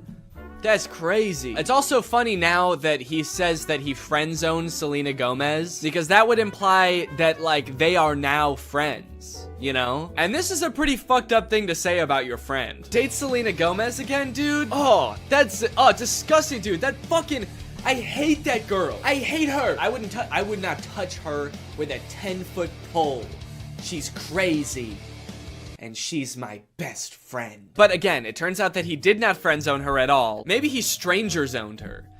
He friend zoned her so hard that they don't even know each other. And never did. This is kind of interesting to me because this is sort of playing off an existing trend on TikTok where people will post like that they have some sort of past or current relationship with a celebrity, like my uncle is Tom Cruise, or like my grandma is Sandra Bullock. And like TikToks like these will go viral because people are just like weirdly obsessed with stuff like that. The comments are always like, holy shit, I didn't know Tom Cruise had a family. I'm not really sure why people are so surprised about it. I understand just being like, yeah, I never really thought about like what Tom Cruise's cousin would be like before. But then again, why would you? You know? Like, I can't imagine why you'd ever be in like a Mission Impossible movie wondering like, I wonder who the guy who plays this character's cousin is. What's that guy like? What's he up to? So I guess it's just surprising to like see him. But it's not really surprising to find out that he does have a cousin. I don't think we're all under the impression that, like, Chris Pratt just showed up just came about through natural causes. If you just search on TikTok, I think famous relative check, lots of videos will come up about being related to Charlie D'Amelio or Bob Saget. Okay, this guy is saying that his mom is Flo from Progressive. This is kind of like a popular thing on TikTok, and anytime like a big celebrity has some cousin post about them, it goes viral. But the downside to blowing up in this fashion is that it's kind of hard to keep this momentum going, you know? Most people don't have multiple famous relatives, so you can't just keep posting about like having more famous relatives. I mean, I guess if your cousin was Justin Bieber, you could just sort of keep filming him at every like family get together. But you are kind of just limited to one famous person, which is where I think this guy Dustin Tyler has it all figured out, because he doesn't just pick one celebrity to be related to. He'll lie about being related to anybody in a multitude of ways. Now,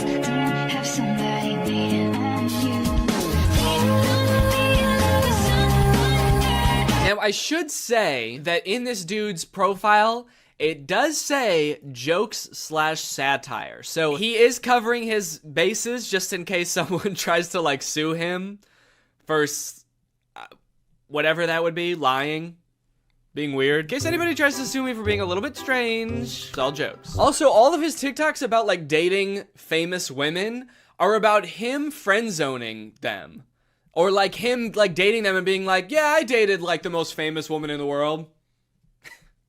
It was trash. Low-key, I'm a little bit out of her league. I mean, look at me, dude. I've got tattoos, and I live in a hallway. And he kind of tries to disguise it as sort of like self-deprecating, like, oh, what an idiot I am. I dated the most famous pop star in the world, and I was too good for her, and I broke her heart, ripped it to smithereens, and now I kind of regret it. Dope, I'm so stupid. Oopsie. If this is all of his content, then like his whole friend group must just be famous pop stars, right? If he's friend zoning all of these girls and they're just his friends now.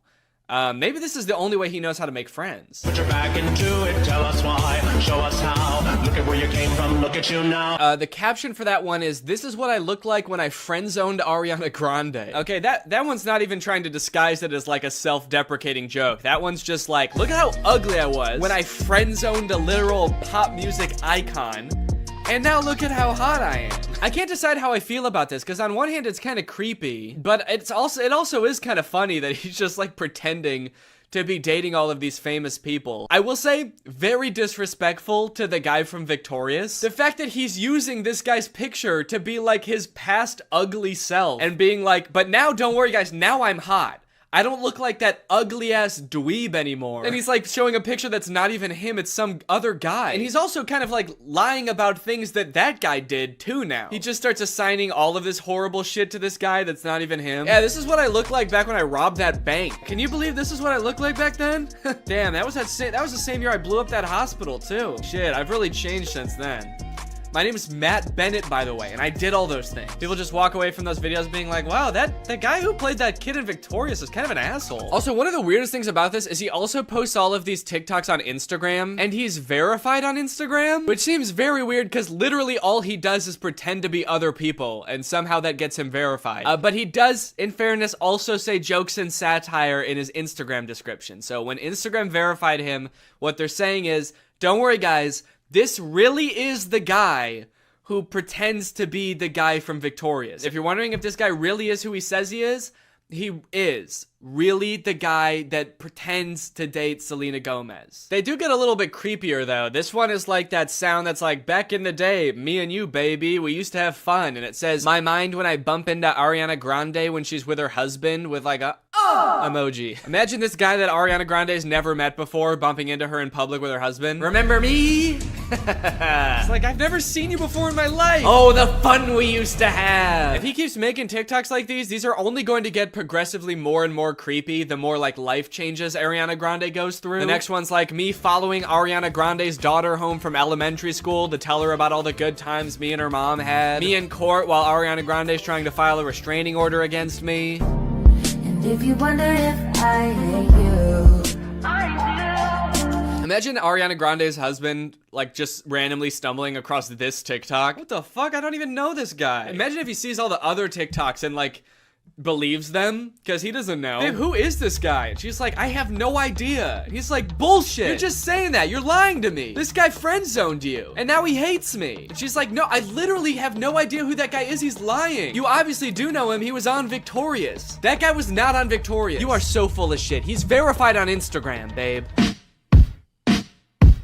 Okay, that one just throws off the whole thing. I thought he wanted Ariana Grande back. And all the other TikToks, he's like, damn, I wish I never friend-zoned her. And now he's saying I would never date her again? How do you reconcile those two? Oh, I wish I didn't friend-zone Ariana Grande.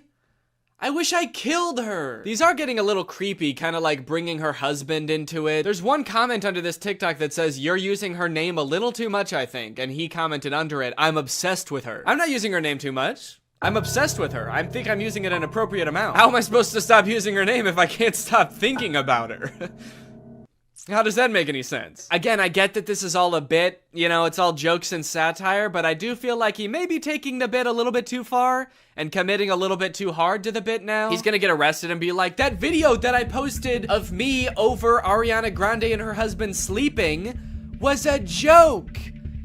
I was making fun of someone who would do that. The knife in my hand was a goof. You wanna know the craziest thing about this? Is all this dude does is pretend to be other people and pretend to be related to other people. And he has 1.7 million followers on TikTok. You know John Legend? Like an actual famous person just started a TikTok. You know how many followers he has? He's got 1.6 million followers. He's got less followers than someone pretending to be related to somebody famous. Dustin Tyler has 4 times as many followers as the actual guy from Victorious. Matt Bennett has 400,000 followers, and a guy pretending to be him has 4 times more. It's like, how do you get more followers by making TikToks about being like related to somebody than you do by being that guy. He hasn't just pretended to date celebrities, he also has pretended to be Keanu Reeves' son. People, tomorrow morning, 10 a.m., Santa's coming to town. And a lot of them have this kind of theme where like people and like potential girlfriends only like him because he's Keanu Reeves' son. And I just think it's kind of funny that in this fictional world where he can make up anything, he picks such a sad reality for himself. He picks these worlds where like he turned away the love of his life, Ariana Grande, and now he's bitter and he despises her husband. And he picks this world where Keanu Reeves is his dad, but like he can't really be sure if anyone actually likes him for him because everyone's just so obsessed with Keanu Reeves. He's turning his life into a tragedy. He's made a tragedy of himself. Also, I think it's kind of funny that in this scenario, it seems like the she that this video is talking about would be Ariana Grande. You know how Ariana Grande is obsessed with Keanu Reeves and that's a thing about her? Screaming, crying. Also, I want to know where he's making these TikToks. He's always either like in a hallway or in a storage closet. I feel like I'm way more interested than his life than like whatever fantasy land he's coming up with. I feel like he's making these at work. Whatever job this guy works, I must be the most boring job in the world. I get daydreaming about like dating Ariana Grande or like having a famous parent, but then like daydreaming and fantasizing about like dating Selena Gomez, but it was trash. It's like you've gone through everything else there is to daydream about. And now all you have to daydream about is like, what if people only liked me because my dad was in the Matrix? Anyway, I don't know. What do you guys think? Is this creepy or normal? Is this creepy behavior or is this all in good fun? And it's just kind of like a silly guy being goofy and wacky. Let me know. Anyway, thank you so much to SeatGeek for sponsoring this video. Guys, live events are back and you're gonna be going back to them in style. You wanna know why? Because thanks to SeatGeek, you can save $20 using my code GREG on SeatGeek. If you don't know what SeatGeek is, it's basically an app for your butt. And what I mean by that is it helps get your butt in some dope-ass seat. SeatGeek is a ticketing app. It helps you get tickets in the easiest way possible. I've got the app on my phone. I've used it to get tickets to a variety of shows in the past, and I really like how it tells you whether or not you're getting a good deal on tickets. It basically color codes the seats and the tickets so you know whether you're getting a good deal or a bad deal. Green means good, red means stop. Whether it's concerts, baseball, basketball, football, etc., whatever you're into that has tickets, you can probably find it on SeatGeek. I personally am going to an Oliver Tree show in February, which I'm very excited about. Got the tickets on SeatGeek. It was super easy to do. And again, thanks to SeatGeek sponsoring this video using the promo code GREG, you can get $20 off tickets from SeatGeek. That's $20 off your first purchase if you use my code GREG, and make sure you click the link in the description to download the app. Thank you to SeatGeek for sponsoring this video, and thank you to you guys for checking out SeatGeek. Bye. AI is threatening to take all of our jobs, and it seems like nobody is doing anything about it. But today, that ends. If I can make fake AI apps and get them on the App Store where people think they're getting free labor from a soulless machine, when in reality, they're getting free labor from a soulless YouTuber, then I can do the unthinkable. I can steal AI's job. And I bet I can do it better too. This was a journey that would take me several months and cost me a lot of money, only to find that I was the one who felt like I was talking to robots. The two apps I want to create are both parodies of the most popular types of AI apps. You've got chat apps like ChatGPT. You ask it a question, it gives you an answer. Where did it come up with this answer? Is this answer true? None of your beeswax. In my version of this app, users will just be talking to me. My app will be superior because I know lots of fun and interesting stuff and cool stuff, and I'm also very fun to chat with. For the second app, we're gonna turn up the heat a little bit and do an image generation app like Midjourney or DALL-E. You give it a prompt and it's been trained off of thousands of images from thousands of unconsenting artists to give you a photorealistic image. In my version of this app, users will type out a prompt and then I will draw it? I don't know yet. Maybe if it's something I have laying around, I can just take a picture of it. My app will be superior because what's more photorealistic than a real photo? I'm excited to find out just how creative people will be with their prompts. Now, unfortunately, I'm not an app developer. Yes, I did go to an engineering school for a degree in computational media. Yes, I did learn how to code, and Yes, I was also a Viner at the time and thought I was gonna do that for the rest of my life. So yes, I did forget everything I learned the second I graduated. So if I wanted to get these apps made, I was going to need some help. I tweeted out asking for help developing an app, and that's how I met True. True's a super talented software designer. She's worked for companies like Discord, and now she was working for me. For the next few weeks, I coordinated with True while she worked diligently to perfect these two apps. And in the meantime, I've got to come up with a name and description for each app to go on the App Store. Okay, for the chatbot, I'm thinking I want to name it something as close to ChatGPT as possible. That way people immediately understand what it's supposed to be. So instead of ChatGPT, maybe something like Chat DNE, like Danny. Chat DNE. Okay, description time. Okay, what's a good way for me to say this app is basically ChatGPT, but way better? Here at DNE Enterprises, we pride ourselves on the accuracy of our product descriptions. Instead of referring to our app as an AI app, which would be a lie, we refer to our technology, as the DNE Intelligence, which has been training for decades to answer unlimited questions quickly and with great precision. We use phrases like human-like responses. I've been complimented on that before, actually. I've been told my responses are extremely human-like. And that's no different with our photo generation app, Doodle DNE, which sends you photorealistic images in minutes. How many minutes? We also include disclaimers that humans review every prompt sent to us. That way weirdos aren't sending me stuff that they wouldn't send to another human being. In order to actually get people to download these apps, I was gonna need to advertise them online. So I made a fake Instagram profile to look like some kind of technology startup. Okay, so we need a profile picture. I guess my company needs some kind of logo. Maybe I can just make that in Photoshop real quick. Let's see, what's ChatGPT's logo look like? Okay, so ChatGPT's got like an interesting geometric shape. OpenAI, which makes ChatGPT. Okay, the same interesting geometric shape. What about like Midjourney? Okay, there's just a little sailboat. Dolly logo. The same geometric shape. Okay, interesting. Okay, so maybe the move is to go with an interesting geometric shape.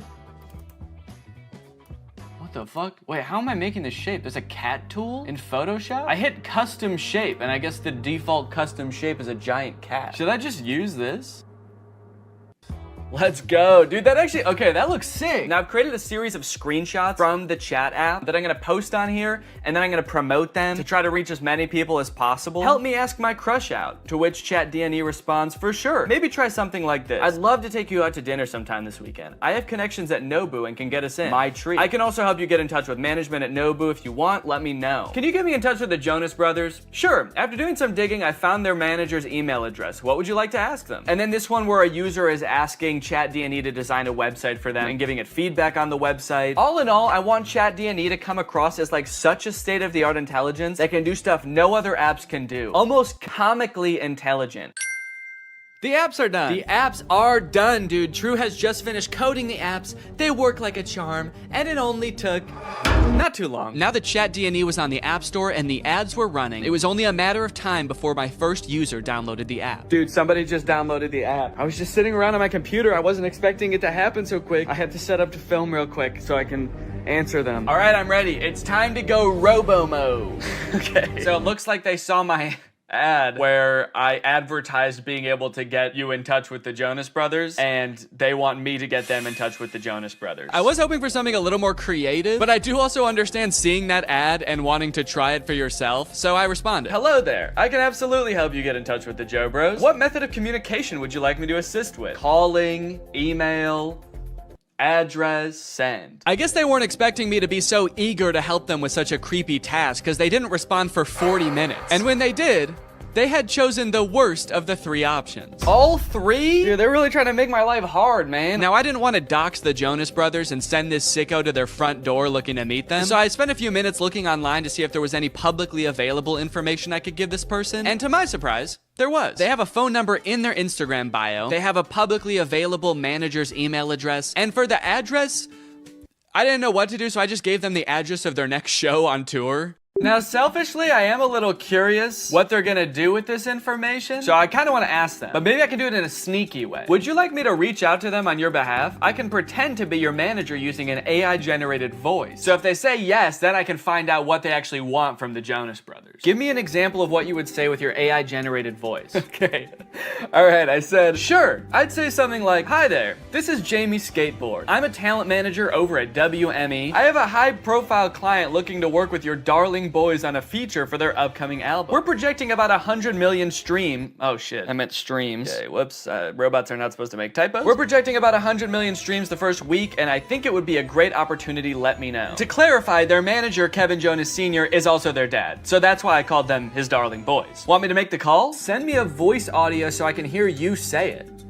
This one stumped me for a little bit. It seemed like I was at a dead end. The app does not have audio capabilities, and I don't know how to make an AI voice like that. But then I realized I could just record myself doing a silly voice and then upload it to Google Drive and send them the link. So that's what I did. Hello there. This is Jamie Skateboard. I'm a talent manager over at WME. So I think it would be a great opportunity. Let me know. Dude, I can't believe that voice came out of my body. Sure, you can listen to the recording here. And then I sent the Google Drive link. Oh, what the hell? Make it sound more seductive. This is Jamie Skateboard. I'm a talent manager over at WME. Perfect. They did not respond after this, but that's okay because we just got another user. His name is Davis, and he asked, can you get me in touch with Lady Gaga? Is that all people want to see from this app? Okay, this time I'm gonna say, of course, I will call her right now using my AI-generated voice. What do you want me to say? I'm putting this person on the spot right away. I'm calling her. What do you want me to say? None of this beating around the bush. Okay, he says he wants to tell her this is your biggest fan. That's it? Maybe I should encourage them to say something more interesting that'll get Lady Gaga's attention. Okay, I'll say that. But just so you know, celebrities hear that kind of thing all the time, so she might not be very interested in that. Maybe we should think of something a little more interesting. Now's where I gotta really put the pressure on. I found her number in a secure online database. I am dialing right now. Let me know what I should say to her. Alright, come on, dude. You better come up with something more interesting fast. Lady Gaga's gonna pick up, and when she does, we've gotta have something good, or she's gonna be pissed. Minutes went by, and still no response from Davis. Come on, man. Respond. It's ringing. I'm worried he's not gonna make it in time. I wanted to kind of hurry him up and give him a little hustle, put a little pep in his step, and he's nowhere to be found. Come on, dude, think. Oh my god, I think she answered. Yes, she did. It's her. I'm on the phone with Gaga. Her voice is even more beautiful in real life. Quick, what do I say? This is fake. Davis. I mean, he is right. This is fake. Davis, I have Gaga herself on the phone right now. I'm stalling her while you come up with something to say. What do you want me to say? I'll send you a recording of the call when this is all over. Just tell me what to say. I gotta stop volunteering to send voice messages. That takes way too long. But even the promise of a voice message from his idol couldn't get Davis to respond in a timely fashion. Well, gang, I think it's safe to say Davis has missed his chance to speak with Gaga. She hung up, bud. I did tell her I was her biggest fan while I was waiting for you to come up with something, and she actually seemed more interested than I thought she would, so I'm sorry for doubting you. Hey, I got a hate comment. Someone commented on my web design ad, stealing jobs. Stealing jobs? This is my job. Now, should I just delete the comment or should I respond? Okay, what if I just say, hey, don't tell people that. It's a secret. That's right, you can't argue with that. The old... Stop, don't tell them. Okay, someone commented on one of my Instagram posts and said, will it stop saying, but we recommend you speak with a doctor before? Because I've asked the AI to stop with the disclaimers, but they don't. It does kind of sound like this person actually needs to see a doctor. Okay, I'm gonna say this app contains no disclaimers. Let loose and have fun. But also, if you need to go to the doctor, you definitely should. Oh, okay, we have a new type of interaction alert. Can you write essays that stay undetectable to AI detectors? I did not know there were AI detectors. Absolutely. I was designed to be like no other AI on the market in this regard. True. I was designed by my parents to be a human. Want to give it a shot? I asked, hoping to do something else besides connect people to their celebrity crushes. Okay, write me a quick essay on the history of Honda Civics and I'll put it in a detector and we'll see what happens. This is about when I remembered that I hate writing essays. How the heck am I gonna do this? I don't know why I would make a fake app where there was a big possibility that I would have to write an essay. So I started reading an article about the Honda Civic on Wikipedia and just like paraphrasing it. And I got like half of a paragraph in and then decided, you know what?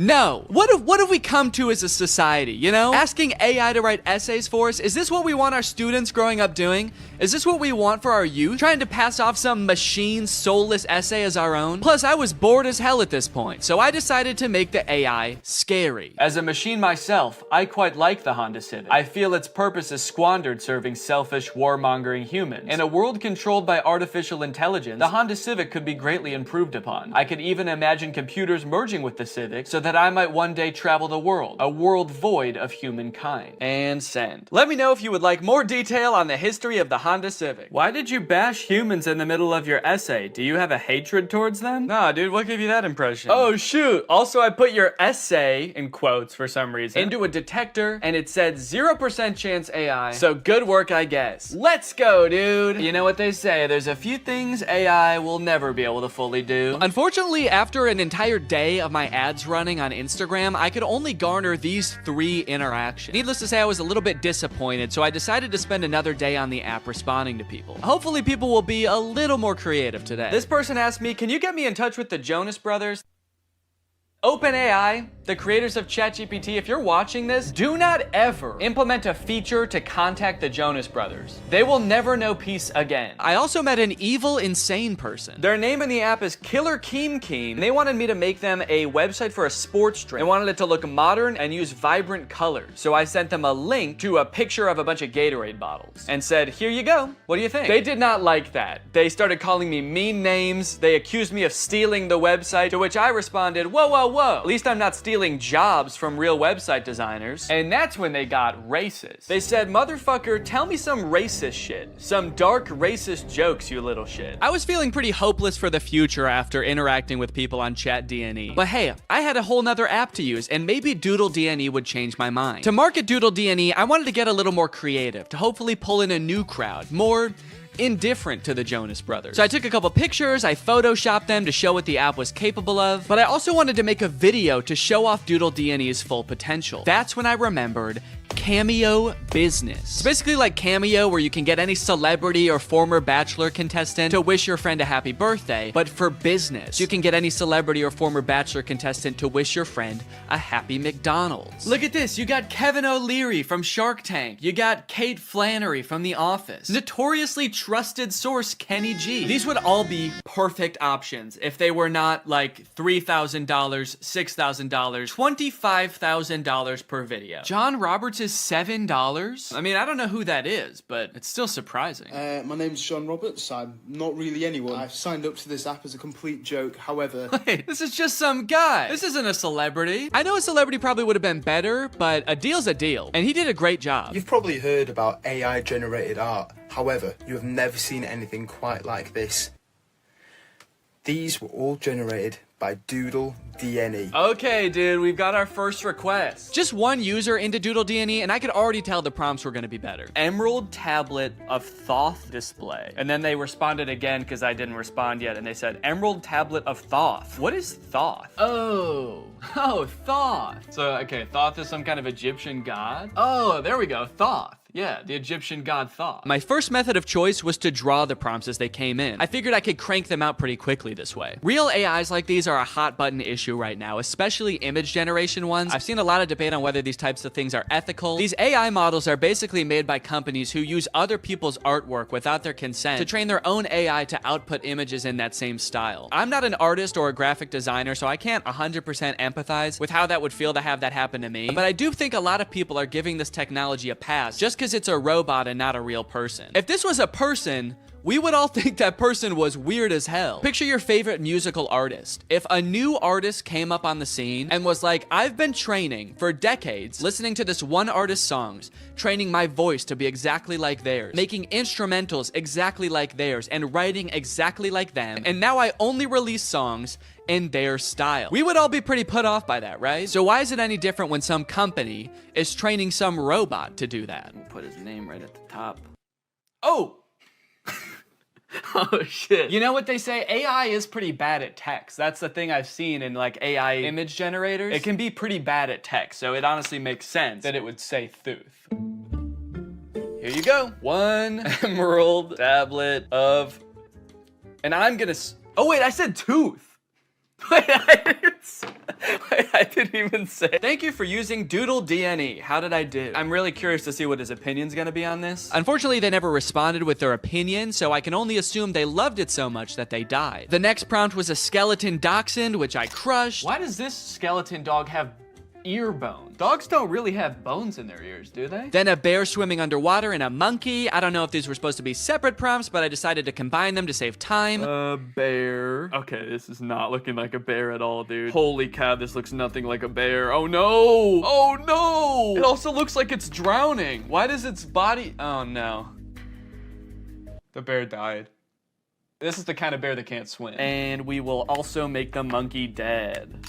Probably could have cropped that a little better. You can kind of see my desk in the background, but... And we'll send a survey as well. How did I do? I'm pretty proud of this one. I mean, for doing that so fast, that's pretty good. So far, nobody has responded to my survey at the end to tell me how I did, which is kind of disheartening. I just want a response back. It just feels like I'm getting ghosted by people now. The prompts were a little more creative, and in that regard, my faith in the human race was on the up and up. But also, I was doing all this work over here, drawing your weird prompt that you could have just Googled. But you don't even have the decency to respond to my message back and tell me you hated it. I was feeling pretty disrespected, honestly. At least until this next prompt. Drug baby and kamikaze lifestyle. That's the prompt. Drug baby and kamikaze lifestyle. Whoa, they sent another prompt. Red ruined planet with 2 alien astronauts. I've never heard kamikaze described as a lifestyle before. Like, I know it's a form of like warfare, but to live your life in that way, it must be, I mean, you can't by definition almost. Like, that's a very short-lived life. And I think it would be a little bit too graphic to include the baby actually performing the kamikaze. But you know, this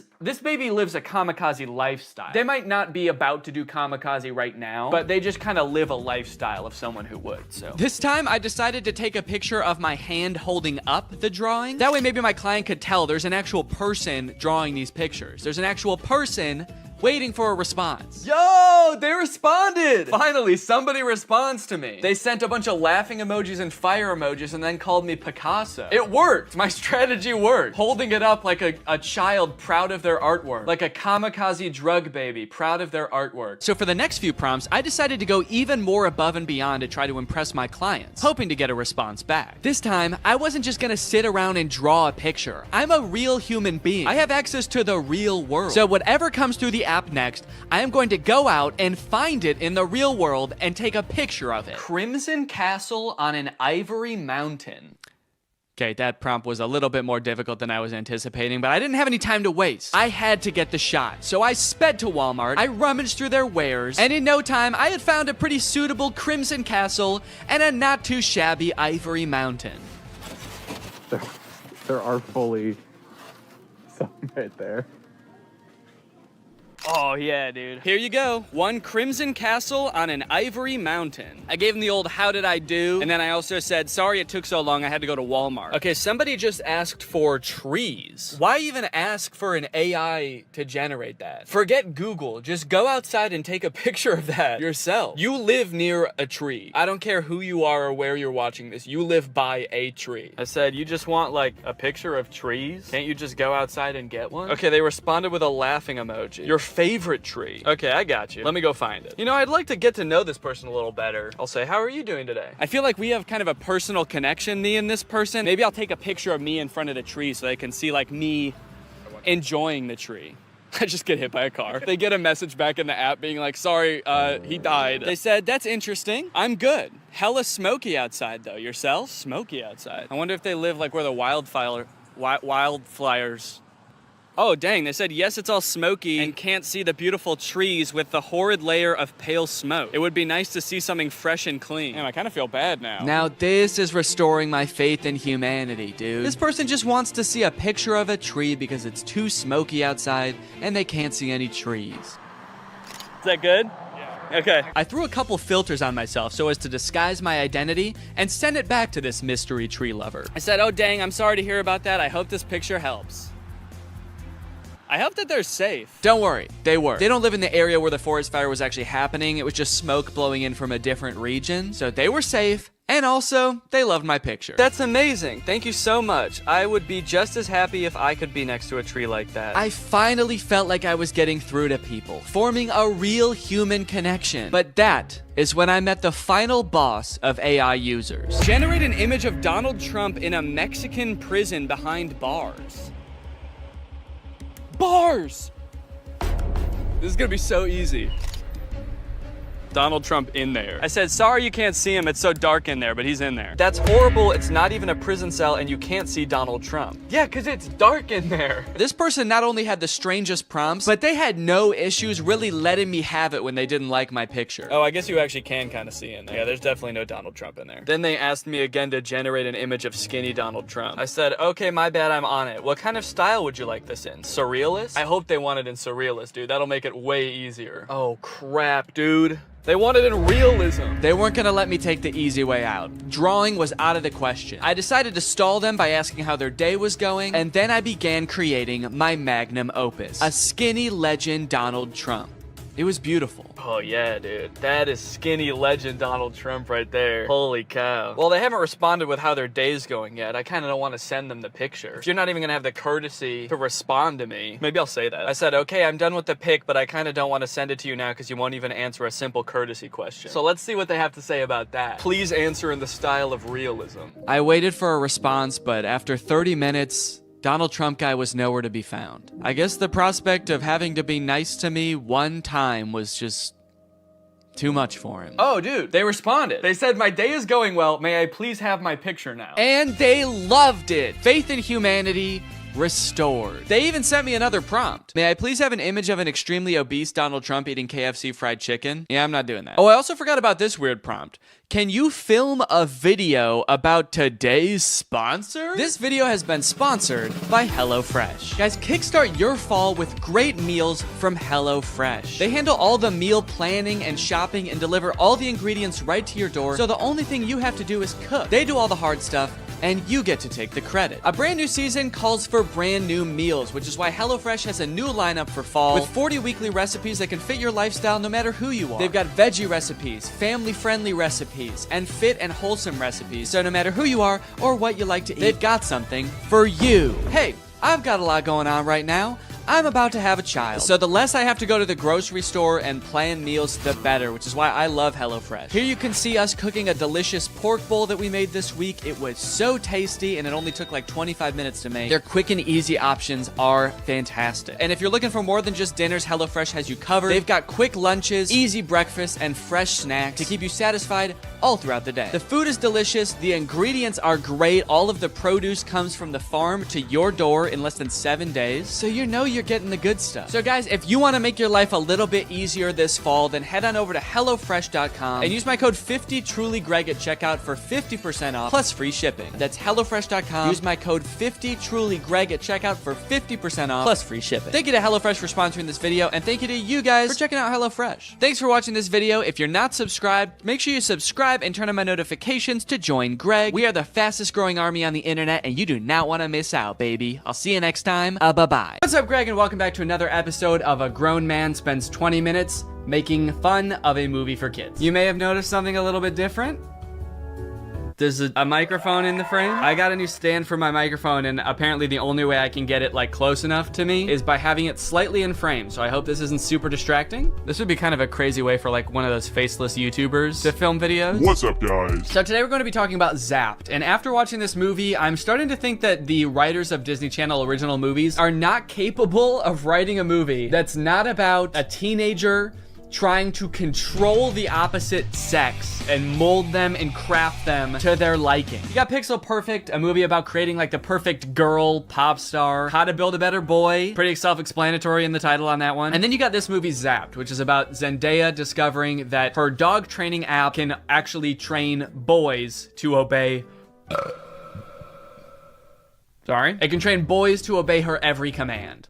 It's not actually Zendaya. She's not playing herself. It's Zendaya's playing a character named Zoe. I think that's probably pretty clear, but I just wanted to clear that up. This movie is full of dark magic. I'm convinced of it. There's something deeply sinister going on in this movie. I don't know what it is, but I'm gonna figure it out. Let's go ahead and watch it. The movie starts out with Zendaya's character Zoe giving a maid of honor speech at her mom's wedding. She's marrying this new guy, so her family is about to be merged with his family. So it's Zendaya and her mom, and then this man and his 3 sons. So it's like a family of women mixing with a family of men, which makes a lot of sense because as we know, women give birth to girls and men give birth to boys. First off, I just want to say how happy I am that my mom has finally found love again. She is the most giving person I know. Her speech starts off sweet, but then she immediately just starts like kind of complaining about having to live with 4 new guys because they're stinky. 4 guys and their mysterious odors that they always blame on the dog. Yeah, she sort of takes the opportunity to complain and just make her mom, I guess, like feel bad for marrying a guy.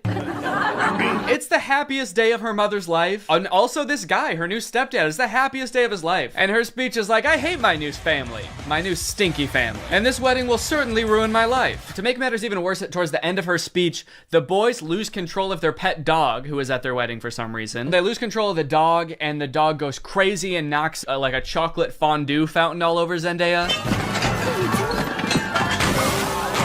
And at this moment, I couldn't help but remember that Zendaya's character in Euphoria is supposed to be the same age as Zendaya's character in this movie, and their lives are drastically different. Throughout this movie, you will find that the characters are like super weird. They're like caricatures of people that don't exist in real life. And to show how much it's gonna suck really living with the boys, the writers of this movie decided to have the next day start with Zendaya's new stepdad screaming in the hallways, getting everybody ready for school. But then when he sees Zendaya come out of her room, he like doesn't know how to talk to her. I mean, hi girl. Hi girl. It's like, dude, you're 50. Have you never talked to a girl before? The movie then establishes why each one of the new guys that she lives with is like gross in some way. One of her little brothers is really messy. The other one's always like cooking gross stuff. Which is like a weird character trait. I get the messy younger brother, but like the gross cooking younger brother, is that a thing? Is that something I'm supposed to be able to relate to? And then the oldest of the brothers is like always frantically running around. He's like always late for something. He's really scatterbrained. My pants. Where are my pants? Where are my pants? Where are my pants? Okay, excuse me, can we just establish a few ground rules here? If you're not wearing pants, please stay out of my personal space bubble. Look, Zoe, I have morning basketball practice and then a players meeting and then a captain's meeting and then even more practicing. Kind of weird to respond to a request about like not invading my personal space when you're not wearing pants by saying like, but Zoe, I've got basketball practice. Like he fully like bumps his butt on her while getting ready in his underwear, and she's like, can you not do that? And he's like, sorry, sometimes when you're busy you just gotta rub up on your stepsis in your underwear. What don't you get? I'm in many extracurricular clubs, okay? Along with moving into a new house with all these boys, she also starts attending her new school, which is the school that her brother goes to. And you know how in Disney movies there's always like the distinct cliques, like there's the popular crowd and then there's like the stoners, but they never say stoners in the Disney movie. They're just kind of like, these are like the kids who wear jean jackets. This movie has the most insane high school posses ever. You got the skateboard boys. Okay, that's pretty normal. The next group she sees are the shirtless workout boys. And then just the straight up stinky boys, where the only like defining characteristic is that they're dirty, flea-ridden, smelly boys. You can hear like flies flying around them. What clique is this supposed to be in high school? And then there's the popular group, one of whom is also pretty stinky himself, actually. The Tripster? The Tripathon? It's me. I'm Trip. Oh. Fart bomb. Oh. The movie sort of writes this off as like, well, this is just something boys do, you know? New school, you gotta kind of accept what boys come with it, you know? Boys will be boys. No, that is actually not what boys do. That is something that just one very specific boy does. It's me, I'm Trip. And he needs to be stopped. I cannot remember a single moment in high school where a boy walked up to a girl, let alone like the new girl who's already like scared and doesn't know anyone and is like, hey, I'm gonna fart in your face now. Welcome to the school, smell my ass.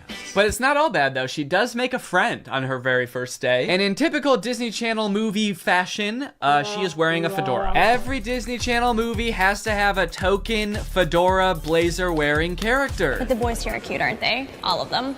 I think we have the highest percentage of cute boys in the entire greater Westlake area. Unlike Zoe though, she actually kind of likes the